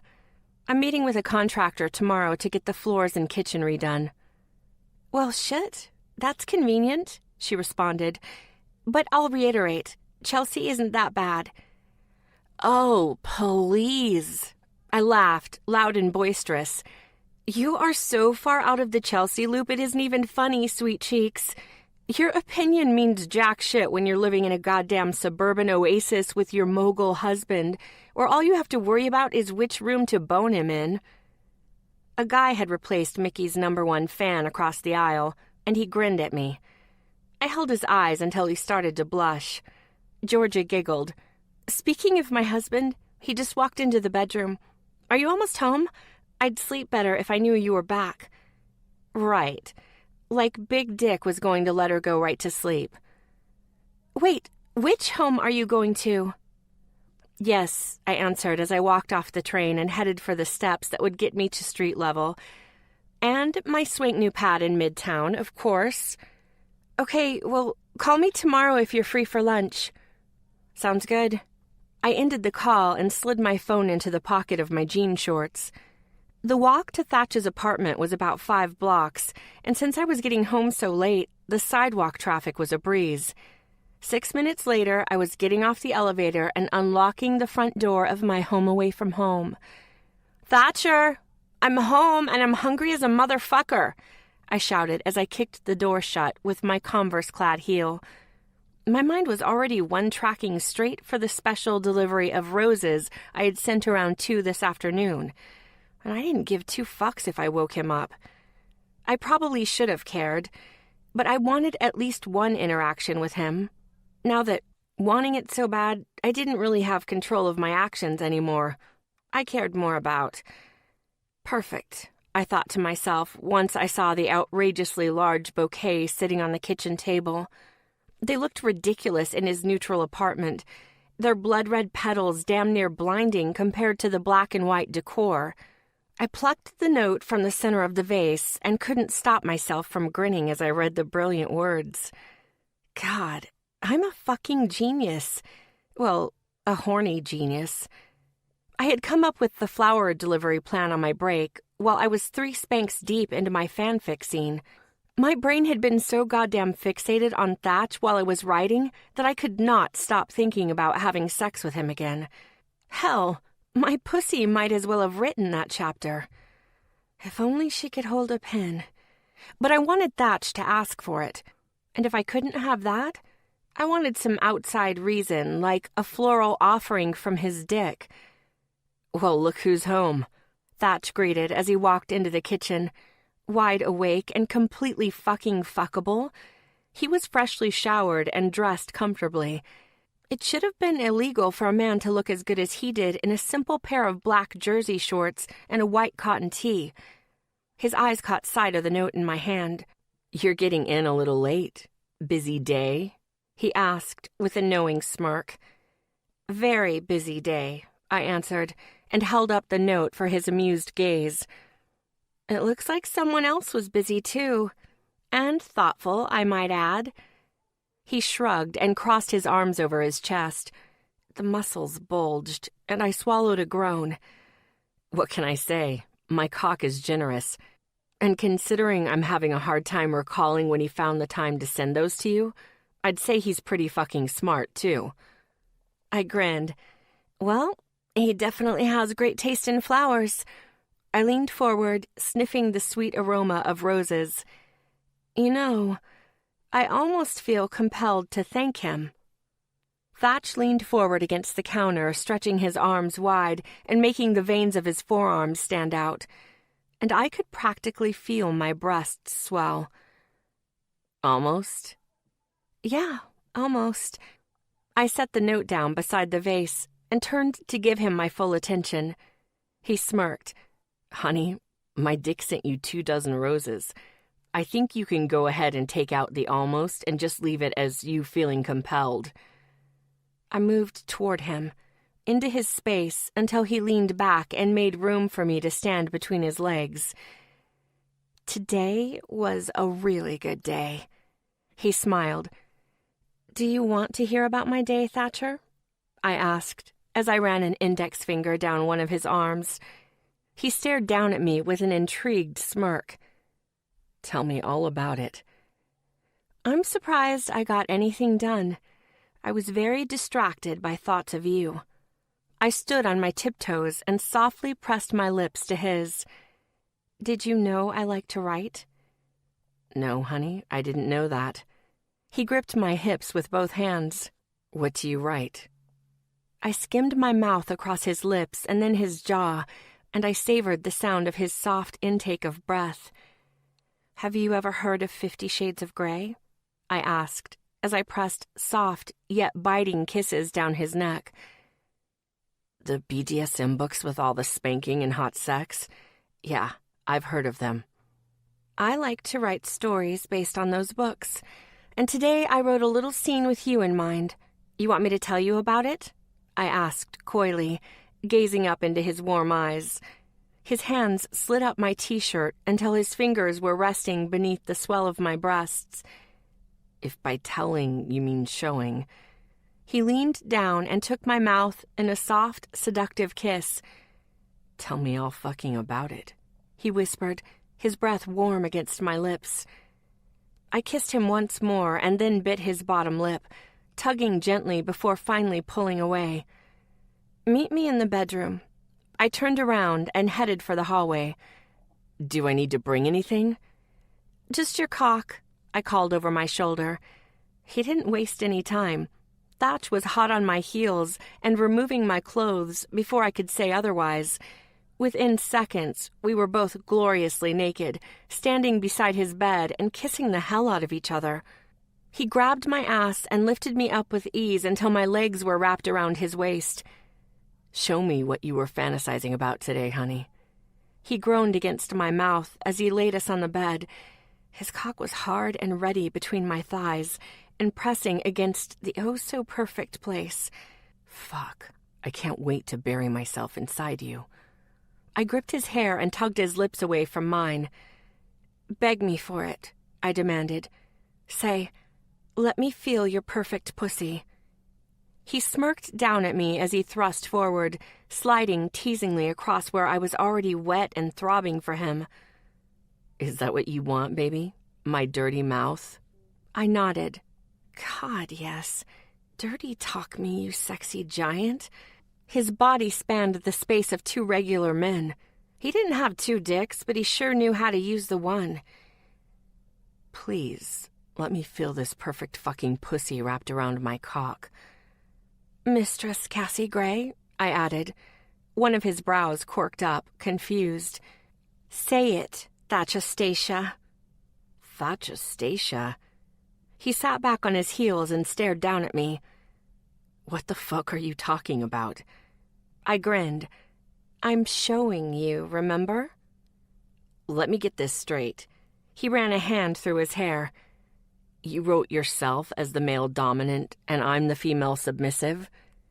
"It's the only way it would work, Thatchastacia." "Excuse me?" "You're way more submissive than I am, baby," I explained. He started to shake his head, but I kept talking. "And speaking of the whole submissive thing, you're not very good at it right now. You should be saying Mistress Cassie Gray every time you address me." I patted his knee. "But don't worry. We'll work up to it." He stared at me for a minute before an amused smirk raised the corner of his mouth. "You planning on spanking me, Mistress Cassie Gray?" "Only if you're bad." He waggled his brows and grabbed my ankle with one of his large hands. "Oh, believe me, I'm going to be all kinds of bad, honey." His lips started a slow and heated path from my ankle to my inner thigh. "I'm going to blow your mind." "You're a terrible submissive," I said through a soft moan. "I should spank the shit out of you for topping from the bottom and not addressing me properly." "Spank me later. Right now I have to put my mouth on you." His hands gripped my thighs, spreading me wide for his heated gaze. "You gonna come right on my tongue?" Well, shit. I didn't have to think twice about that. "Fuck, yes," I moaned as my head fell back on the pillows. His mouth was on me before I could take my next breath. With tiny, insistent strokes, his tongue thrummed against my clit as his lips applied the perfect amount of suction. I clenched the sheets in my fists, and my thighs shook in anticipation. "You taste so fucking good," he whispered against my aching skin sloppily, still eating me as he spoke. I gripped his hair as my hips started to move against his mouth of their own accord. "You're so close. Your pussy's already trying to trap my tongue." He slid his hands up my body, past my hips, until they reached my panting chest. "These fucking tits are going to be the death of me someday," he groaned as he gripped my breasts and brushed his thumbs across my nipples. God, the man had some serious skills. I was convinced his tongue had graduated with an Ivy League doctorate in oral. Within seconds, thanks to a perfect swirl and 2 quick flicks of my clit, I was screaming his name through a mind-blowing orgasm. I expected the fog to last, but I wanted him to badly. Each roll of pleasure only drove me to want more. "Now, Thatch," I panted as he rolled a condom down his length. "Please, fuck me now," I begged. "I don't think either of us are born submissives, baby, but your sweet voice begging me to fuck you sure makes me think you could be." He smirked down at me as he kneeled between my thighs. Before I could offer a snappy retort, he gripped my thighs and pushed inside me, hard and so deliciously deep. "Holy shit," he groaned. "I'm never leaving this pussy." He increased his rhythm, driving into me with wild and uninhibited movements. "I'm just going to eat, fuck, and sleep inside this perfect cunt for the rest of my life." "Yes, let's do that," I agreed on a whimper. "Just fuck me all the time." He wrapped his arms around me and flipped us around so he was lying on his back and I was straddling his thighs. "Ride me, Cassie," he demanded as he sat up to grab my breasts and suck a hard nipple into his mouth. "Let me see those gorgeous tits bounce." God, Following his command, I noticed each jolt from the weight of my breasts as though they were connected by a live wire to my pussy. I knew he was watching them, and the unbelievably sexy feeling I got from it was overwhelming. I didn't stop riding the Jolly Green Giant's cock until I was shouting through another perfect orgasm. The climax was so strong, I felt like it had wrung me out from the inside and left my body limp and sated as I laid my head against his chest. Holy hell. I just needed a minute to catch my breath. Yeah, just a minute. Just one. Chapter 16. Thatch. How did that saying go? Fall asleep in the middle of sex once, shame on you. Fall asleep in the middle of sex twice, shame on me. What would happen on the third time? Cassie needed to see a doctor? Fuck. I was positive if I had to experience her falling asleep on my dick for a third time, I'd end up permanently bow-legged, and my balls would shrivel up inside my body. I'd at least partially understood the first bout of coitus interruptus, since I'd been shocked to the point of off my game. But this go-round, I'd been highly engaged in some of my best moves. And still, her orgasmic bliss was the end of my own. Out like a light, she'd started to snore into my already damp skin, slick with her drool. I probably needed to skip to the third scenario and find a doctor who made sleep sex house calls. Maybe Dr. Savannah Cummings is available. Yeah, no. Definitely not a good idea. Is this what real life looked like? Unceasingly unsatisfied sexually, while being covered in other people's bodily fluids? The drool I could handle, but the blue balls were another thing entirely. I'd never liked it, not in the 17-some-odd years since I'd first lost my virginity, so I didn't imagine I'd start now. But for the first time in nearly the same length of time, I wasn't longing for the physical companionship of some nameless, faceless woman with a body of my choosing. Instead, I fantasized exclusively about the flawless face of the very known woman currently mouth-breathing into my nipple. "Cass," I whispered, trying to rouse her from her coma. "Cass!" But I wasn't surprised when she didn't respond, truly entranced in the deep recesses of REM sleep. "Goddamn fucking sound sleeper," I grumbled as I shifted her off and slid away from the heat of her body. I was upset with her, but I was 100 times more distressed by the fact I didn't want to put distance between us, didn't want to move to my side of the bed, or leave it out of spite. I wanted to lie there and listen to her breathe, something she so rarely gave anyone the opportunity to do. Bold, and the complete antithesis of bashful, Cassie Phillips seldom shut up, and when she did, the violence of her overactive eyes spoke for her. But like this, she was completely at rest, and her so often aggressive features melted into softness. It made me wonder if there was a vulnerable woman inside of her anywhere, or if the fight she so naturally manifested was the way of her mind. I wasn't sure what I wanted the answer to be, but I knew I wanted to search for it. She was naked, and her skin still held the glow of a healthy, arousal-induced blush. Loose strands of chocolate hair fell around her mouth, one of them sticking to the moisture between her lips, so I reached out and pulled it free, my fingertips ghosting along the edge of her jaw as I pushed it to rest behind her ear. Looking from her serene face to the glow of the clock behind her, I transitioned from inquisitive to agitated once again. I had to be up for work in 3 hours, and the steel rod in my dick made it nearly impossible to even consider sleep. I could work out the frustration on my own again, but I knew it'd leave me nothing but angry and no more satisfied. I punched at the pillow beside my head and rolled over, closing my eyes to keep myself from staring at Cassie all night like I wanted to.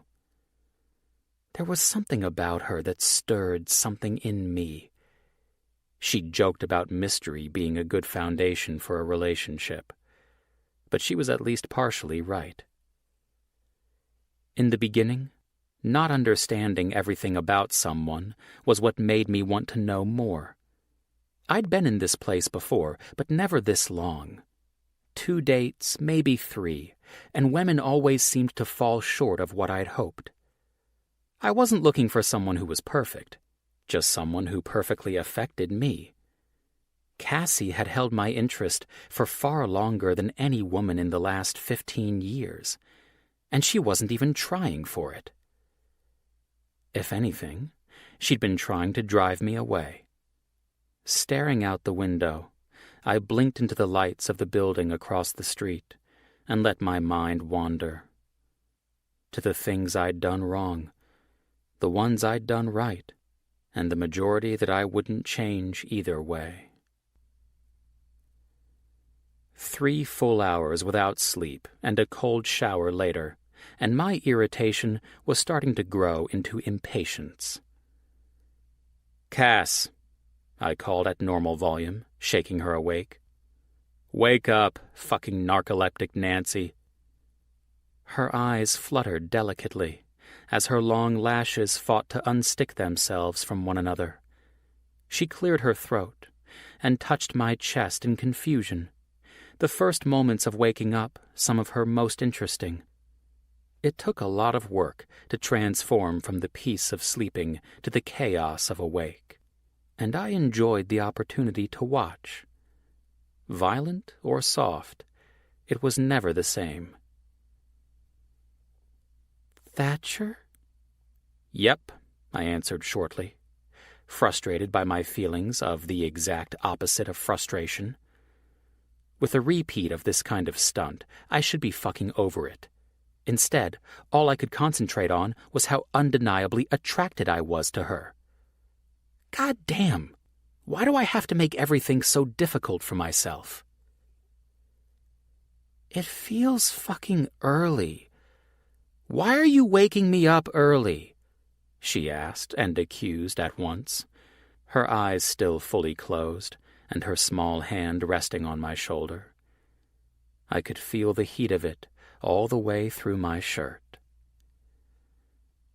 "I have to work," I said.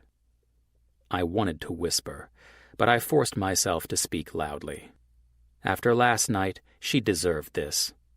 And it didn't hurt that it meant getting to see her, talk to her, take her in, before I headed out for the day. "Ah, fuck.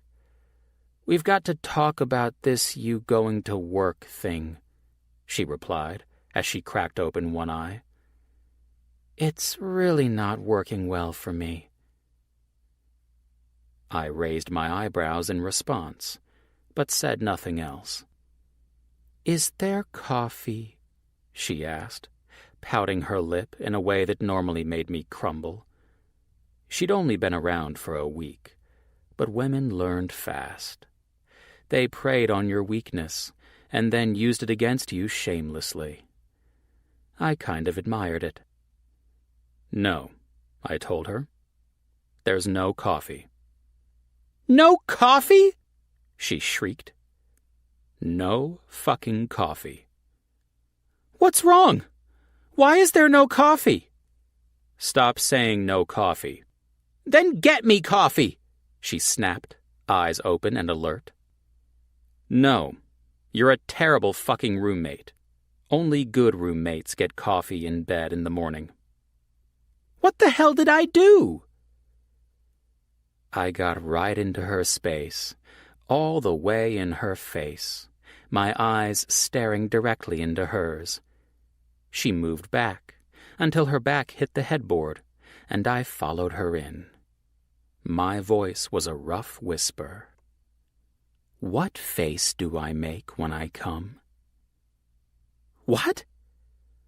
"What face do I make when I come during sex?" I asked again. She searched for the answer, her eyes lifting up and to the right as she did, but it didn't take long for her to figure out why she didn't know the answer.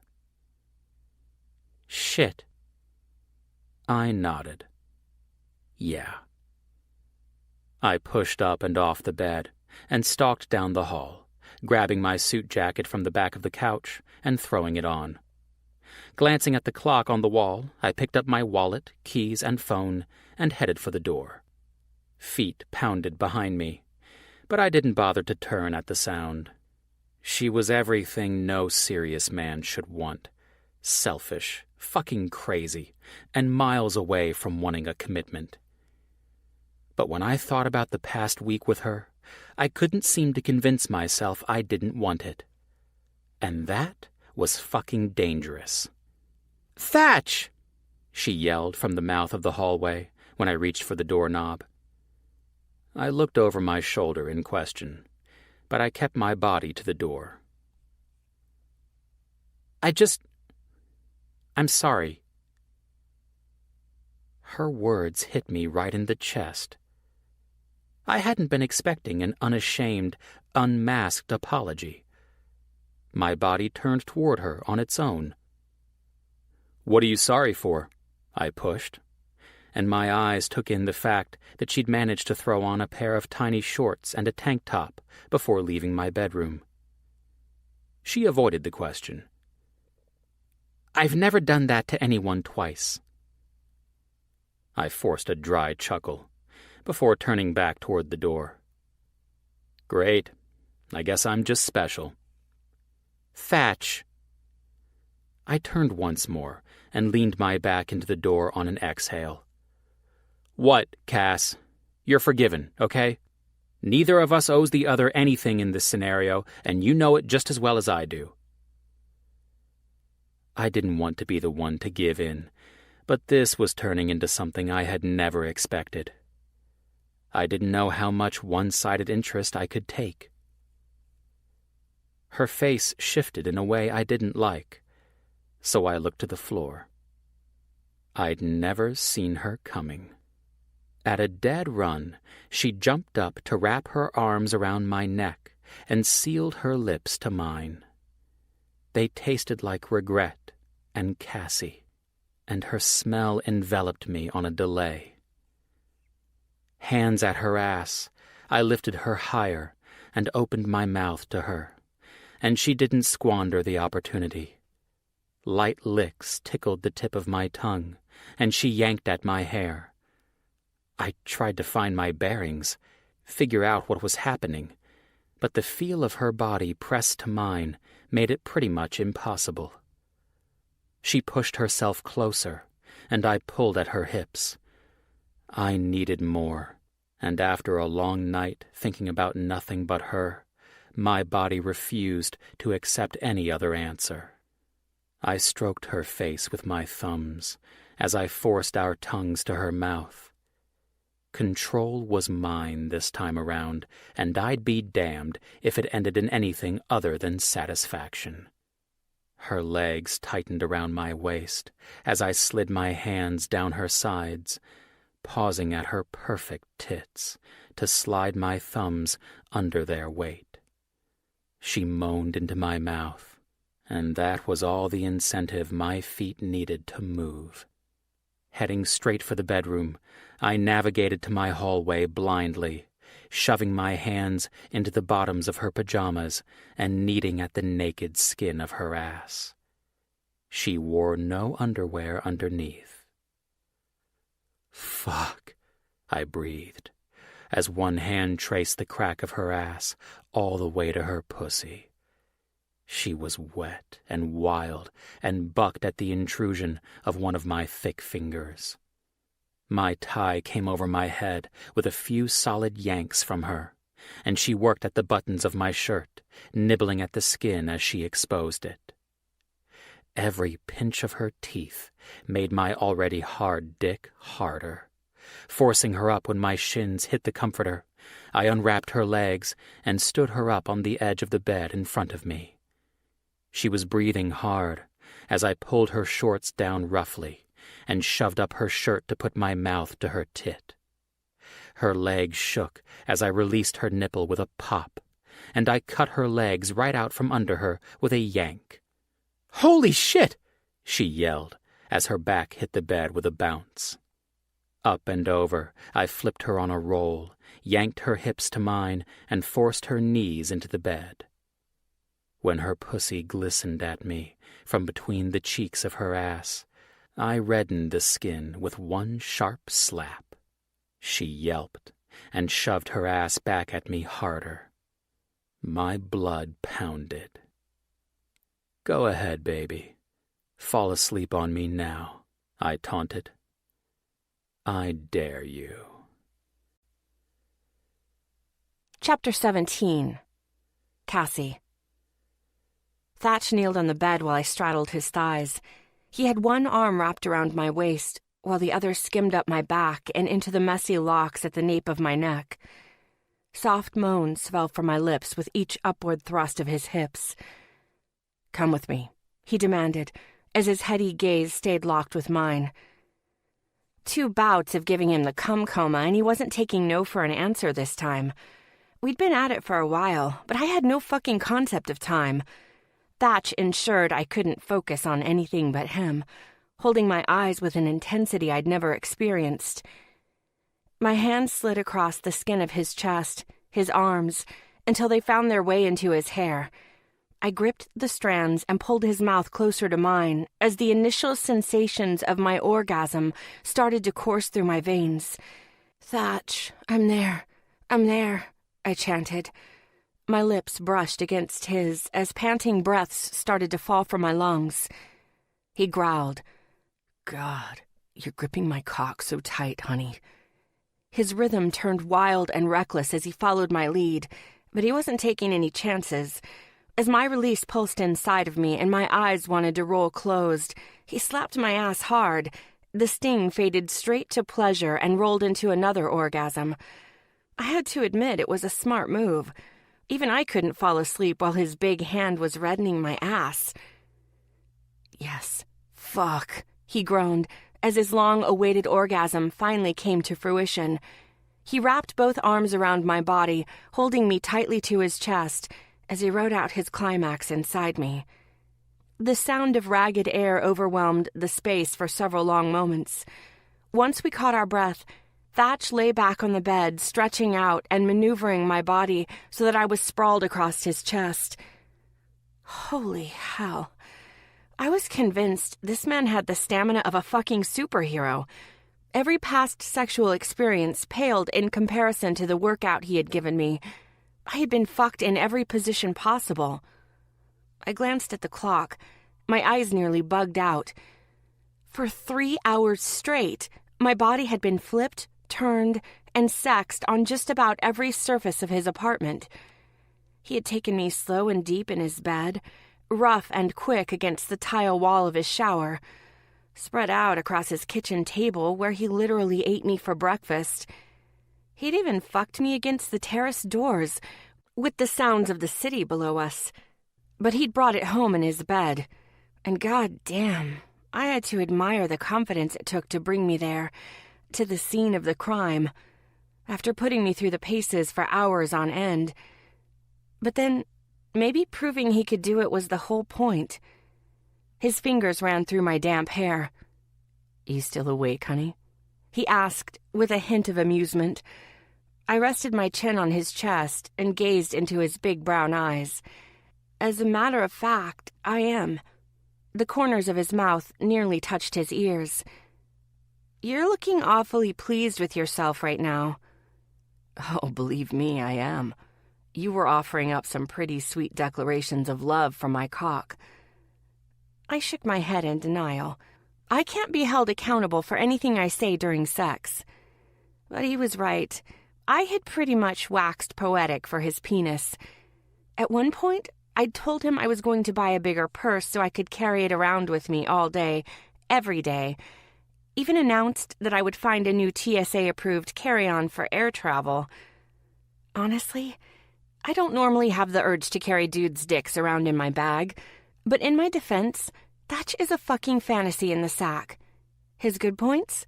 1. Insatiable endurance. 2. Sexy as fuck body. 3. Huge and thick schlong. 4. Delicious dirty talker. 5. His PhD in oral. See what I mean?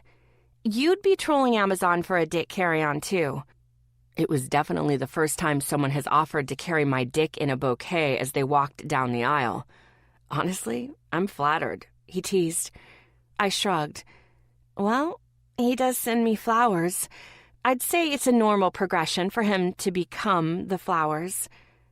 And motivate you to marry him, my pussy screamed.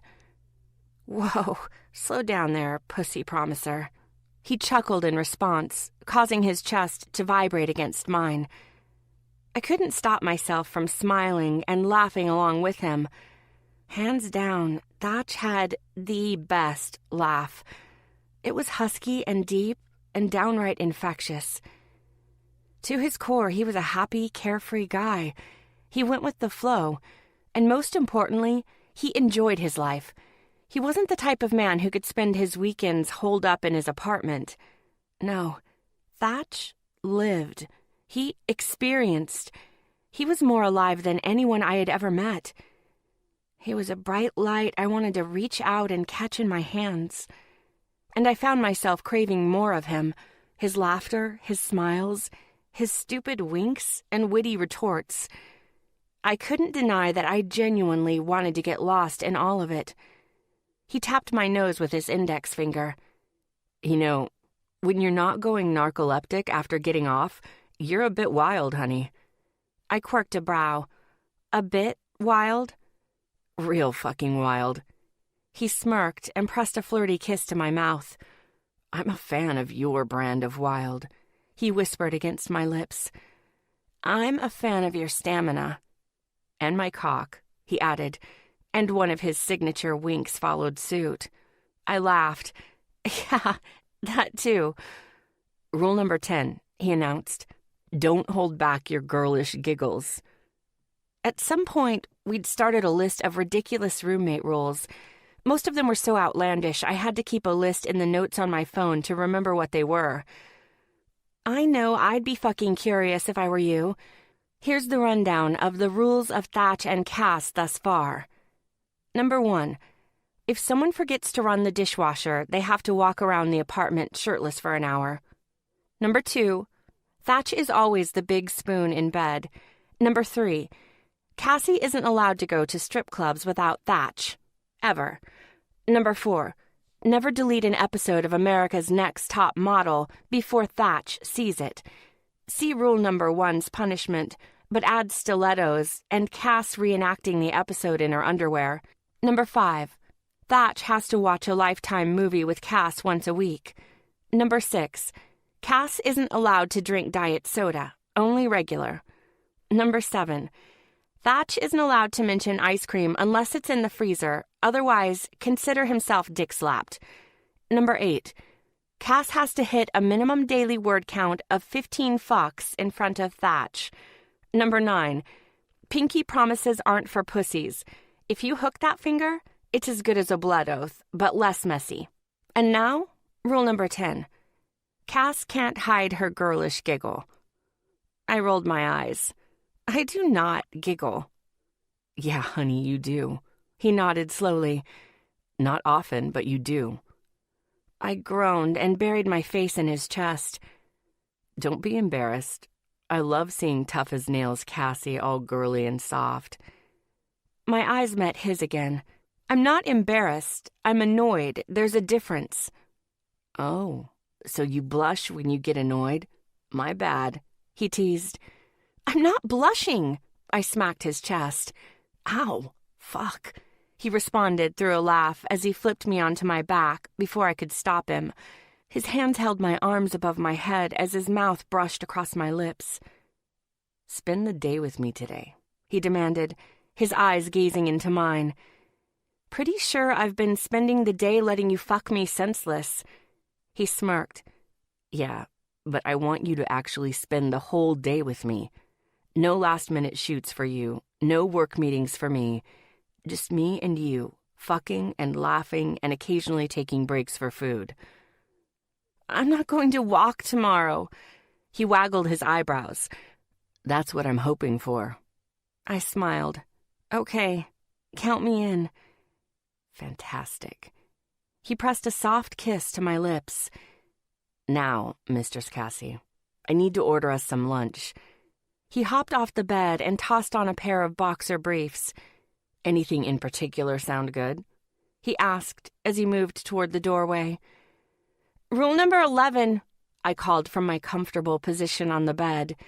Don't lose your stamina. He stopped and turned toward me. His eyes glinted with amusement.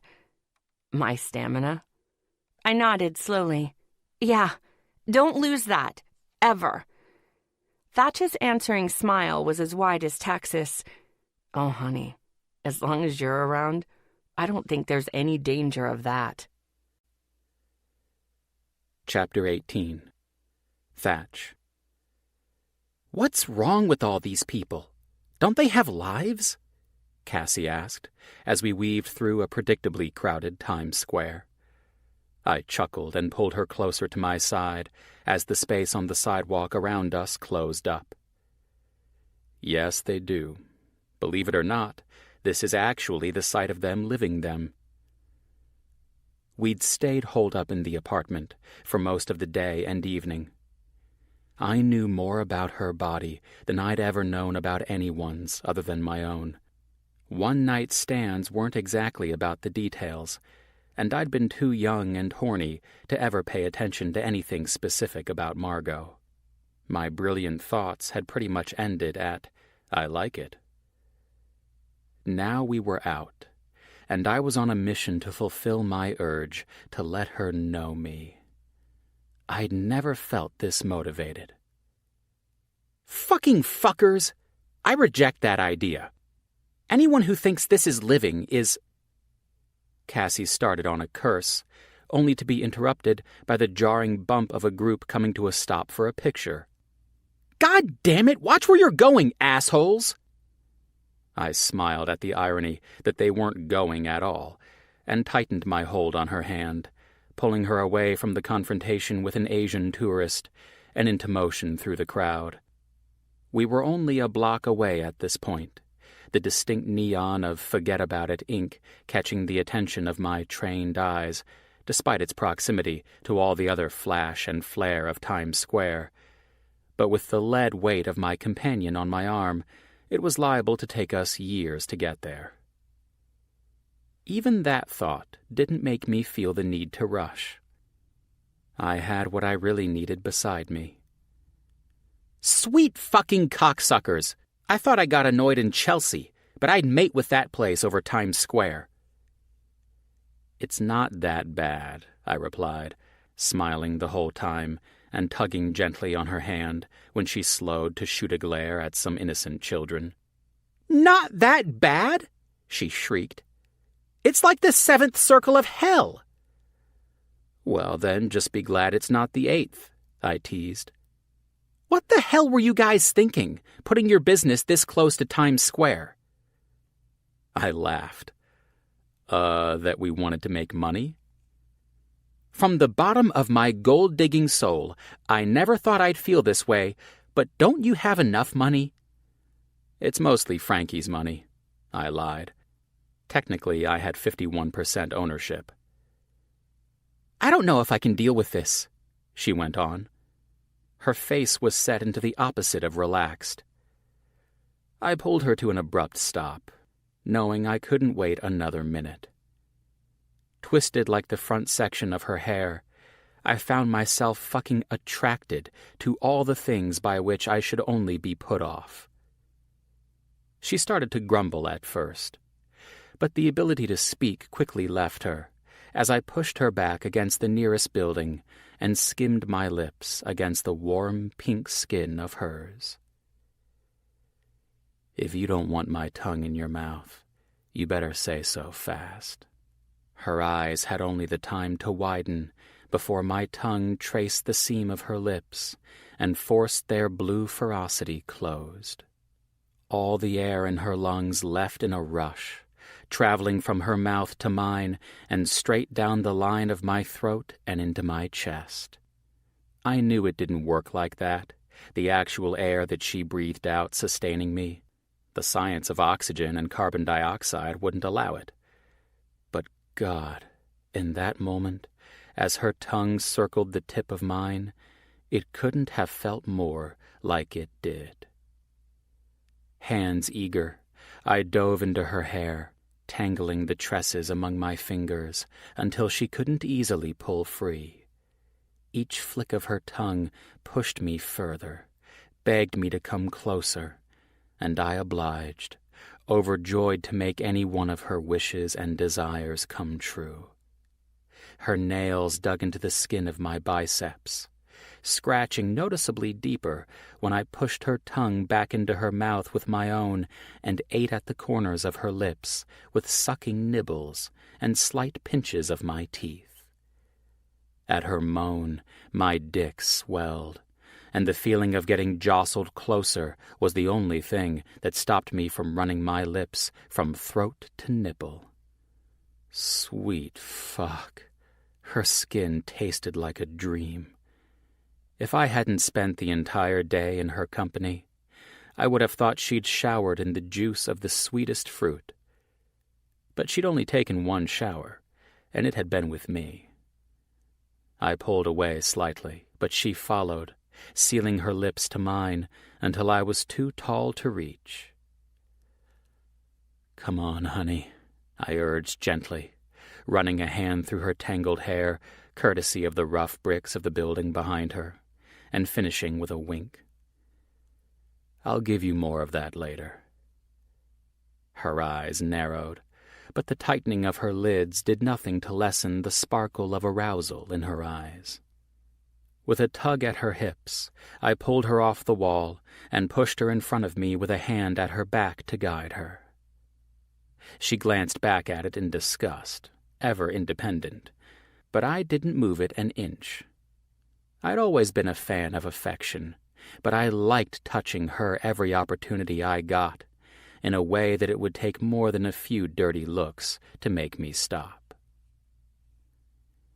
When we came to a stop in front of the building, I watched as she looked up at the 2-story tall neon sign and stared. "This is it." She nodded. Not in disinterest, and not in a "you're an idiot" kind of way. No, the fire in her eyes was more proud than passive, and I had the strangest feeling of growth in my chest. I'd obviously done my fair share in the world of business, but most of it had been born of natural talent rather than interest. This, however, was something that came straight from my heart. It was Frankie's livelihood, but it was my home. I felt comfortable here in a way I didn't really even understand. But she looked like she did. I wanted desperately to see through a window into her mind. Maybe then I'd be able to understand if she was feeling all of the things I was feeling. What started out as a game of pranks and a constant battle of wills had turned into something that didn't feel superficial at all. Somewhere along the line, the playbook had changed for me. I didn't understand the details of how I'd gotten here, and I had no idea if anything had changed for her, but I knew to my soul that I wanted more. Of her laughter, her attitude, her ability to keep me on my fucking toes, the way she lived her life. I was nearly insatiable for all of it. All of her. "Come on," I called, bringing her eyes from their exploration to me. "Let's go inside." The bell over the door rang as we stepped in, and Frankie's eyes came up from the portrait tattoo he was working on in the open station in the back. We had private rooms, too, but when Frankie was working by himself, he stayed up front to keep an eye on things. He gave an interested nod, seeing as bringing a woman here was pretty much the exact opposite of my normal routine, but then went back to it. Come to think of it, I'd never brought a woman here. Something about everything it meant to me had stopped me. I'd never even considered not bringing Cass here tonight. My eyebrows pinched together involuntarily. I wasn't quite sure why that was. "Wow, this place is fantastic," she spouted, her eyes bouncing from one piece of artwork on the walls to the next. Some of them were mine, but I wasn't quite ready to tell her that yet. "Yeah?" She nodded enthusiastically and hiked herself to sitting up on the counter. I smiled at her no-cares attitude. No one else I'd ever met would blatantly jump up on the counter of a business without permission. Her gaze moved around, but when it came back to me, her face was reminiscent. "I actually thought about opening my own photography studio when I was younger, but Georgia talked me out of it." I stepped forward and pulled her legs apart to stand between them. "Why's that? A studio sounds cool." She laughed and shrugged before rolling her eyes. "It probably had something to do with the fact that I wanted to call it Let Me Shoot Your Kids." Frankie and I laughed. Cass and I both turned to look at him now that we knew he was listening. His green eyes sparkled, but he feigned concentration on his work. "What about you? A tattoo parlor and Jesus, what do you do?" I shook my head and smiled. "A financial consultant." "That means next to nothing to me. I'm assuming there are numbers and money involved?" "Am I like the Chandler Bing of the group? Nobody knows what I do?" She shrugged shamelessly. "At least you're taller." "Oh yeah, thank God I'm taller," I joked. "So how'd your business portfolio become so diversified?" She bounced her brows as if to say, "See, I can speak work jargon." "Well, I went to college with the idea that I needed to do something respectable." "An interesting concept for you," she teased. I pushed forward as though she hadn't spoken, but I smiled and squeezed at her bare thighs. Fuck, her skin was like quicksand. I could get lost in it for hours. I shook my head slightly to bring back my concentration. And, well, it turned out I was really good at it. Kind of a savant with numbers. "An idiot savant," she said with a smile. "Right," I agreed. "It's starting to make more sense now," she said and smiled, but I didn't take the bait. "Once I started to make a lot of money, I got bored." She shook her head and swung her legs at my sides. "Oh man, that sounds familiar." "You too?" I asked, to which she answered earnestly, "Always." Well, I had the cash to invest in things I was interested in. A lot of property and small businesses trying to get off the ground, that kind of thing. "So you opened this?" "Nope," I corrected with a smile. "Frankie opened this place. I just stepped in as an investor about 4 years ago." "You're obviously more than a silent partner, though." I shrugged. I liked it, and Frankie liked having the help. "Sure did," Frankie yelled from the back, again confirming shamelessly that he was listening to every word we said. Cassie smiled, lips and eyes and the apples of her cheeks all falling victim to her amusement, as her hair flipped effortlessly over her shoulder. She pushed me back slightly so she could tuck her foot under her ass and leaned onto her hand, and I couldn't help but notice that she looked comfortable here. "Get us some fucking food, T," Frankie called from his station. Cassie joined in enthusiastically. "Seriously! And make it a pizza, pineapple and ham." "Don't I get a say in this?" The two of them glanced briefly to one another before turning back to me and speaking in unison. "No." I grumbled. But what I didn't do was tell them to fuck off. It was just us, no clients to speak of, and I was liking being with both of them. Knowing it'd take nearly a year for a pizza to be delivered to this location at this time of night, I considered going out to get it myself.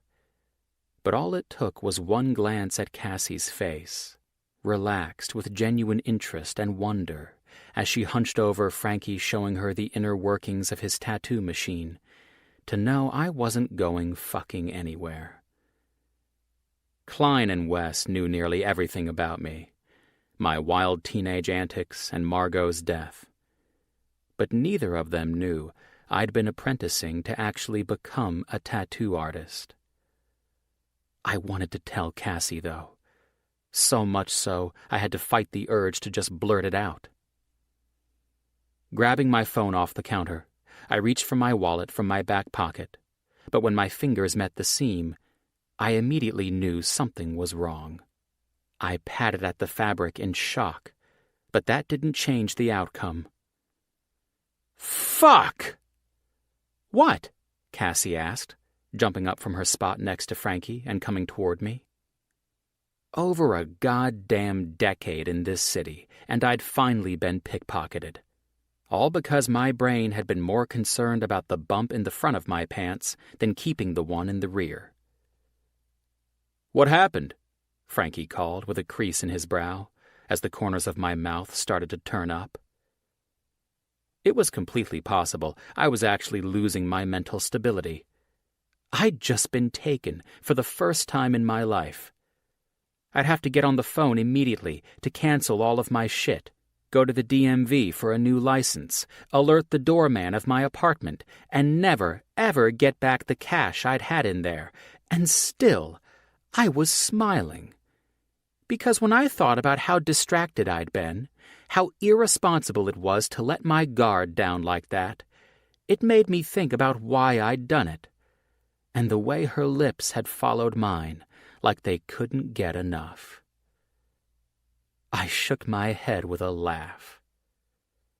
"Somebody stole my wallet." "What?" Cassie shrieked, and Frankie's brows pushed even closer together. "How'd that happen?" Frankie asked. I looked to Cassie's face, and didn't even try to stop the smile on my own. I guess I was distracted. She blushed, something I didn't even think was possible when it came to her. She was not the kind of woman who dissolved into a puddle of embarrassment or should-haves, and she never apologized for anything. But she'd felt the same thing I had. That much was more apparent than ever, and the only thing that could make her flush like that was the unexpected. I knew that was true, because the same was true for me. "I guess rule number 12 should be no kissing in public," she said with a quick glance at Frankie, as she hopped onto the counter in front of me. I just shook my head. No way. Come on, Thatcher. The rules need a good, solid foundation, and it seems like this one is warranted. I'll burn the whole house of rules down. No rule number 12. "Not ever?" she asked with faux seriousness. I couldn't find it in me to care that she was mocking me. "Nope. It'll be like the 13th floor of buildings. It just doesn't exist." "Is it because you're afraid of it?" she teased. I shook my head. It's because if that rule exists, it'll only be as a literal example of made to be broken. Why waste the paperwork then, huh? Exactly. Chapter 19. Cassie. Me. Rule number 25. Don't use my body wash. Thatch. But what if I'm using it on you? Me. Are you asking for shower sex, Thatcher? Thatch. I'm not asking, honey. Me. Oh, T's going all alpha male. Will Sir spank me later, too? Thatch. Only if Mistress Cassie begs. Me. On my knees? Thatch. You're making me hard. Me. Considering a fucking breeze could get you hard, this is not surprising. Thatch. You make me hard. All the fucking time. Me. Charming me with your snake? Thatch. What can I say? I have my sweet moments. Thatch. What are your plans today? Can you do me a favor? Me. Nothing major, just editing some photos. You want another office blowjob? Thatch. Yes, but let's put that on the books for tomorrow. Today, I've got something else going on. Me. And what's that? Thatch called my phone 30 seconds later. Well, hello, master, I teased. His deep chuckle filled my ear. Can you be flexible with your schedule today? I can probably work something out. What'd you have in mind? Well, I'm supposed to pick Mila up at 1 for a Central Park date, but I've got a last-minute investors meeting at noon that I can't skip out on. By the time I get out of this, it will only give me 10 minutes to get to Claire and Frankie's. You want me to pick her up and bring her to your office? I offered. I generally wasn't one to rearrange my schedule for a man, but Mila was an exception. I looked around Thatch's apartment. It wasn't like I had to travel from Guatemala to do it either. Next time you have the opportunity to spend time with Mila, you probably will be doing a shoot in Guatemala. The little voice inside my head told me. Don't pass this up. Do you mind? Mila is always waiting for me on the front porch, and I'd feel like a bastard for showing up 40 minutes late. I'll do it under one condition, I negotiated. I could tell he was smiling when he said, and what would that be? I'm driving your Audi. He laughed again. You can drive the Audi, but only if you promise to stick around and hang out with us today. Yeah, I would have done that anyway. No way was I driving all the way up there to get her and not get to spend the day with her. Aw, Thatcher can't get enough of me? Something like that. Okay, I'm in. Text me their address and I'll get ready to head out now. Thanks, honey. I hung up on the phone and saved the open files on my laptop before shutting it off. Even though I was on a deadline and would probably need to put in a 16-hour day tomorrow to finish up the pictorial I owed Men's Health, I decided Mila was more important. And, well, hanging out with Thatch for the day wasn't exactly a chore. Actually, I was finding it was the opposite. I really enjoyed spending time with him. He teased and flirted with me relentlessly, and he always found a way to make me laugh. Last night, I had come home to Thatch sitting in a bubble bath with my favorite exfoliating treatment smeared across his face. The fact that he had finished off a $50 bottle of face cream, that bastard's big head had some serious square footage, should have earned him a dick slap. But even I couldn't deny he had looked fucking adorable. So adorable, I'd stripped right out of my clothes and joined him. God, he was a creative motherfucker. And so goddamn much fun. I couldn't remember the last time I'd enjoyed being with someone so much that the tank never topped up. I always wanted more. His ridiculous smirk or stupid fucking winks, or the feel of his big body spooned around mine. No matter how much he did it, it never felt like enough. When in the hell had he become so vital to my daily life? It had to be the super cock, or his big hands. Or maybe it was his talented mouth. Yeah, it's none of those things, moron. This isn't a game anymore, my brain whispered. You're falling straight into the real deal with the charming ogre. I quickly shook off those thoughts and set my focus on less confusing things, like getting ready to pick up Mila. An hour later, I was pulling up in front of Frankie and Claire's sweet house in Thatch's sweet-ass ride. The Audi in question was red, a convertible, and drove like a fucking dream. Since owning a car in New York was generally more hassle than it was worth, it was nice to be able to drive on occasion, and the car made it that much nicer. I made a note to myself to find more reasons to borrow this car, or one of the others. The proud owner of several, he was no Klein Brooks in that department. Mila jumped up from the porch swing and came barreling down their front steps, sprinting toward the car before I had a chance to get out of the driver's seat. "Aunt Cass!" she shouted. "Slow down, Mila," Claire called behind her, following her daughter's lead while shaking her head in amusement. Mila didn't waste any time, opening the passenger door and hopping into the back seat. "Where's Uncle Thatch?" she asked, meeting my eyes in the rearview mirror. I turned in my seat to face her, taking in her current attire with tickled eyes.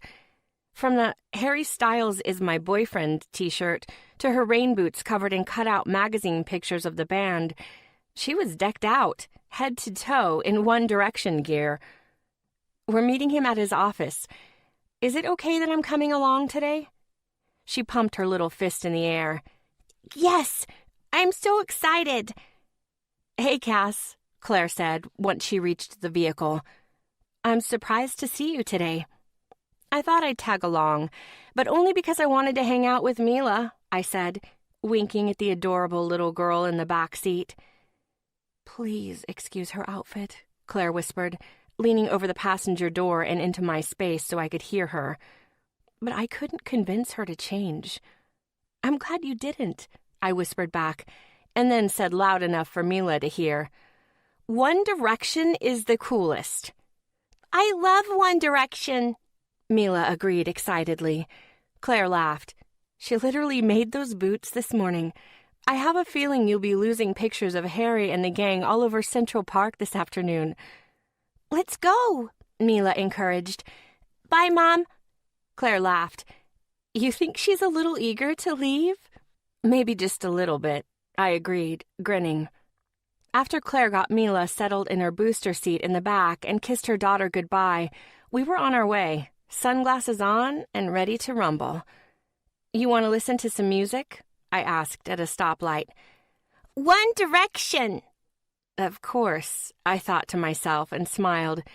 "You got it, girlfriend." I grabbed my phone and pulled up Spotify.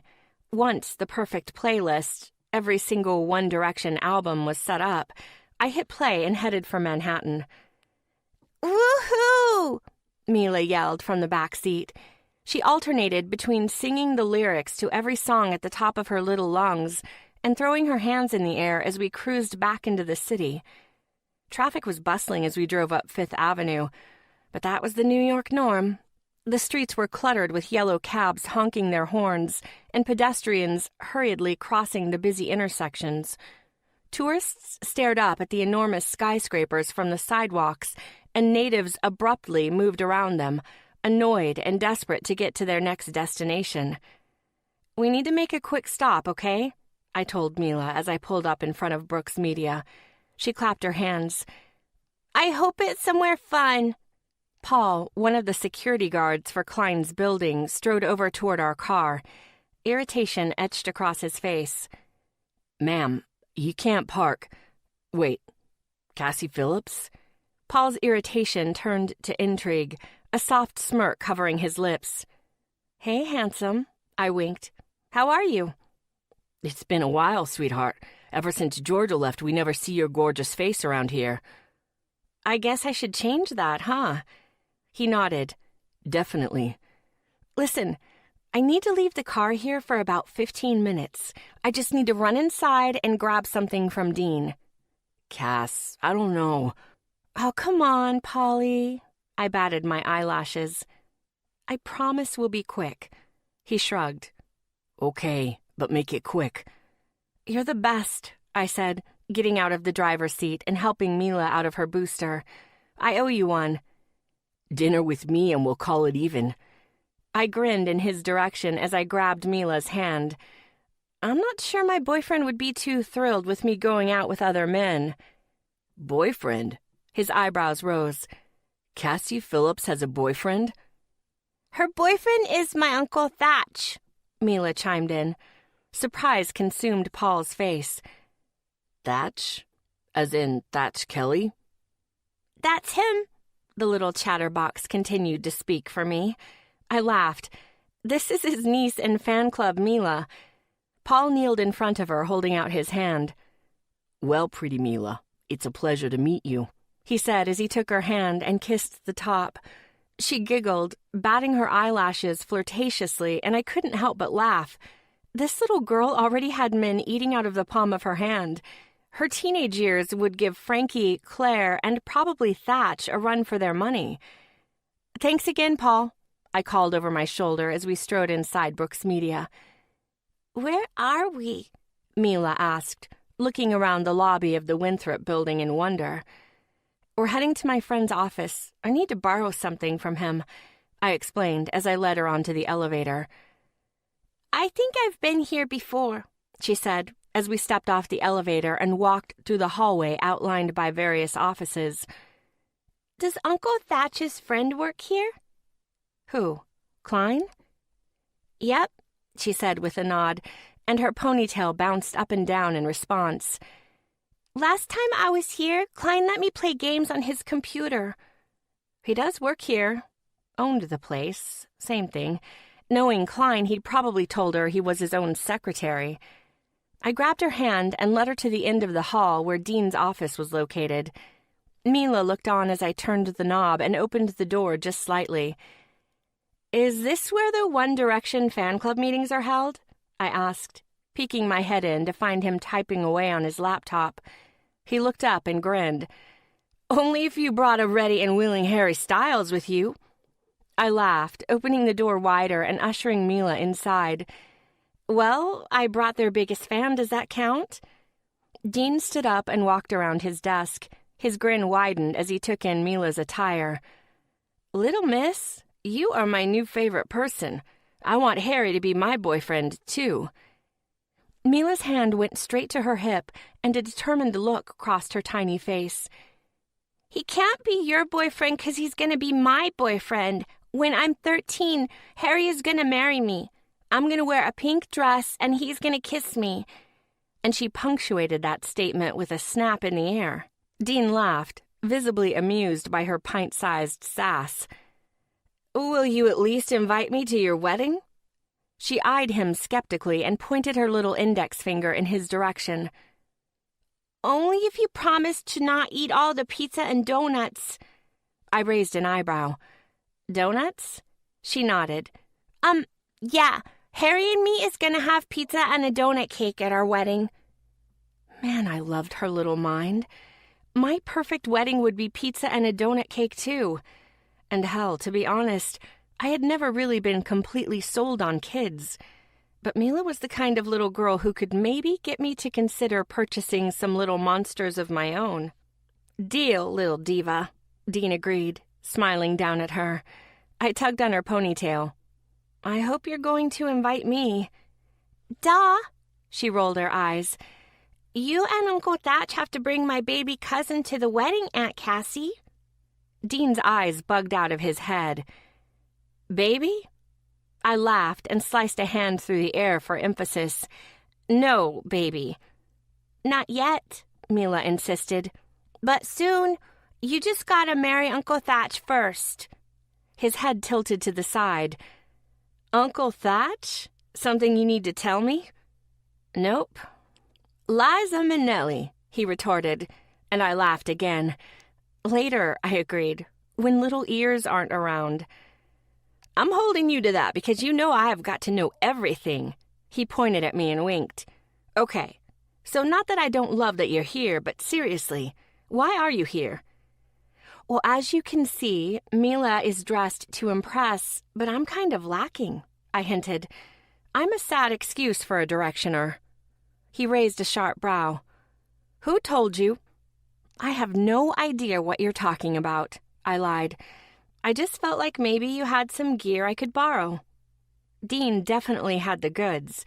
A few years back, One Direction had a tour stop in the city, and there was a pop-up store there for fans inside Madison Square Garden. Georgia might have told me Homeboy had cleaned out on anything and everything Brit boy band themed. "Don't ask questions and follow me," he said, striding out of his office. Mila looked up at me excitedly and pretended to zip her lips. A few turns through back hallways I'd never been privy to venturing later, he ushered us inside a storeroom on the other side of the floor. Once he switched on the light, The entire room looked like a teenage girl had vomited up her fandom. The walls were lined with posters. There was not one, not two, but 3 racks cluttered with clothing, and cardboard cutouts of the band stood in the corner. "Oh my God! This is so cool!" Mila jumped up and down. "I know," Dean agreed. "This is my favorite place in the building." "I'm shocked Klein lets you use this for your undying One Direction love." I glanced around the room while Mila helped herself to the racks of clothes. "We have an understanding." I raised an eyebrow, and it pulled one corner of my mouth up with it involuntarily. "You have an understanding?" He flashed a secret smile.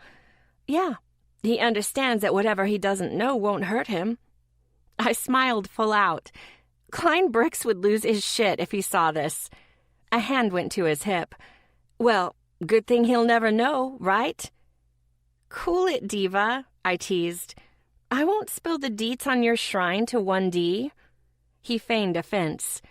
"Oh no, honey. You did not just call me a diva." "Oh, but I did," I said, walking over by Mila. "You're lucky I refused to corrupt the young and innocent. Otherwise, you'd be dealing with a full-on catfight, Cassandra." "Knock, knock," I announced as Mila and I opened the door to Thatch's office. He glanced up from his computer and a giant smile consumed his face. My chest grew tight at the sight of his radiating affection, and I inhaled a cleansing breath to ease the discomfort. Man, I probably needed to see a doctor. No one under 30 should be experiencing chest pain. Well, unless they dabbled in cocaine and attended drug-fueled raves on the weekends, which obviously I didn't. Although I could probably make good use of glow sticks with a naked Thatch. I'd rave all over his super cock, minus the drugs, of course. The man didn't need any performance enhancers.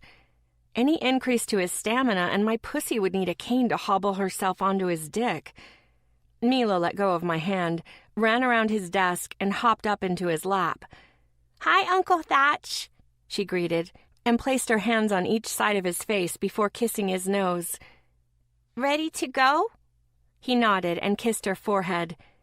"What's on the agenda today, sweetheart?"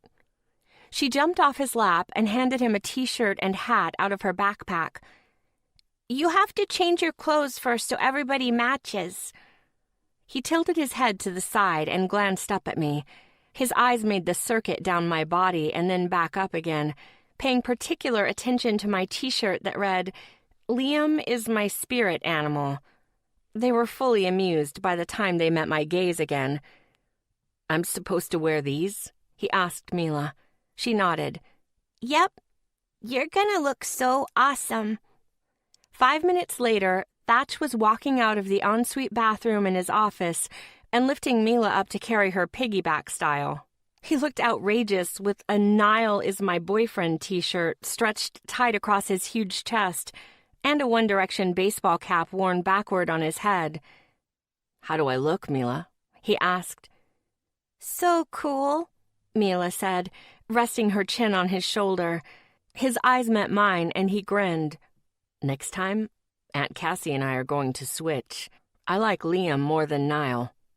"No way," I disagreed, running a hand across the words on the front of my shirt. "You'll have to fight me for this dreamboat." "I have no issues with wrestling you crazy," he winked. "Can we go?" Mila asked impatiently. "I'm hungry." Thatch grabbed his new wallet, keys, and phone and slid them into his pockets and managed it all with Mila still hanging from his back.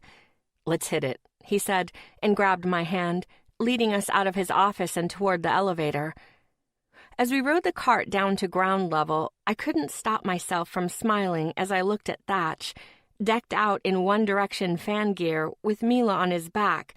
No man in his right mind would subject himself to this willingly. But Thatch wasn't a normal kind of guy. He was different, and I really liked his kind of different. Chapter 20. Thatch. "Call on line 1 from Mr. Sanchez," Madeline buzzed in as I closed the first quarter financial statement for Hughes International. They were a relatively new client, so I'd been scouring the details of their money management and hiring expenses and comparing it to their investment portfolio in an attempt to map out a new system of checks and balances.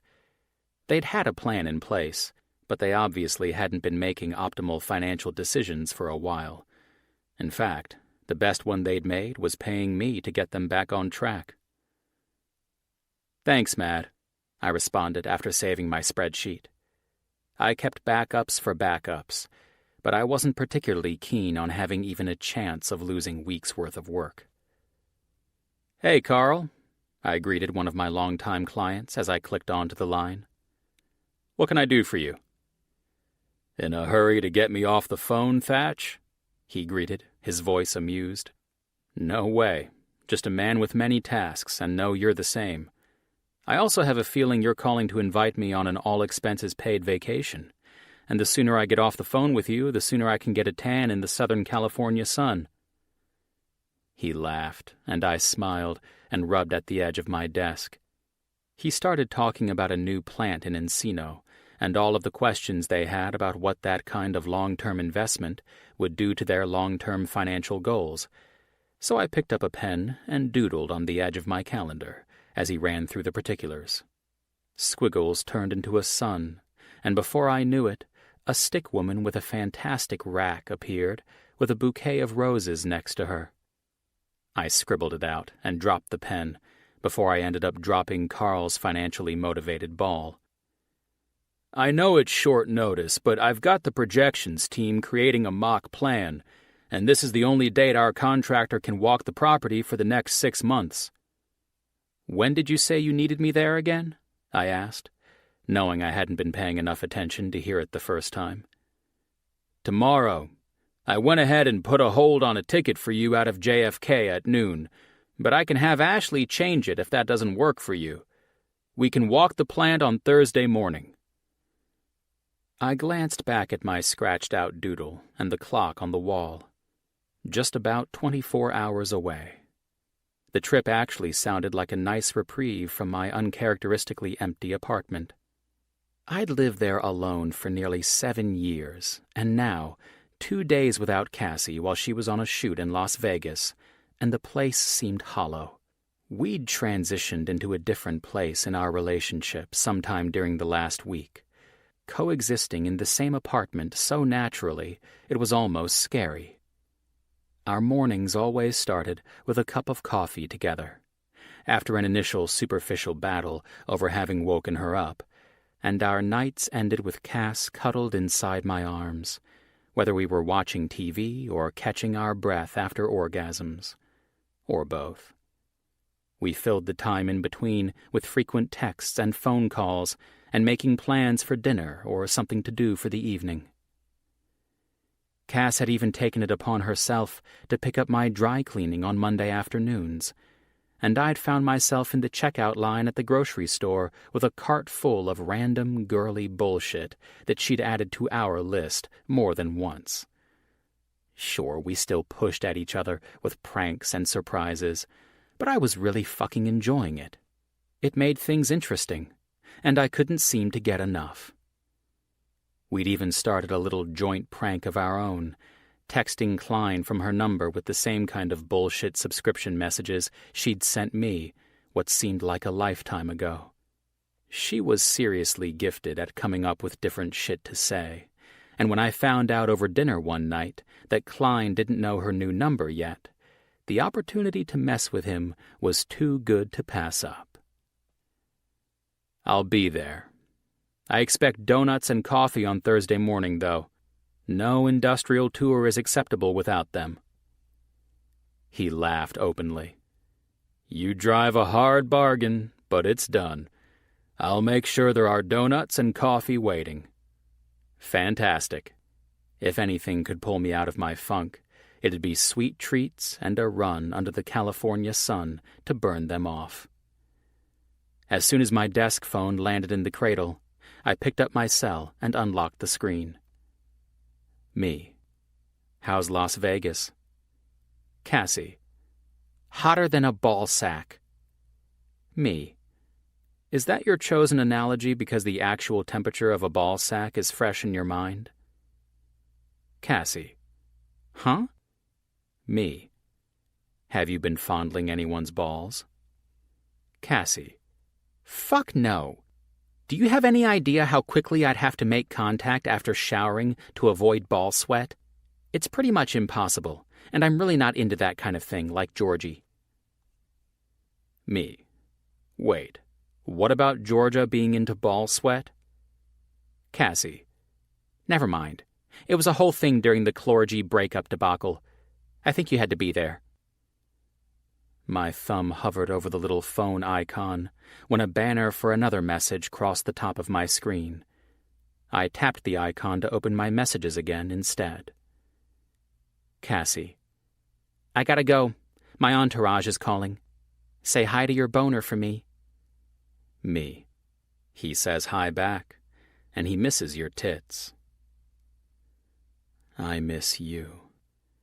I sighed and took a deep breath as I stared at my phone for an embarrassingly long amount of time before accepting there wouldn't be any more messages. She was busy working, the very thing I should have been doing, but my concentration was pretty much shot. There wasn't a snowball's chance in hell I'd be able to get my head back into third-quarter analytics and projections based off my suggested budget cuts and advertisement allocation for Hughes International. I considered calling Klein, but I knew he'd actually be working. I dialed Wes instead. He answered on the third ring. What's up? I spun in my chair to face the window.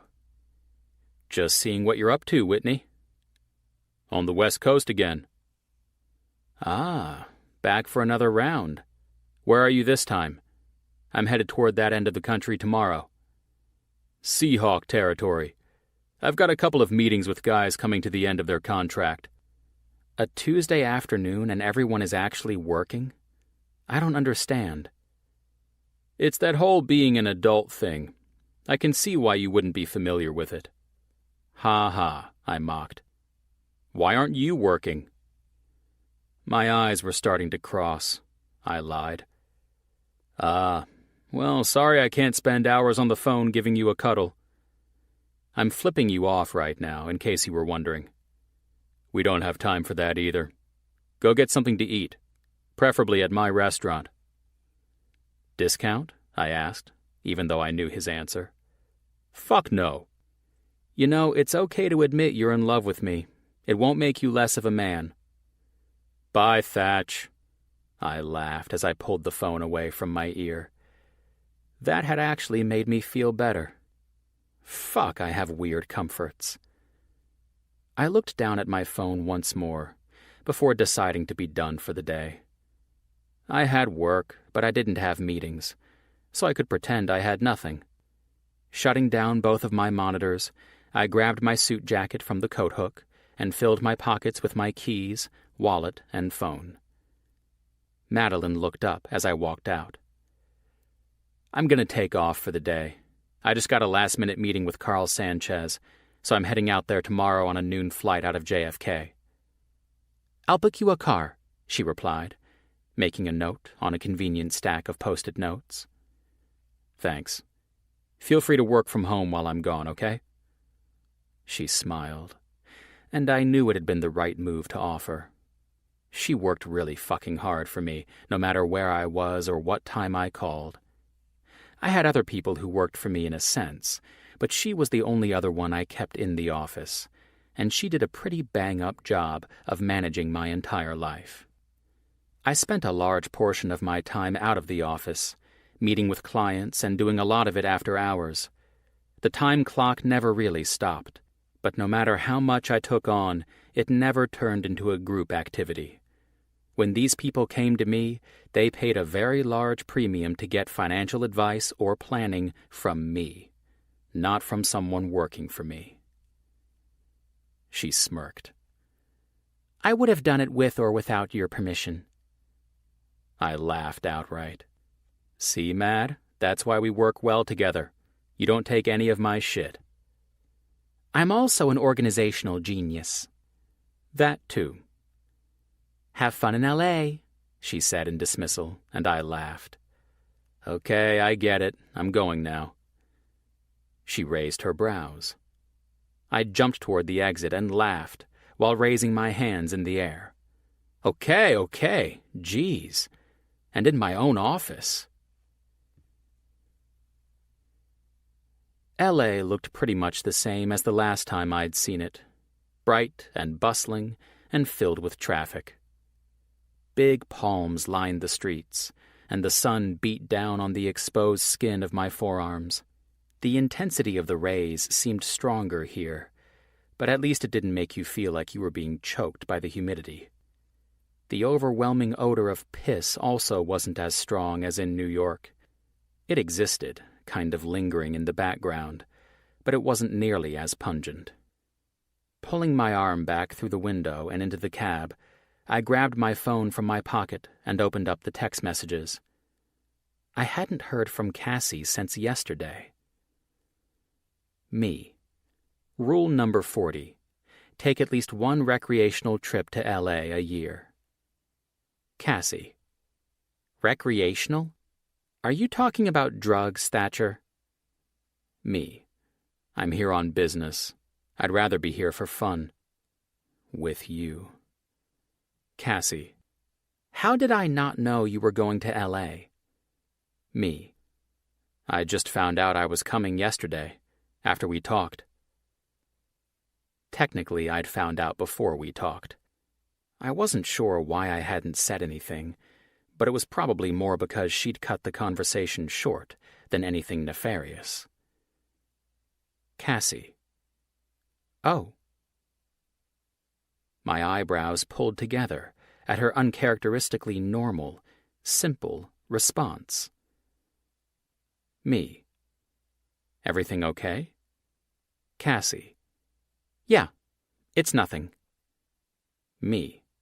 What's nothing? Cassie. Just my assistant. It's not really worth going into it. We had a little disagreement earlier today, but I think it's resolved. Honestly, it's nothing. It seemed like she was trying awfully hard to convince someone. I didn't know if it was her or me. Me. Call me. We can talk about it. Cassie. Thanks, but I can't right now. About to start shooting. Desperate to make her laugh, I typed out a message. Me. With your camera, right? I know how much you're dying to shoot some kids. Cassie. Ha fucking ha. The FBI is probably monitoring both of our phones now. Me. You better send a tit shot then. That'll save us. Cassie. Put your boner away, Thatcher. I smiled then, and started to type a message when her text bubbles stopped me. Cassie. Would I ever be able to manage your ego if I told you I missed you? I smiled, and typed the least funny thing I'd ever been excited to say. Me. I miss you too, honey. Chapter 21. Cassie. I needed a new assistant, that much was clear to me. Over the past 2 days, Olivia had started to show her true colors. Her motives for turning the tables were unclear, but whatever the reason, her professional attitude was sorely lacking, and she seemed to enjoy doing the exact opposite of everything I asked. When I'd needed the lights dimmed, she had blinded everyone on set by making them fluorescent. When I'd asked her to let 2 of the male models know we'd changed their shoot time, she had made sure their arrival was 2 hours later than I needed. If she could break it, she would, and she did. And I was beyond tired of her shit. Normally, I wouldn't sweat something like this. I'd just fire her and be done with it. But this was a girl I had generously taken under my wing and shown the ropes. She'd been with me for more than a blip in time, and I had given her an all-access pass into my career in hopes that it would help her once she started to establish herself. Obviously, that had been a big fat fucking mistake. Olivia was a user. Rather than utilizing what I'd offered respectfully, she had chosen to try to screw me over. I'd found out from one of my close friends at Men's Health that she had already started reaching out to my contacts and worming her way into their good graces. The girl appeared hell-bent on destroying me and then taking my career. I hated that this was bothering me as much as it was. I hated that I was letting this cunt get the best of me. And I hated that I'd even tried to make nice with her yesterday. I should have kicked her lying ass to the curb and been done with it. I plodded through my hotel suite at the Wynn and grabbed my phone off the nightstand. As I stood in front of the floor-to-ceiling windows with the view of the Vegas Strip, I wasn't real sure what to do with myself. I felt pathetic. I mean, fuck. I was in Vegas and I was holed up inside my suite. I should have been out on the Strip, grabbing a drink, playing a little blackjack, basically anything but moping around like a sad sack. The desert sun shone down across the concrete utopia. Glittering rays bounced from one ornate building to the next. And instead of thinking of something fun to do, all I could think was, I wish Thatch were here. Maybe that line of thinking should have surprised me, but it didn't. He had barged his way into my life. Or maybe I'd barged my way into his, and I wasn't sure if I ever wanted him to leave. Thatch just made everything better. Which was crazy. He should have made things worse. He was loud and obnoxious and couldn't stay serious for more than a minute. He made a career out of bugging the hell out of me and spent most of his day sending me texts requesting tit pics. But damn, that man, that crazy fucking lunatic, I liked him. I tapped the last number in my call log and it rang 2 times before his husky voice filled my ear. What are you doing, crazy? Thatch was smiling. I could hear it in his voice. Just finished having lunch with a few strippers from Spearmint Rhino, and now I'm about to head into a brothel. You know, the usual Vegas shit. Just fitting in a little sightseeing, then? Yeah, you know that saying, what happens in Vegas stays in Vegas.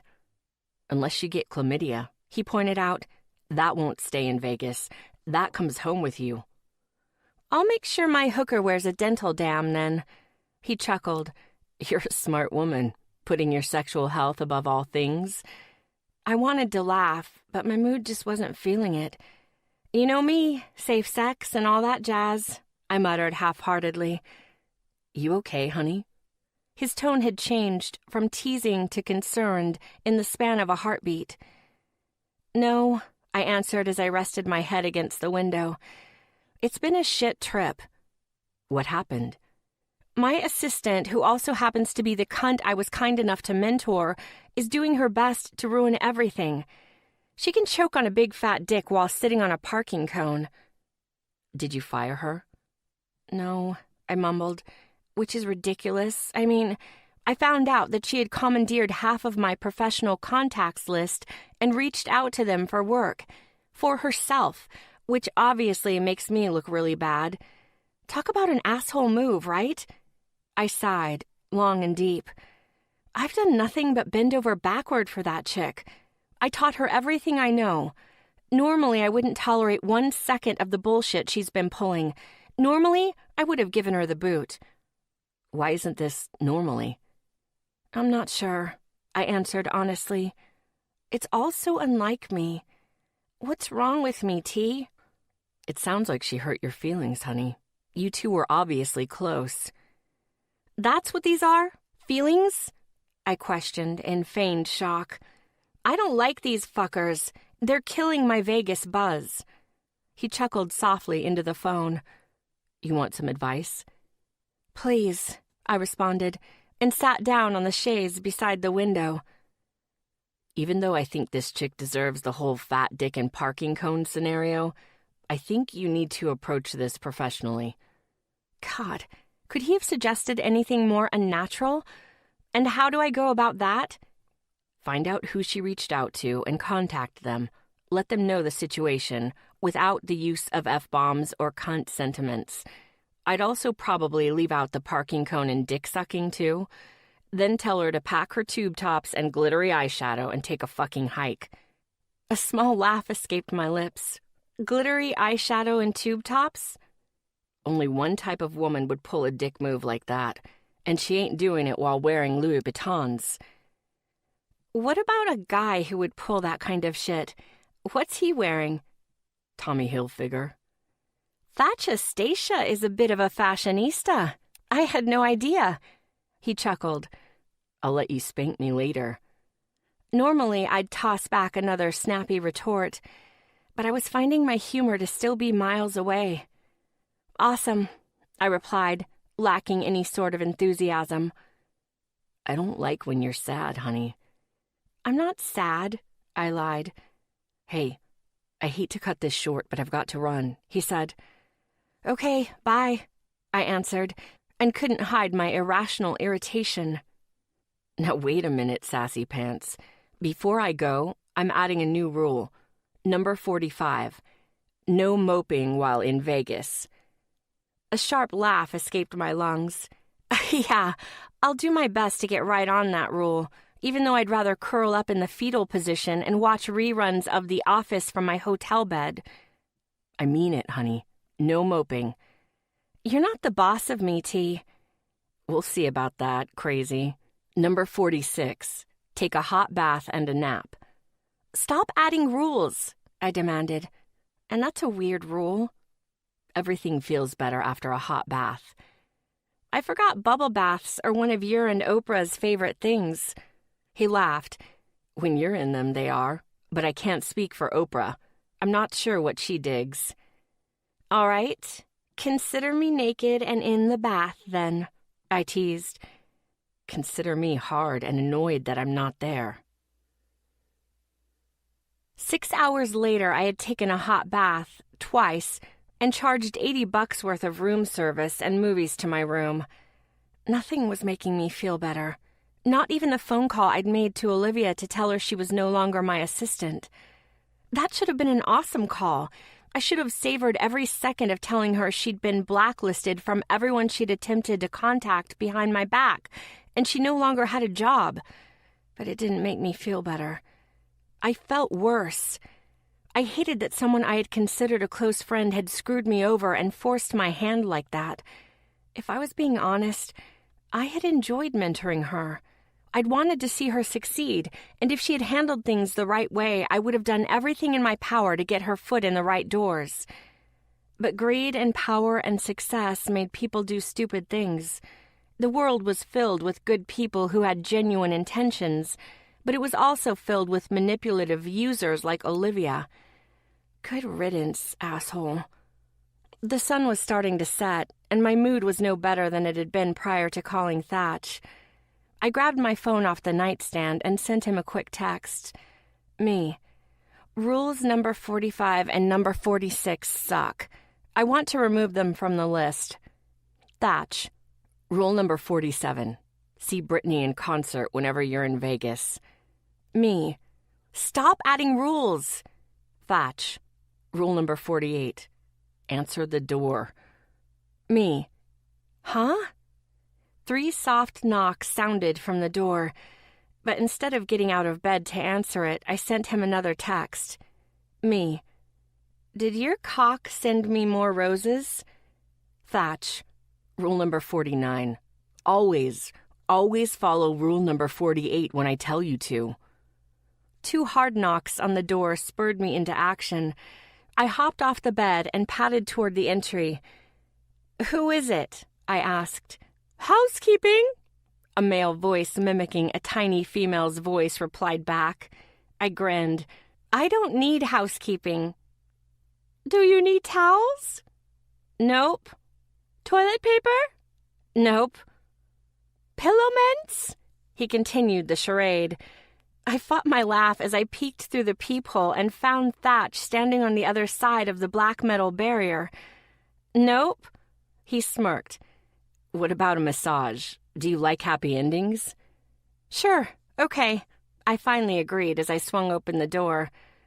And there he was, standing in front of me in all his handsome glory. His brown eyes gazed into mine as a giant grin consumed his face. I had the overwhelming compulsion to burst into tears and maniacal laughter at the same time. You flew all the way from LA to give me a massage? He shook his head. I drove, actually. There weren't any last-minute Vegas flights available. You drove? Yeah, he confirmed, his voice dropping to an even sexier level. I drove all the way here to cheer you up. So are you going to invite me in? I launched myself at him and wrapped my arms and legs around his body like a little monkey. I buried my face in the crook of his neck and savored the smell of his cologne and the inherent scent that was only Thatch. God, I hadn't known how much I wanted him to be here until he was actually here. What about your meetings? I mumbled into his skin, unwilling to let go of the hold I had on him. He squeezed his arms tighter. I only needed to be there for the walkthrough I did this morning. I can work on the rest from home. You're fucking insane, I whispered into his ear. Thank you for this. You're welcome, honey. He held me tight and carried us inside my hotel suite. Did you take a hot bath and get a nap? He asked as his long legs crossed the room. He sat down on the bed and adjusted me so that I was straddling his lap, making my hotel robe fall open slightly. I nodded. 2 baths, actually. He smirked and ran a finger along the swells of my breasts. Did you fire your assistant? I nodded and breathed a little faster. Are you ready to have some fun with me in Vegas? I shrugged as my fingers found the nape of his neck and played with the edges of his hair. Depends on what you have in mind. My eyes followed his as he glanced down at his t-shirt. It's Brittany, bitch. He winked. Rule number 47. Fuck. I haven't had time to enter all of these into my phone. I struggled to remember for 2 seconds before it clicked. You're taking me to see Brittany? I shouted and hopped off his lap. Don't fuck with me, Thatcher. Don't you dare fuck with me right now. I pointed an accusing finger in his direction. He laughed and slid his hand into his back pocket to pull out 2 tickets. He held them up for my excited eyes. I snatched them out of his hand and made sure they were real. Holy shit! These are like front row seats, I exclaimed as I danced around the suite. How in the hell did you manage these? I've got friends in high places, he said with a boyish grin. Good surprise? Fantastic surprise. I threw myself at him, forcing us to fall back onto the bed in a tumble. You're so getting laid tonight. His playful eyes met mine as his hand slid into my hair and pulled my mouth in for a soft kiss. The kiss turned heated, and it was Thatch who pulled away with a groan. I hate what I'm about to say, but we'll have to take a rain check on the sex, he said as he lifted me to a standing position.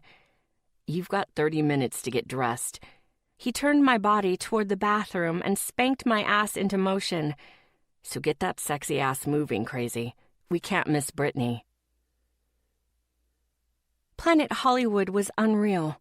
So many shops filled the glitter floor-lined hallways that led to the actual theater within the hotel. After buying me a matching It's Brittany Bitch t-shirt, Thatch carried me into the venue on his giant shoulders, shouting random things like, I hope she plays Hit Me Baby one more time, until we reached our seats. Women stared, I laughed, and the giant ogre never faltered in his ability to not give a single fuck what anyone thought of us. We were a pair, a loud, outrageous as fuck pair. It was awesome. Fans screamed around me, and I joined in relentlessly. I was in my element with all the other diehards, watching Britney Spears shake her little ass and hypnotize the audience on stage with her sexy dance moves and catchy lyrics. As she finished up a hot rendition of I Wanna Go, I glanced up at Thatch, who appeared to be enjoying himself as much as I was. He looked outrageous, sticking out like a sore thumb. His large frame, still clad in a Britney tee, towered over everyone in the audience. He was one of the few male attendants for the night, but in true Thatch fashion, he didn't care. He sang when he knew the lyrics, and he danced like a lunatic during each song, often grabbing my hips and grinding against me playfully.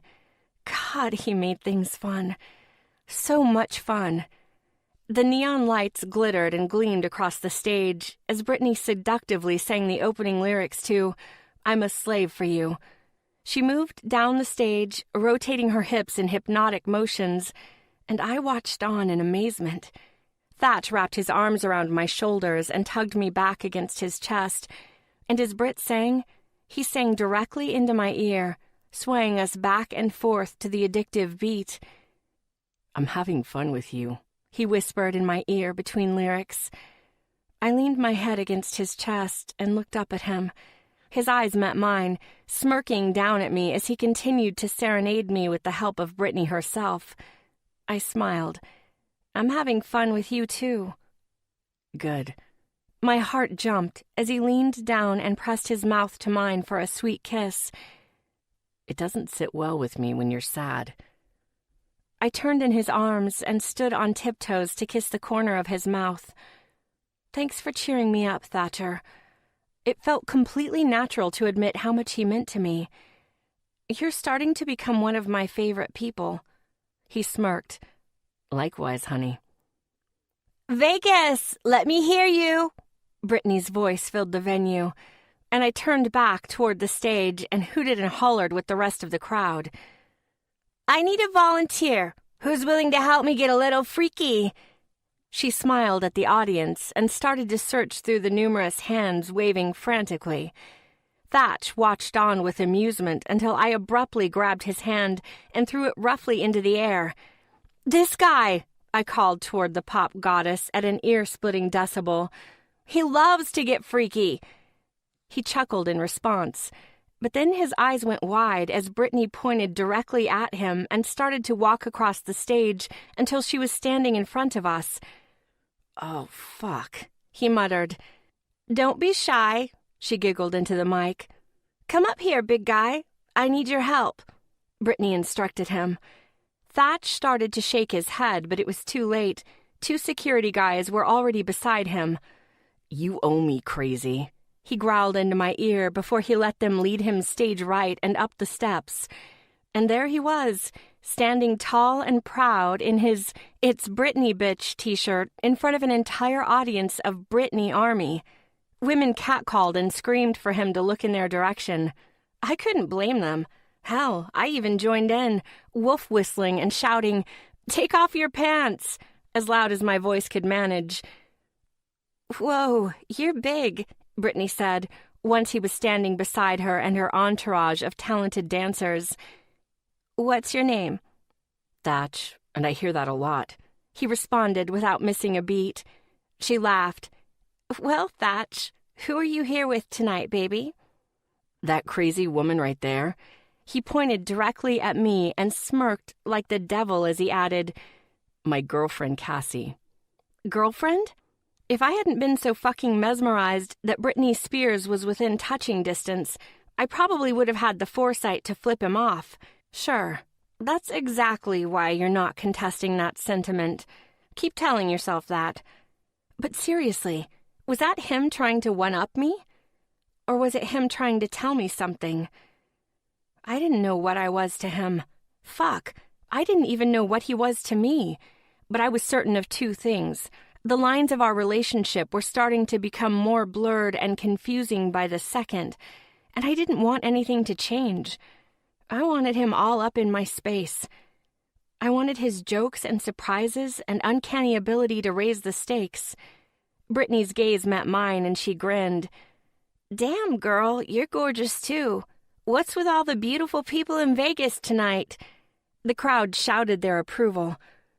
"So, Thatch," she said as her dancers moved around him and started sliding something over his neck, "would Cassie say you're a naughty boy?" Where most guys would have been dying from embarrassment, standing up on stage while wearing a shirt with Brittany's face, Thatch did the complete opposite. He just chuckled and answered, "She sure as hell wouldn't say I'm nice." I bit my lip as the crowd lost their fucking minds, shouting proposals and innuendos so loud I had to cover my ears to dull the roar. Brittany laughed as Thatch met my eyes and shrugged at the attention. "Let's get freaky, Vegas!" Brittany shouted as the beat of Freak Show pounded from the speakers. My gaze followed the dancers as they crowded around the sexy ogre in the center of the stage. They rocked it out, dancing in sync with one another with gyrations and short flicks of their arms and hair to the sexy beat. I slid my phone out of my back pocket and started to record every second of this perfect, blackmail-worthy moment. A giant grin consumed my face as Thatcher Kelly became a prop at a Britney Spears concert. I wolf-whistled as the dancers led him by a harness leash across the stage, and he followed on his motherfucking hands and knees, crawling across the stage until his leash was handed off to the pop diva herself. Britney led him down the center platform, and he followed without an ounce of shame or embarrassment on his face. He was urged to his feet by the dancers and moved toward the center of their freestyle circle. And that's when Thatch got freaky as fuck. My cheeks threatened to cover my eyes as I watched him grind and move with seriously impressive moves. God damn. Channing who? For a guy his size, he could get down, and I decided I'd need to test his reaction to Pony at some point in the future. His body moved in sync with the seductive beat, and every woman in attendance was screaming her excitement. He even obliged the woman stage left, who screamed for him to "Take it off, hot stuff." With a cocky grin, Thatch slid off his t-shirt and tucked it into the back pocket of his jeans. His muscular chest and ripped arms shone beneath the spotlight, and the venue was filled with high-pitched screams. He danced, Britney sang, and by the end of the song, I was pretty sure the charming, sexy idiot had won over every female in attendance, including the pop princess. Rule number 50. Never volunteer me to go on stage unless you want some serious paybacks, was the first thing he said to me when he made it back to our seats. I laughed. Oh, get over yourself. You took your fucking shirt off. We both know you were enjoying every minute of that. He winked. Don't be jealous, honey. I'll take my shirt and pants off for you tonight. Cool the fucking ego, I teased, and playfully smacked his arm. He grinned and wrapped his arms around my shoulders, tugging my back to his chest. If you're a good girl, Cass, he whispered in my ear, I'll lick your cunt just the way you like. Crude? Yes. But did it turn me on? Of course. I looked up at him underneath my lashes and smiled. Deal. We stayed in that position until Britney finished the show. As the venue started to clear out, Thatch grabbed my hand to lead me out of our aisle, but I couldn't find the will to move my feet. I just stood there, looking around the half-filled room, while I tried like hell to wrap my mind around the night's events. I was overwhelmed, and it had nothing to do with Britney Spears or front row seats or getting a video of Thatch crawling across a stage on a leash. It was him. He was overwhelming me, but not in a bad way. It was in an all-consuming kind of way. I just couldn't believe he had done this. He'd changed his plans in L.A. to drive 5 hours to Vegas to cheer me up. And he hadn't just shown up and taken me to dinner. No, he'd pulled some serious strings for tickets to a concert I had been dying to go to. A concert I had maybe mentioned to him once that I had been wanting to see. But he'd remembered. And he hadn't hesitated to drop everything for me. He tugged on my hand again, but he stopped and glanced back when he realized I wasn't moving. You okay, honey? He asked. I shook my head. He stepped toward me. What's wrong? Nothing is wrong, I answered truthfully. I'm just overwhelmed by how right everything feels. Placing his fingers under my chin, he lifted my eyes to his. His eyes turned soft as his gaze locked with mine. Thank you for tonight. This was the sweetest thing anyone has ever done for me. He caressed the skin of my cheek with the stroke of his thumb. When it comes to you, I have an endless supply of sweet, Cassie. You're sweet for me and only me? I asked, without saying the words I really wanted to say. Be mine, only mine, no other woman, just me and you. Yes, he answered without a second thought before tossing back, You're good for me and only me?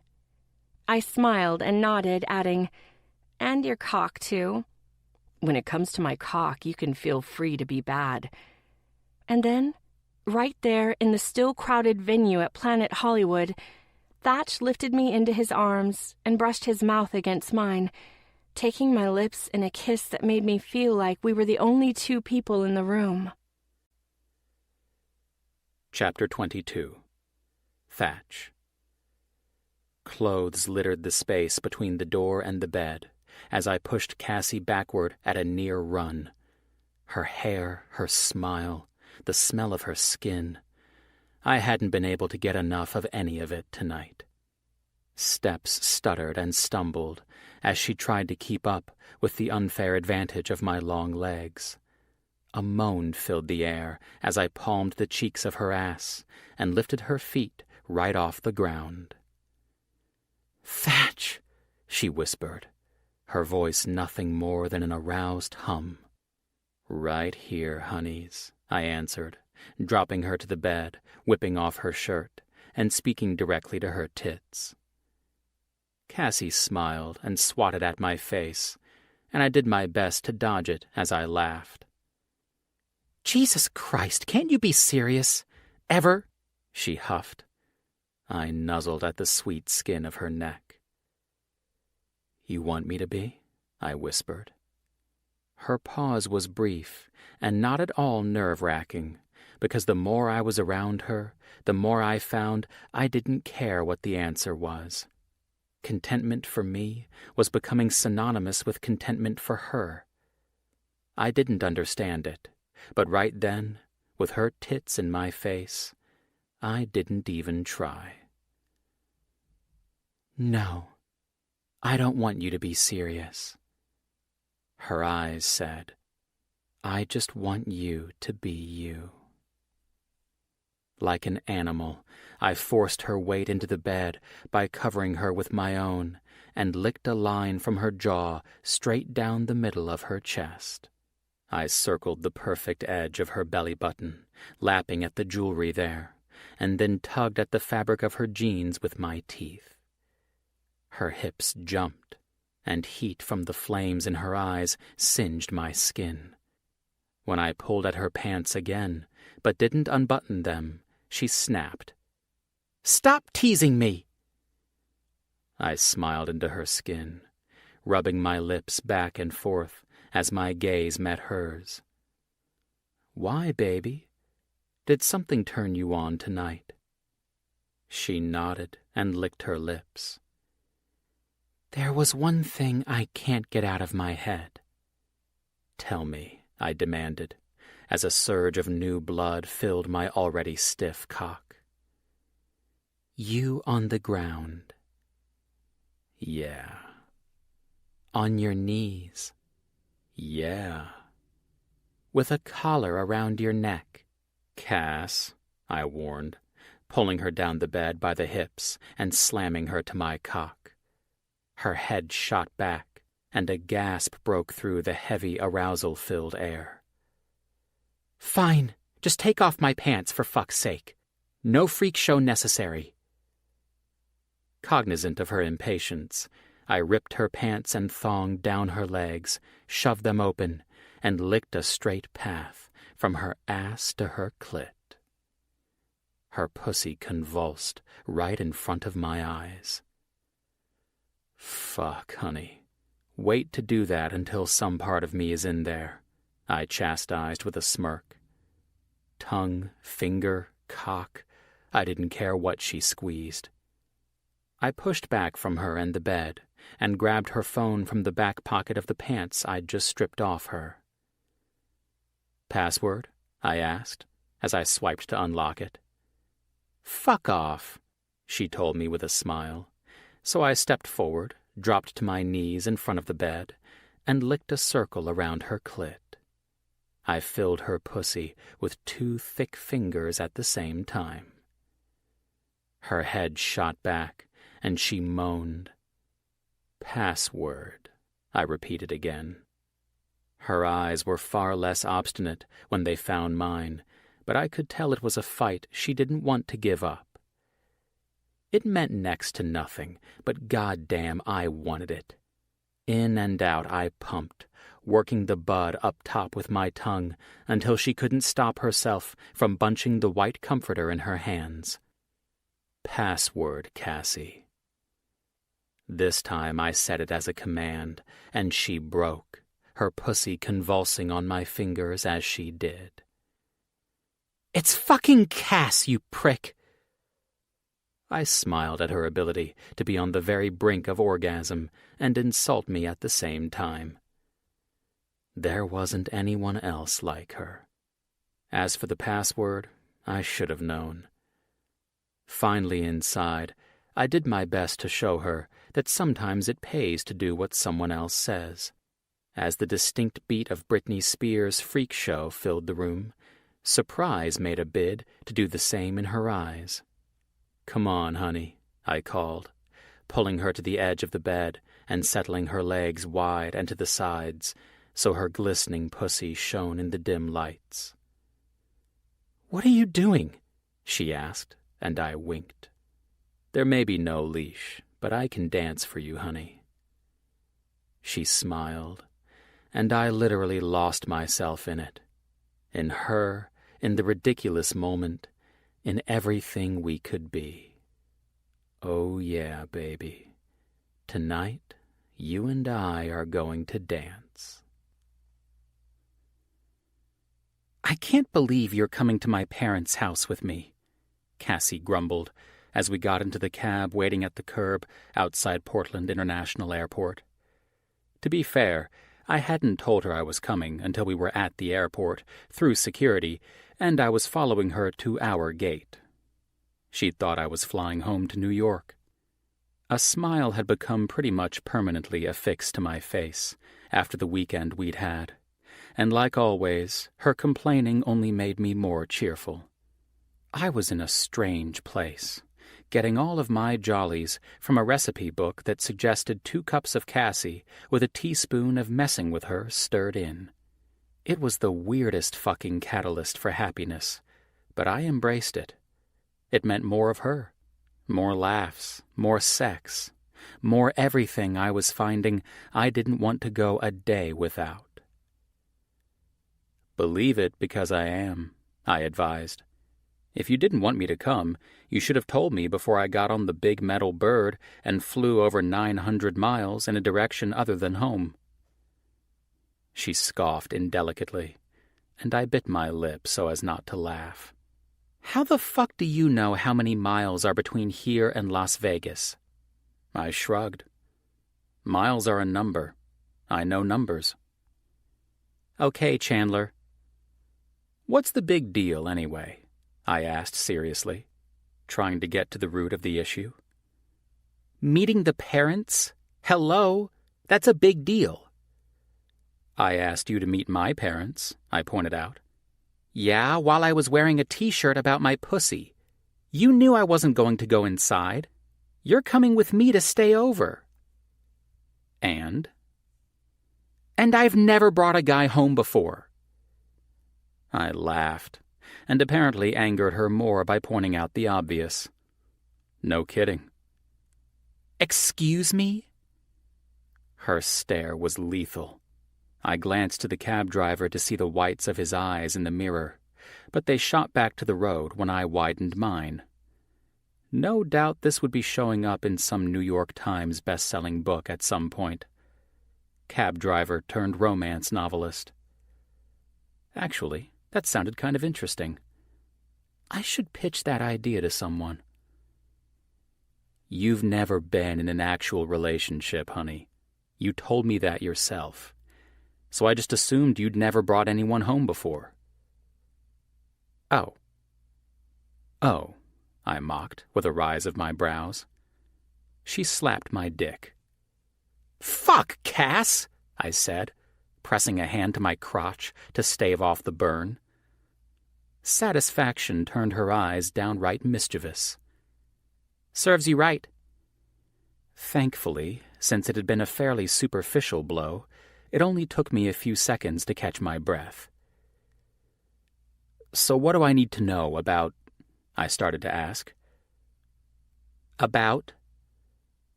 "Insert your parents' names here," I explained. "Oh, Diane and Greg." "Ah, Diane and Greg. And what do I need to know about them?" "My mom is on the local news." She commits that many crimes, huh? I teased.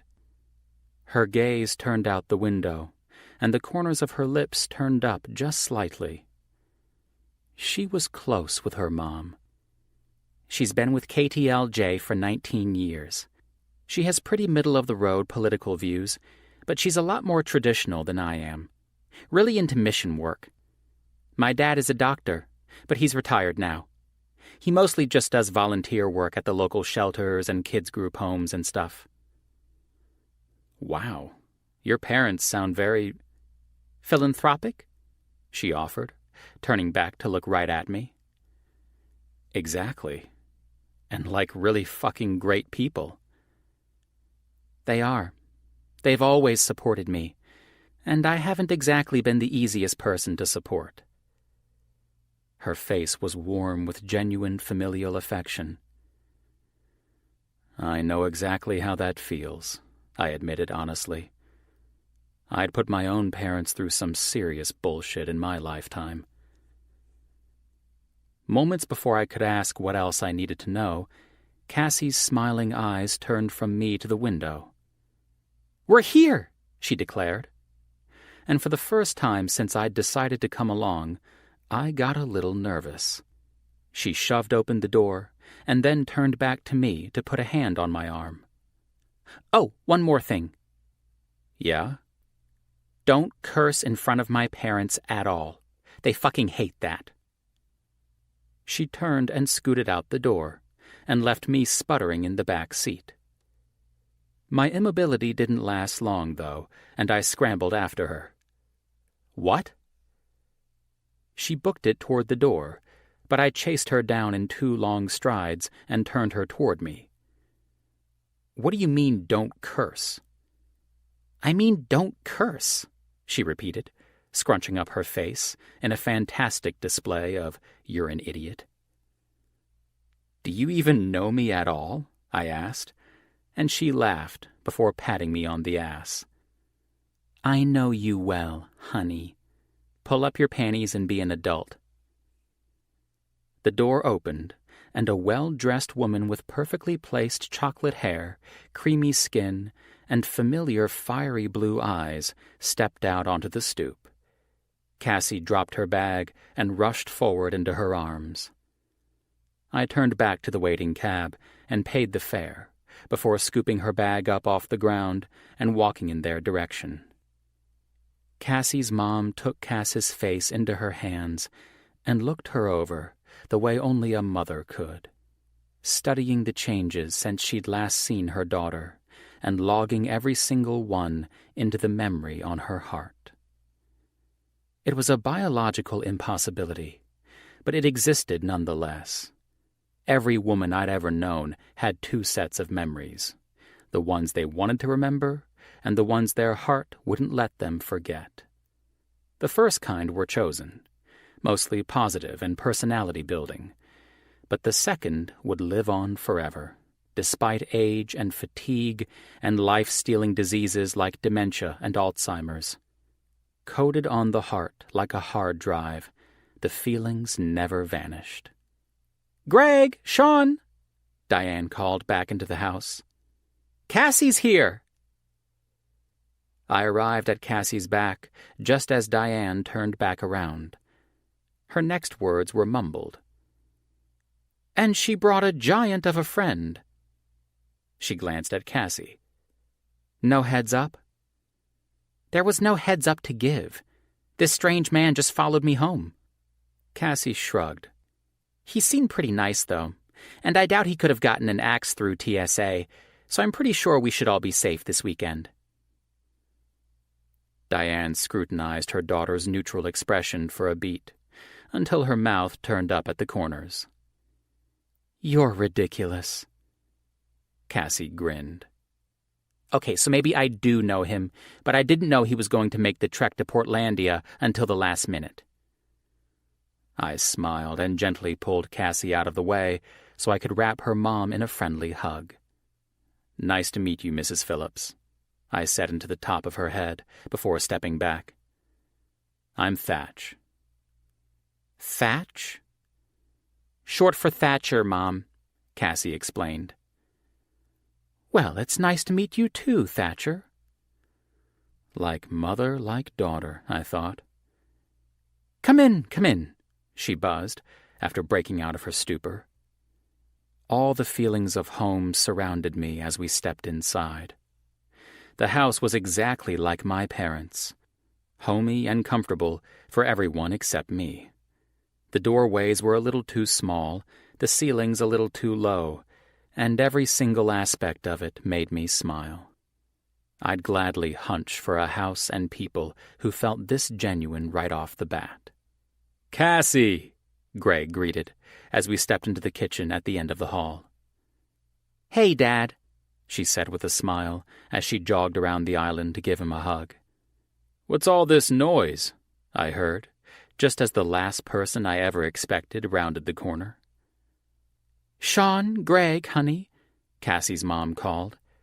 This is Thatcher, Cassie's boyfriend, I supplied, when Cassie stayed silent. Sean was the first to speak.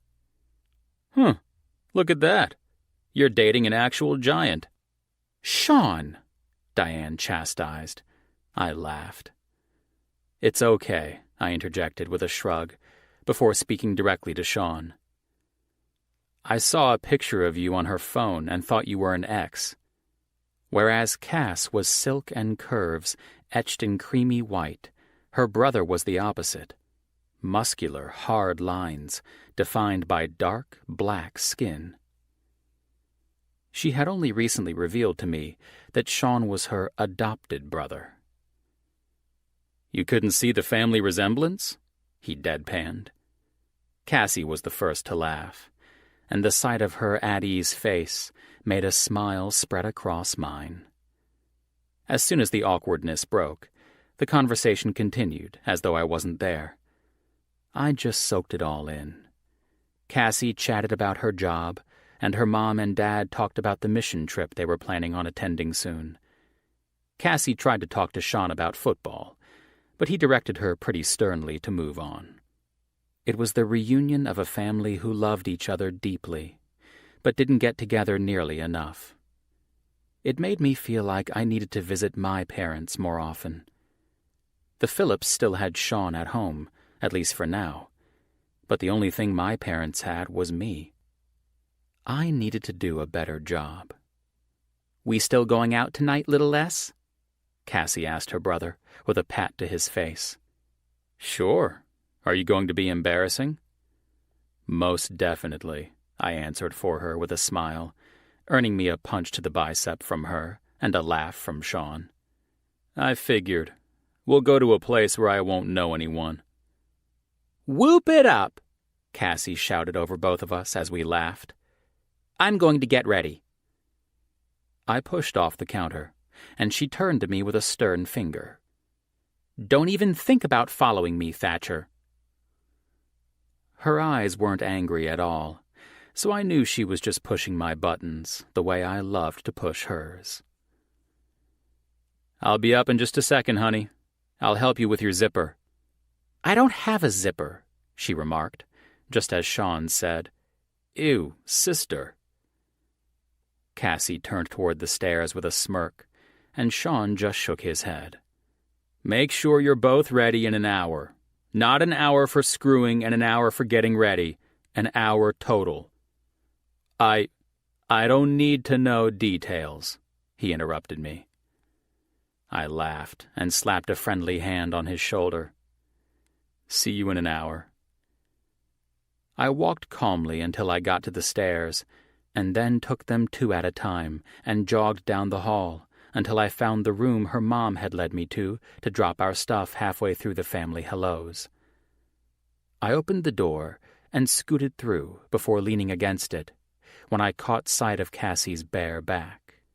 A bare back usually meant a bare front, and I couldn't wait for the moment when she turned around. I know you're back there, Thatcher, she called without turning around, as she lifted a foot up onto the bed and started smoothing lotion onto her thigh.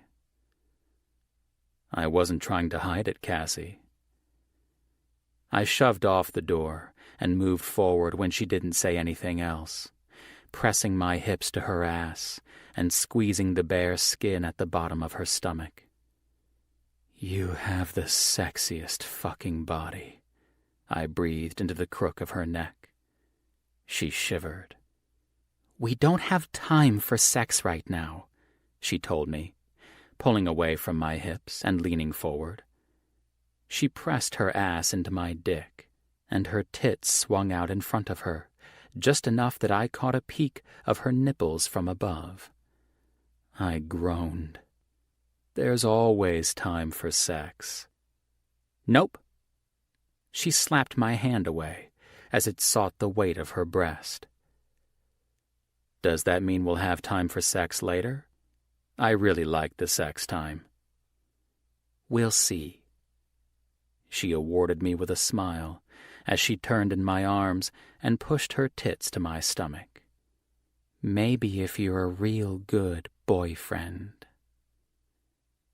I was wondering how long it would take for her to start exchanging that sentiment, now that I had. I had a feeling she was tossing that out there to test me, challenge me. But it didn't matter. I liked the sound of it no matter how it came, and I found myself wanting to set her up to use it even more. "I can be good. Can you?" She shook her head, pushed up on her toes, and nipped at the vein in my throat. "Not tonight, baby. I'm too good at being bad." "How many drinks has she had?" Sean shouted over the crowd noise and music. I watched as Cassie climbed on the stage and pulled a man in his 70s up with her.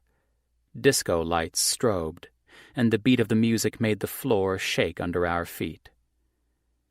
"5," I answered with a smile, before taking a sip of my water. I'd been watching out for her and soaking in all the entertainment she offered. I myself hadn't had a drop, content to get to know Sean and be the designated driver. A lot of men would be upset watching, but I didn't get the point. She was enjoying herself, and I was here to make sure she did it safely. I certainly never thought she'd be grinding on some old guy, but I never wanted a woman I could predict. I was also very rationally aware of the plethora of attention she'd been getting from young guys she'd actually entertained the idea of dating, and she hadn't paid a single one any attention. Even in the throes of her drunken good time, she respected me. That's all I needed. A wild woman I could trust. The rare combination had seemed damn near impossible to find, until now. Her phone buzzed in her purse on my shoulder, so I pulled it out and read the drunken text message thread she had going with an unsuspecting Klein. And yes, I said on my shoulder. You should know by now I have very little shame. Cassie. Get 25% off onesies this Sunday at Carter's by subscribing now. Text no to opt out of messages. Klein. No. Cassie. No, baby, no problem. Text yes to subscribe to deals from our sister company, Trojan. Text no to opt out of messages. Klein. No. Take my number off your list. My eyes went back to my genius girlfriend. I knew Klein was too smart to let this go on forever without paying someone to hack Verizon, but I was enjoying it while it lasted. Sean pulled my attention away from the sway of Cassie's hips as she bumped and grinded into the older guy and back to him. I like you for her. Huh? I asked, as though I couldn't hear him over the noise, even though I'd heard him just fine. I wanted him to elaborate. He knew I'd heard, but he smirked and humored me anyway. Cassie is a certain kind of girl. She gets bored easily and needs the thrill of a dance with some fucking grandpa and the freedom to drink however much she wants. But I usually worry about her while she's doing it, wondering who's got her back. I like that I don't have to wonder anymore. I liked it, too. "You won't," I promised, and he nodded. Somehow I'd passed Cassie's 21-year-old brother's test. It wasn't exactly the entrance exam to NASA, but right then, to me, it felt even better. Chapter 23. Cassie. My eyes fluttered open as the Oregon sun filtered in through the window panes of my childhood bedroom. The warmth of a large body enveloping mine had me peeking out of one eye to survey my surroundings. Thatch was curled around me, one hand holding my boob while his head used my chest as a pillow. His handsome face looked so young, blissfully unaware and deep in sleep. His dark lashes rested softly against his cheeks, as soft breaths puffed out from his lips. I ran my fingers through the messy strands of his jet black hair as I tried to recount last night's events. One thing was certain. I had definitely danced and drunk my ass off. It had been an all-in kind of night, and I had forced Sean and Thatch to close the bar down with me, even demanding Taco Bell on the drive home. Good thinking, Cassie. That fast food had probably saved me from a morning of praying to the porcelain gods. Thatch stirred in his sleep. His foggy, dark eyes met mine. "Good morning," I said with a soft smile. "Morning, honey," he said in a raspy voice, but he didn't move his head from my chest. Both of his hands were now holding onto my boobs and squeezing them playfully. He moaned. "I need to add a new rule. Number 51. These tits are my pillows." I laughed and flicked his forehead with my index finger. "Ow, fuck," he responded through a laugh. "What's that for?" "I'm about to revoke your rule-making rights. You've made over 12 rules in the past 48 hours. He peeked up at me through sleepy eyes. "Rule number 52. You can never revoke my rule-making rights." I grinned and decided to add a rule of my own. Rule number 53. If one of us has to be the designated driver, it will always be you. He chuckled. I'll actually agree to that one. I quirked a brow in surprise. Really? I think I have more fun watching you get drunk and wild than I actually do getting blitzed myself. That's crazy talk, I refuted. No one likes being the sober person dealing with the drunken idiot. Yeah, but you're an exception. You're my favorite drunken idiot. A few giggles slipped past my lips, and his smiles turned wide and blinding in response. He rested his chin on my chest and gazed up at me. His eyes were so endearing, full of zero pretense or judgment, and their dark depths revealed that every word coming out of his mouth was the truth. You took care of me last night, didn't you? He shrugged. I kept an eye on things, but I mostly just sat back, chatted with Sean, and let you do your thing. Did you have fun last night? I was with you. Of course I had fun. I did, I answered with a nod. What about you? Besides worrying about that old guy having a heart attack, I had a fantastic night. I tilted my head to the side. What old guy? Your dance partner for most of the night? I danced with an old guy? He nodded as a slow, amused grin consumed his face. The wheels started to turn, and my brain caught up with the hazy memories. Oh, the old guy in the blue blazer? The one who kept pelvic thrusting his geriatric crotch into my ass? Thatch's face turned up with hilarity. In his defense, you were encouraging his senior citizen dance moves. I cracked up at that. Oh, man, I bet Sean was thrilled. How bad did I embarrass him last night? Like on a scale of 0 to 10? I nodded. One of his hands left my boobs and slid a lock of hair behind my ear. I'd say a 12, maybe. 12 and a half tops. Fantastic! I fist-pumped the air. The night was a success, then. He chuckled. What about you? How bad did I embarrass you? He tilted his head in amusement. You didn't embarrass me. Oh, come on. I raised a knowing brow. Be honest, Thatcher. Honey, you didn't embarrass me. He responded in an even tone. I thoroughly enjoyed watching you have a good time. Even when I was grinding on the old dude? He grinned. Especially when you were grinding on the old dude.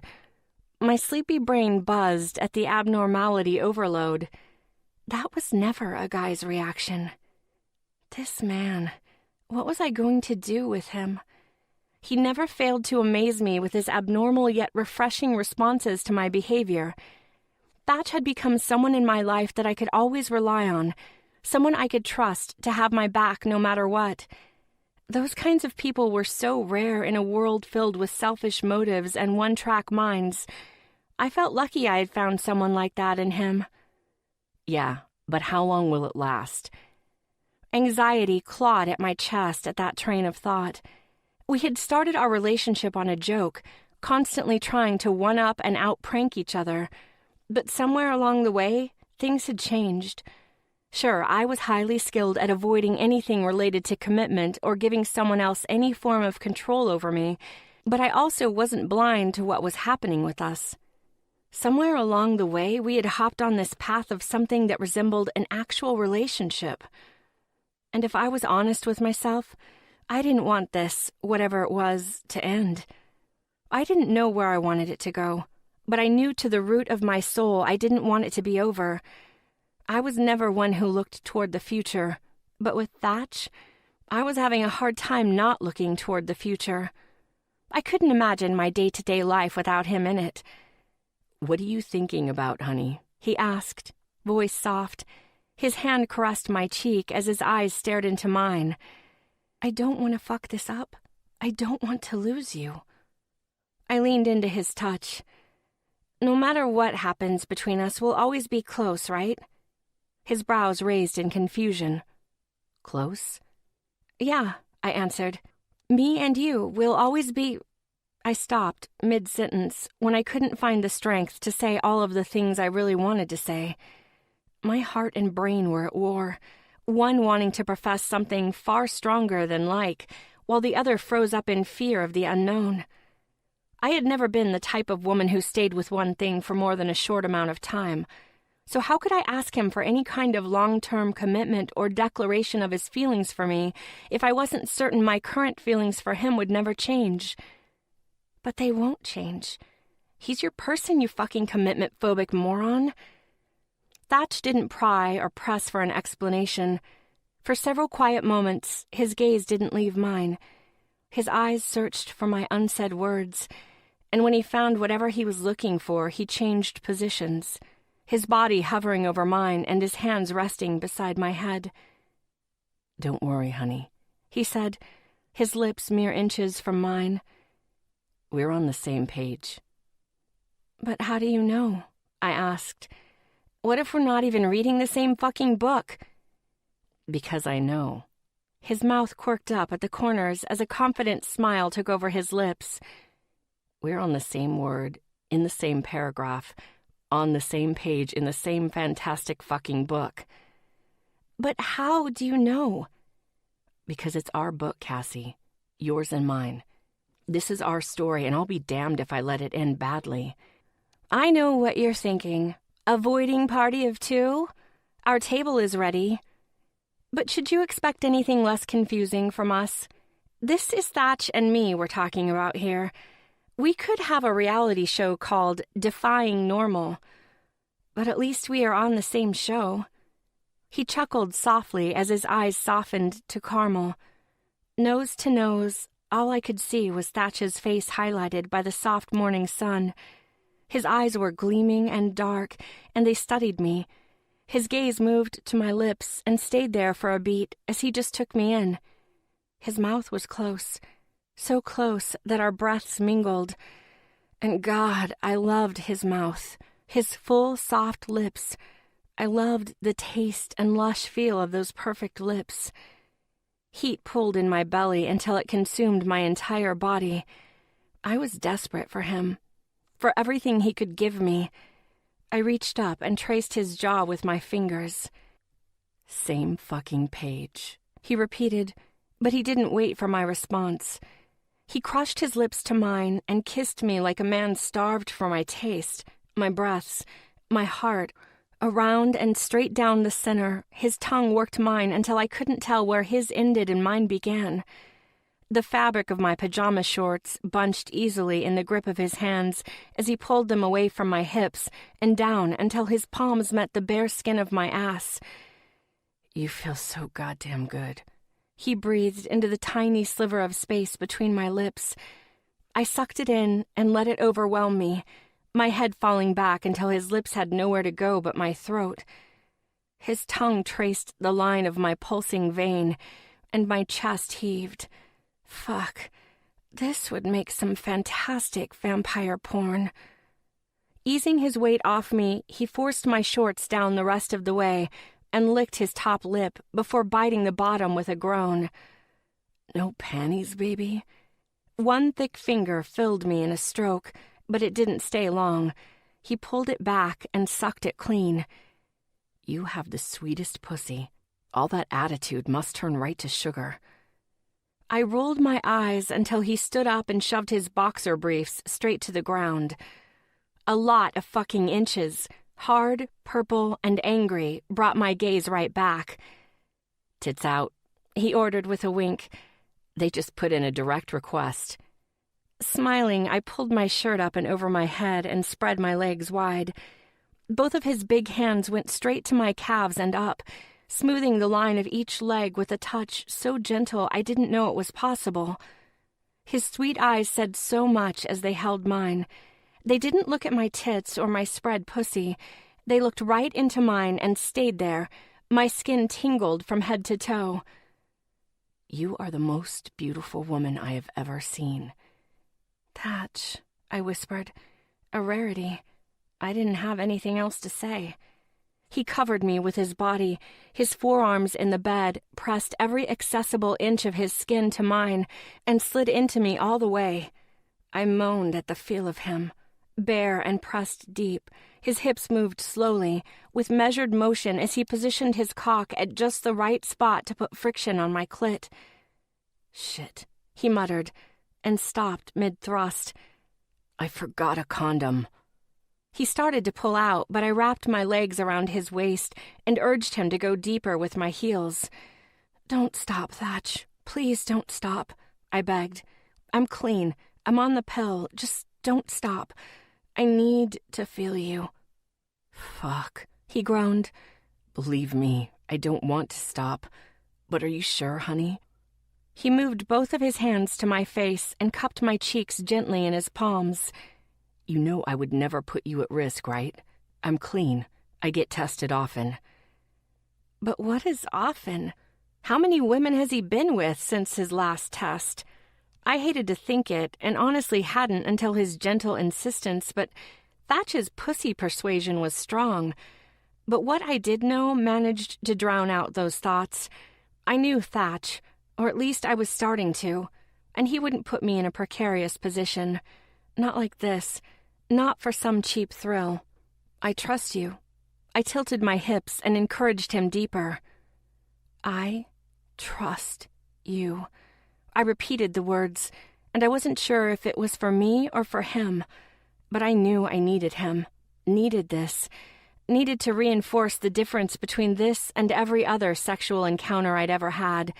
This was personal, planned, and most definitely devoid of regret.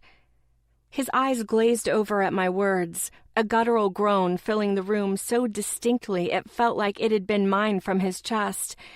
He crushed his mouth to mine again and pushed his cock to the hilt.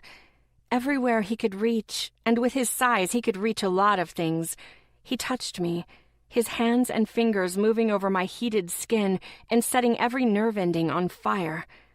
Once his tongue found mine again, it didn't leave, delving deeper and harder, just to slow down and linger on every stroke.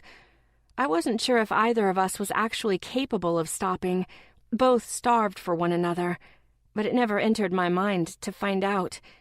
His hips picked up the pace, the sound of skin slapping skin filling the otherwise quiet room, as his hands slid up my sides and caressed the pliant flesh of my breasts. I trembled in response, and my breaths turned to erratic pants mixed with pleading words falling from my lips. "More, more, more," I chanted, mindless of my volume despite our proximity to my family. You feel so good. God, Cassie, what are you doing to me? He pumped his hips slowly then, moving in and out of me and completely changing the angle, while low, husky groans escaped from his lungs. Each slide of his cock felt like it skimmed a live wire inside me. "Oh, fuck," I gasped into his mouth as a shiver tore down my spine from the building intensity of my climax. The rising intensity so great, I feared I'd literally fall to pieces if I let it go completely. Don't hold back, honey, he demanded, speeding up again to move his hips in raw and greedy drives. Thatch, all of the oxygen had been removed from the room, and I couldn't breathe. I need you. I need you so much. His large palm cupped my cheek as his gaze stayed locked with mine. I know, he rasped, as if he had heard my silent plea. I know, honey. Same fucking page. Always. I grabbed hold of his hair, trying like hell to anchor myself, but the climax took over and consumed me. He watched with rapt attention, eyes burning, my back arched and my hips lifted toward his, ravenous and frantic for each wave that washed over me. Heat pooled in my core until it spread like wildfire through every nerve, every cell, every fucking molecule of my body.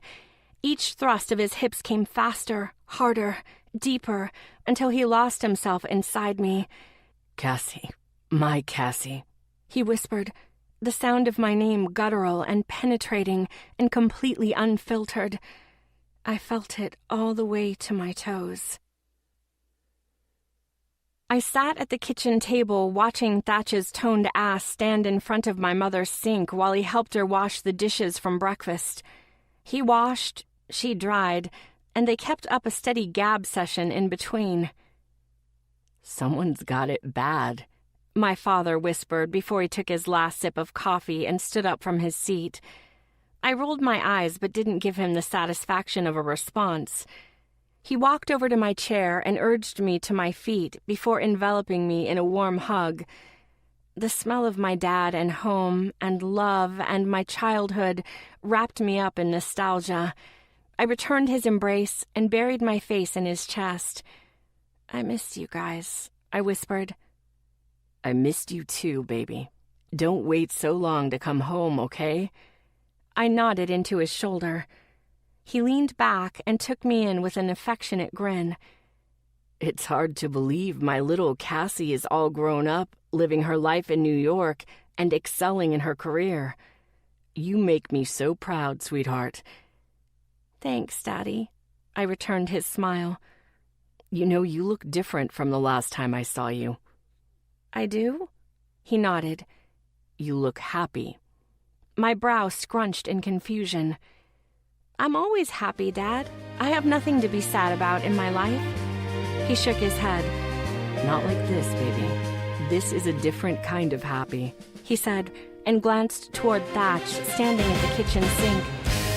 But I'm sure I don't have to tell you the reason for those bright eyes or glowing smile. I started to respond, but my dad stopped me by pulling me in for another quick hug. Risking my heart was the hardest thing I ever did with your mom, he whispered into my ear. But it's the single best decision of my life. He squeezed my shoulders and then headed for his study. I stood frozen in my spot until Sean bounded down the hallway and nearly barreled into me. Yo, Thatch, you fucking coming or what? He practically shouted as he sat down on a chair and slipped on his trainers. Jesus, I muttered, and slapped him upside the head. You scared the shit out of me. Sean ignored me and tied his laces. Are you going now? Thatch asked as he turned toward us. His eyes bounced like ping pong balls between me, Sean, and my mom as he wiped his hands off with a dry dish towel. Yeah, my brother answered and stood. You ready? Wait, where are you going? I crossed my arms over my chest. Your boyfriend is coming to the gym with me. Is that okay? Thatch walked toward me and placed his hands on my hips. What time is our flight? If you make it back by 3, we'll have plenty of time to get to the airport. How about I'll get back by 1 and I'll take you to lunch before we leave, he offered. My eyes lit up. Italian? He smirked. Anything you want, honey. Okay, deal. But go easy on my brother. He's still recovering from an injury. Sean scoffed. I'm 100% healthy, Cass. Stop being such a fucking mother hen. I shot a glare in his direction. I'm your big sister. I'm supposed to fucking worry about you. That's fucking enough, my mother called over her shoulder as she put dishes away. No bickering on Sundays. Those are the rules. Thatch narrowed his eyes. He'd been on to us before, but we'd pretty much dumped the bucket of truth on him now. He glanced between Sean and me, and then my mother, until his eyes met mine again with a knowing raise of his brow. The whole no cursing bit? You were screwing with me, weren't you? I grinned. Oh yeah, I was totally fucking with you. My mom sounds like a sailor compared to me. He smirked and pointed an accusing finger in my direction. I'm getting you back for that one, crazy. I don't give a... I said, and finished the sentence by scratching the side of my nose with my middle finger. He laughed and shook his head before turning toward Sean. You had an injury? He asked him. My brother sighed. Yeah, ACL, college football. But it's been a year and I've been training my ass off. He's going to go pro, I added. Thatch's brows shot up, intrigued. Hoping to go pro. Nothing set in stone yet. Sean chimed in. He'll go pro, I announced. He's that good. He'll go fucking pro, my mother added. Thatch grinned. Sean rolled his eyes but didn't say anything else. He knew better. When Mama Diane says you're going to fucking do something, you'll do it. My brother would have been drafted into the NFL had he not gotten injured at the end of his junior year. But he had been training his ass off for the past year, and I was more than confident he'd get there. His talent wasn't something you could teach. It was ingrained in him, and one day soon he'd achieve his dream of playing professional football. All right, let's get a move on it, my brother said as he grabbed his keys, wallet, and cell phone from the kitchen counter. It's leg day, and I've got to get at least 2 hours of weights in before cardio. Thatch pressed a soft kiss to my lips. Be fucking good while I'm gone, crazy, he whispered into my ear before heading upstairs to my bedroom to change his clothes. My mother's gaze met mine after I'd thoroughly exhausted the watch on Thatch's retreat, and she held up her watering can and gestured for me to follow her out onto the back deck. While she watered her potted plants, I stared at the breathtaking view of clear skies and mountains. I would never get tired of this view or the fresh Oregon air. It all felt worlds away from the cluttered, noisy streets of New York. I really like Thatch, my mother announced as she moved from her roses to her lilies. I think he's good for you. But what if I'm not good for him? She turned toward me and searched my eyes. What do you mean, not good for him? I don't know. I plopped down onto one of the deck chairs and let out a long sigh. It's just that I've never been very good at committing to things. Have I always been this way? You've always been pretty spontaneous, she answered. But I wouldn't say you're bad at commitment. Oh, for fuck's sake, Mom, I scoffed. Don't blow smoke up my ass. Remember 5th grade when I wanted to try the piano? She smiled and nodded. Yes, you only lasted 1 month. And then gymnastics, how long did I last with that? 3 weeks, she answered. There's at least 10 more hobbies we could add to that list, and we haven't even started on my lack of relationship history. I'm starting to think there's something wrong with me. Like maybe I'm lacking some kind of gene. Sweetheart, there's nothing wrong with you, she disagreed. Yes, there is. I'm flighty and flaky. Yeah, maybe you're a little flighty when it comes to things you're not really into. But I think you're selling yourself short, Cassie. I've seen you when you really want something, really love something, and there's no stopping you. You commit yourself 110%. Like when? Photography, she responded without a second thought. You wanted it, and look at you now, she pointed out. You have a highly successful photography career that most people would kill for. Yeah, but I think photography is different, Mom. That's my career, not my love life. I don't think it's different, baby. I think when you meet the man you're supposed to spend the rest of your life with, it'll be like photography all over again, but more intense, more all-consuming. You'll want to spend more time with him. You won't be able to stop yourself from picturing a future with him. Is that how it was with Dad? She set her watering can down and leaned her hip against the deck railing.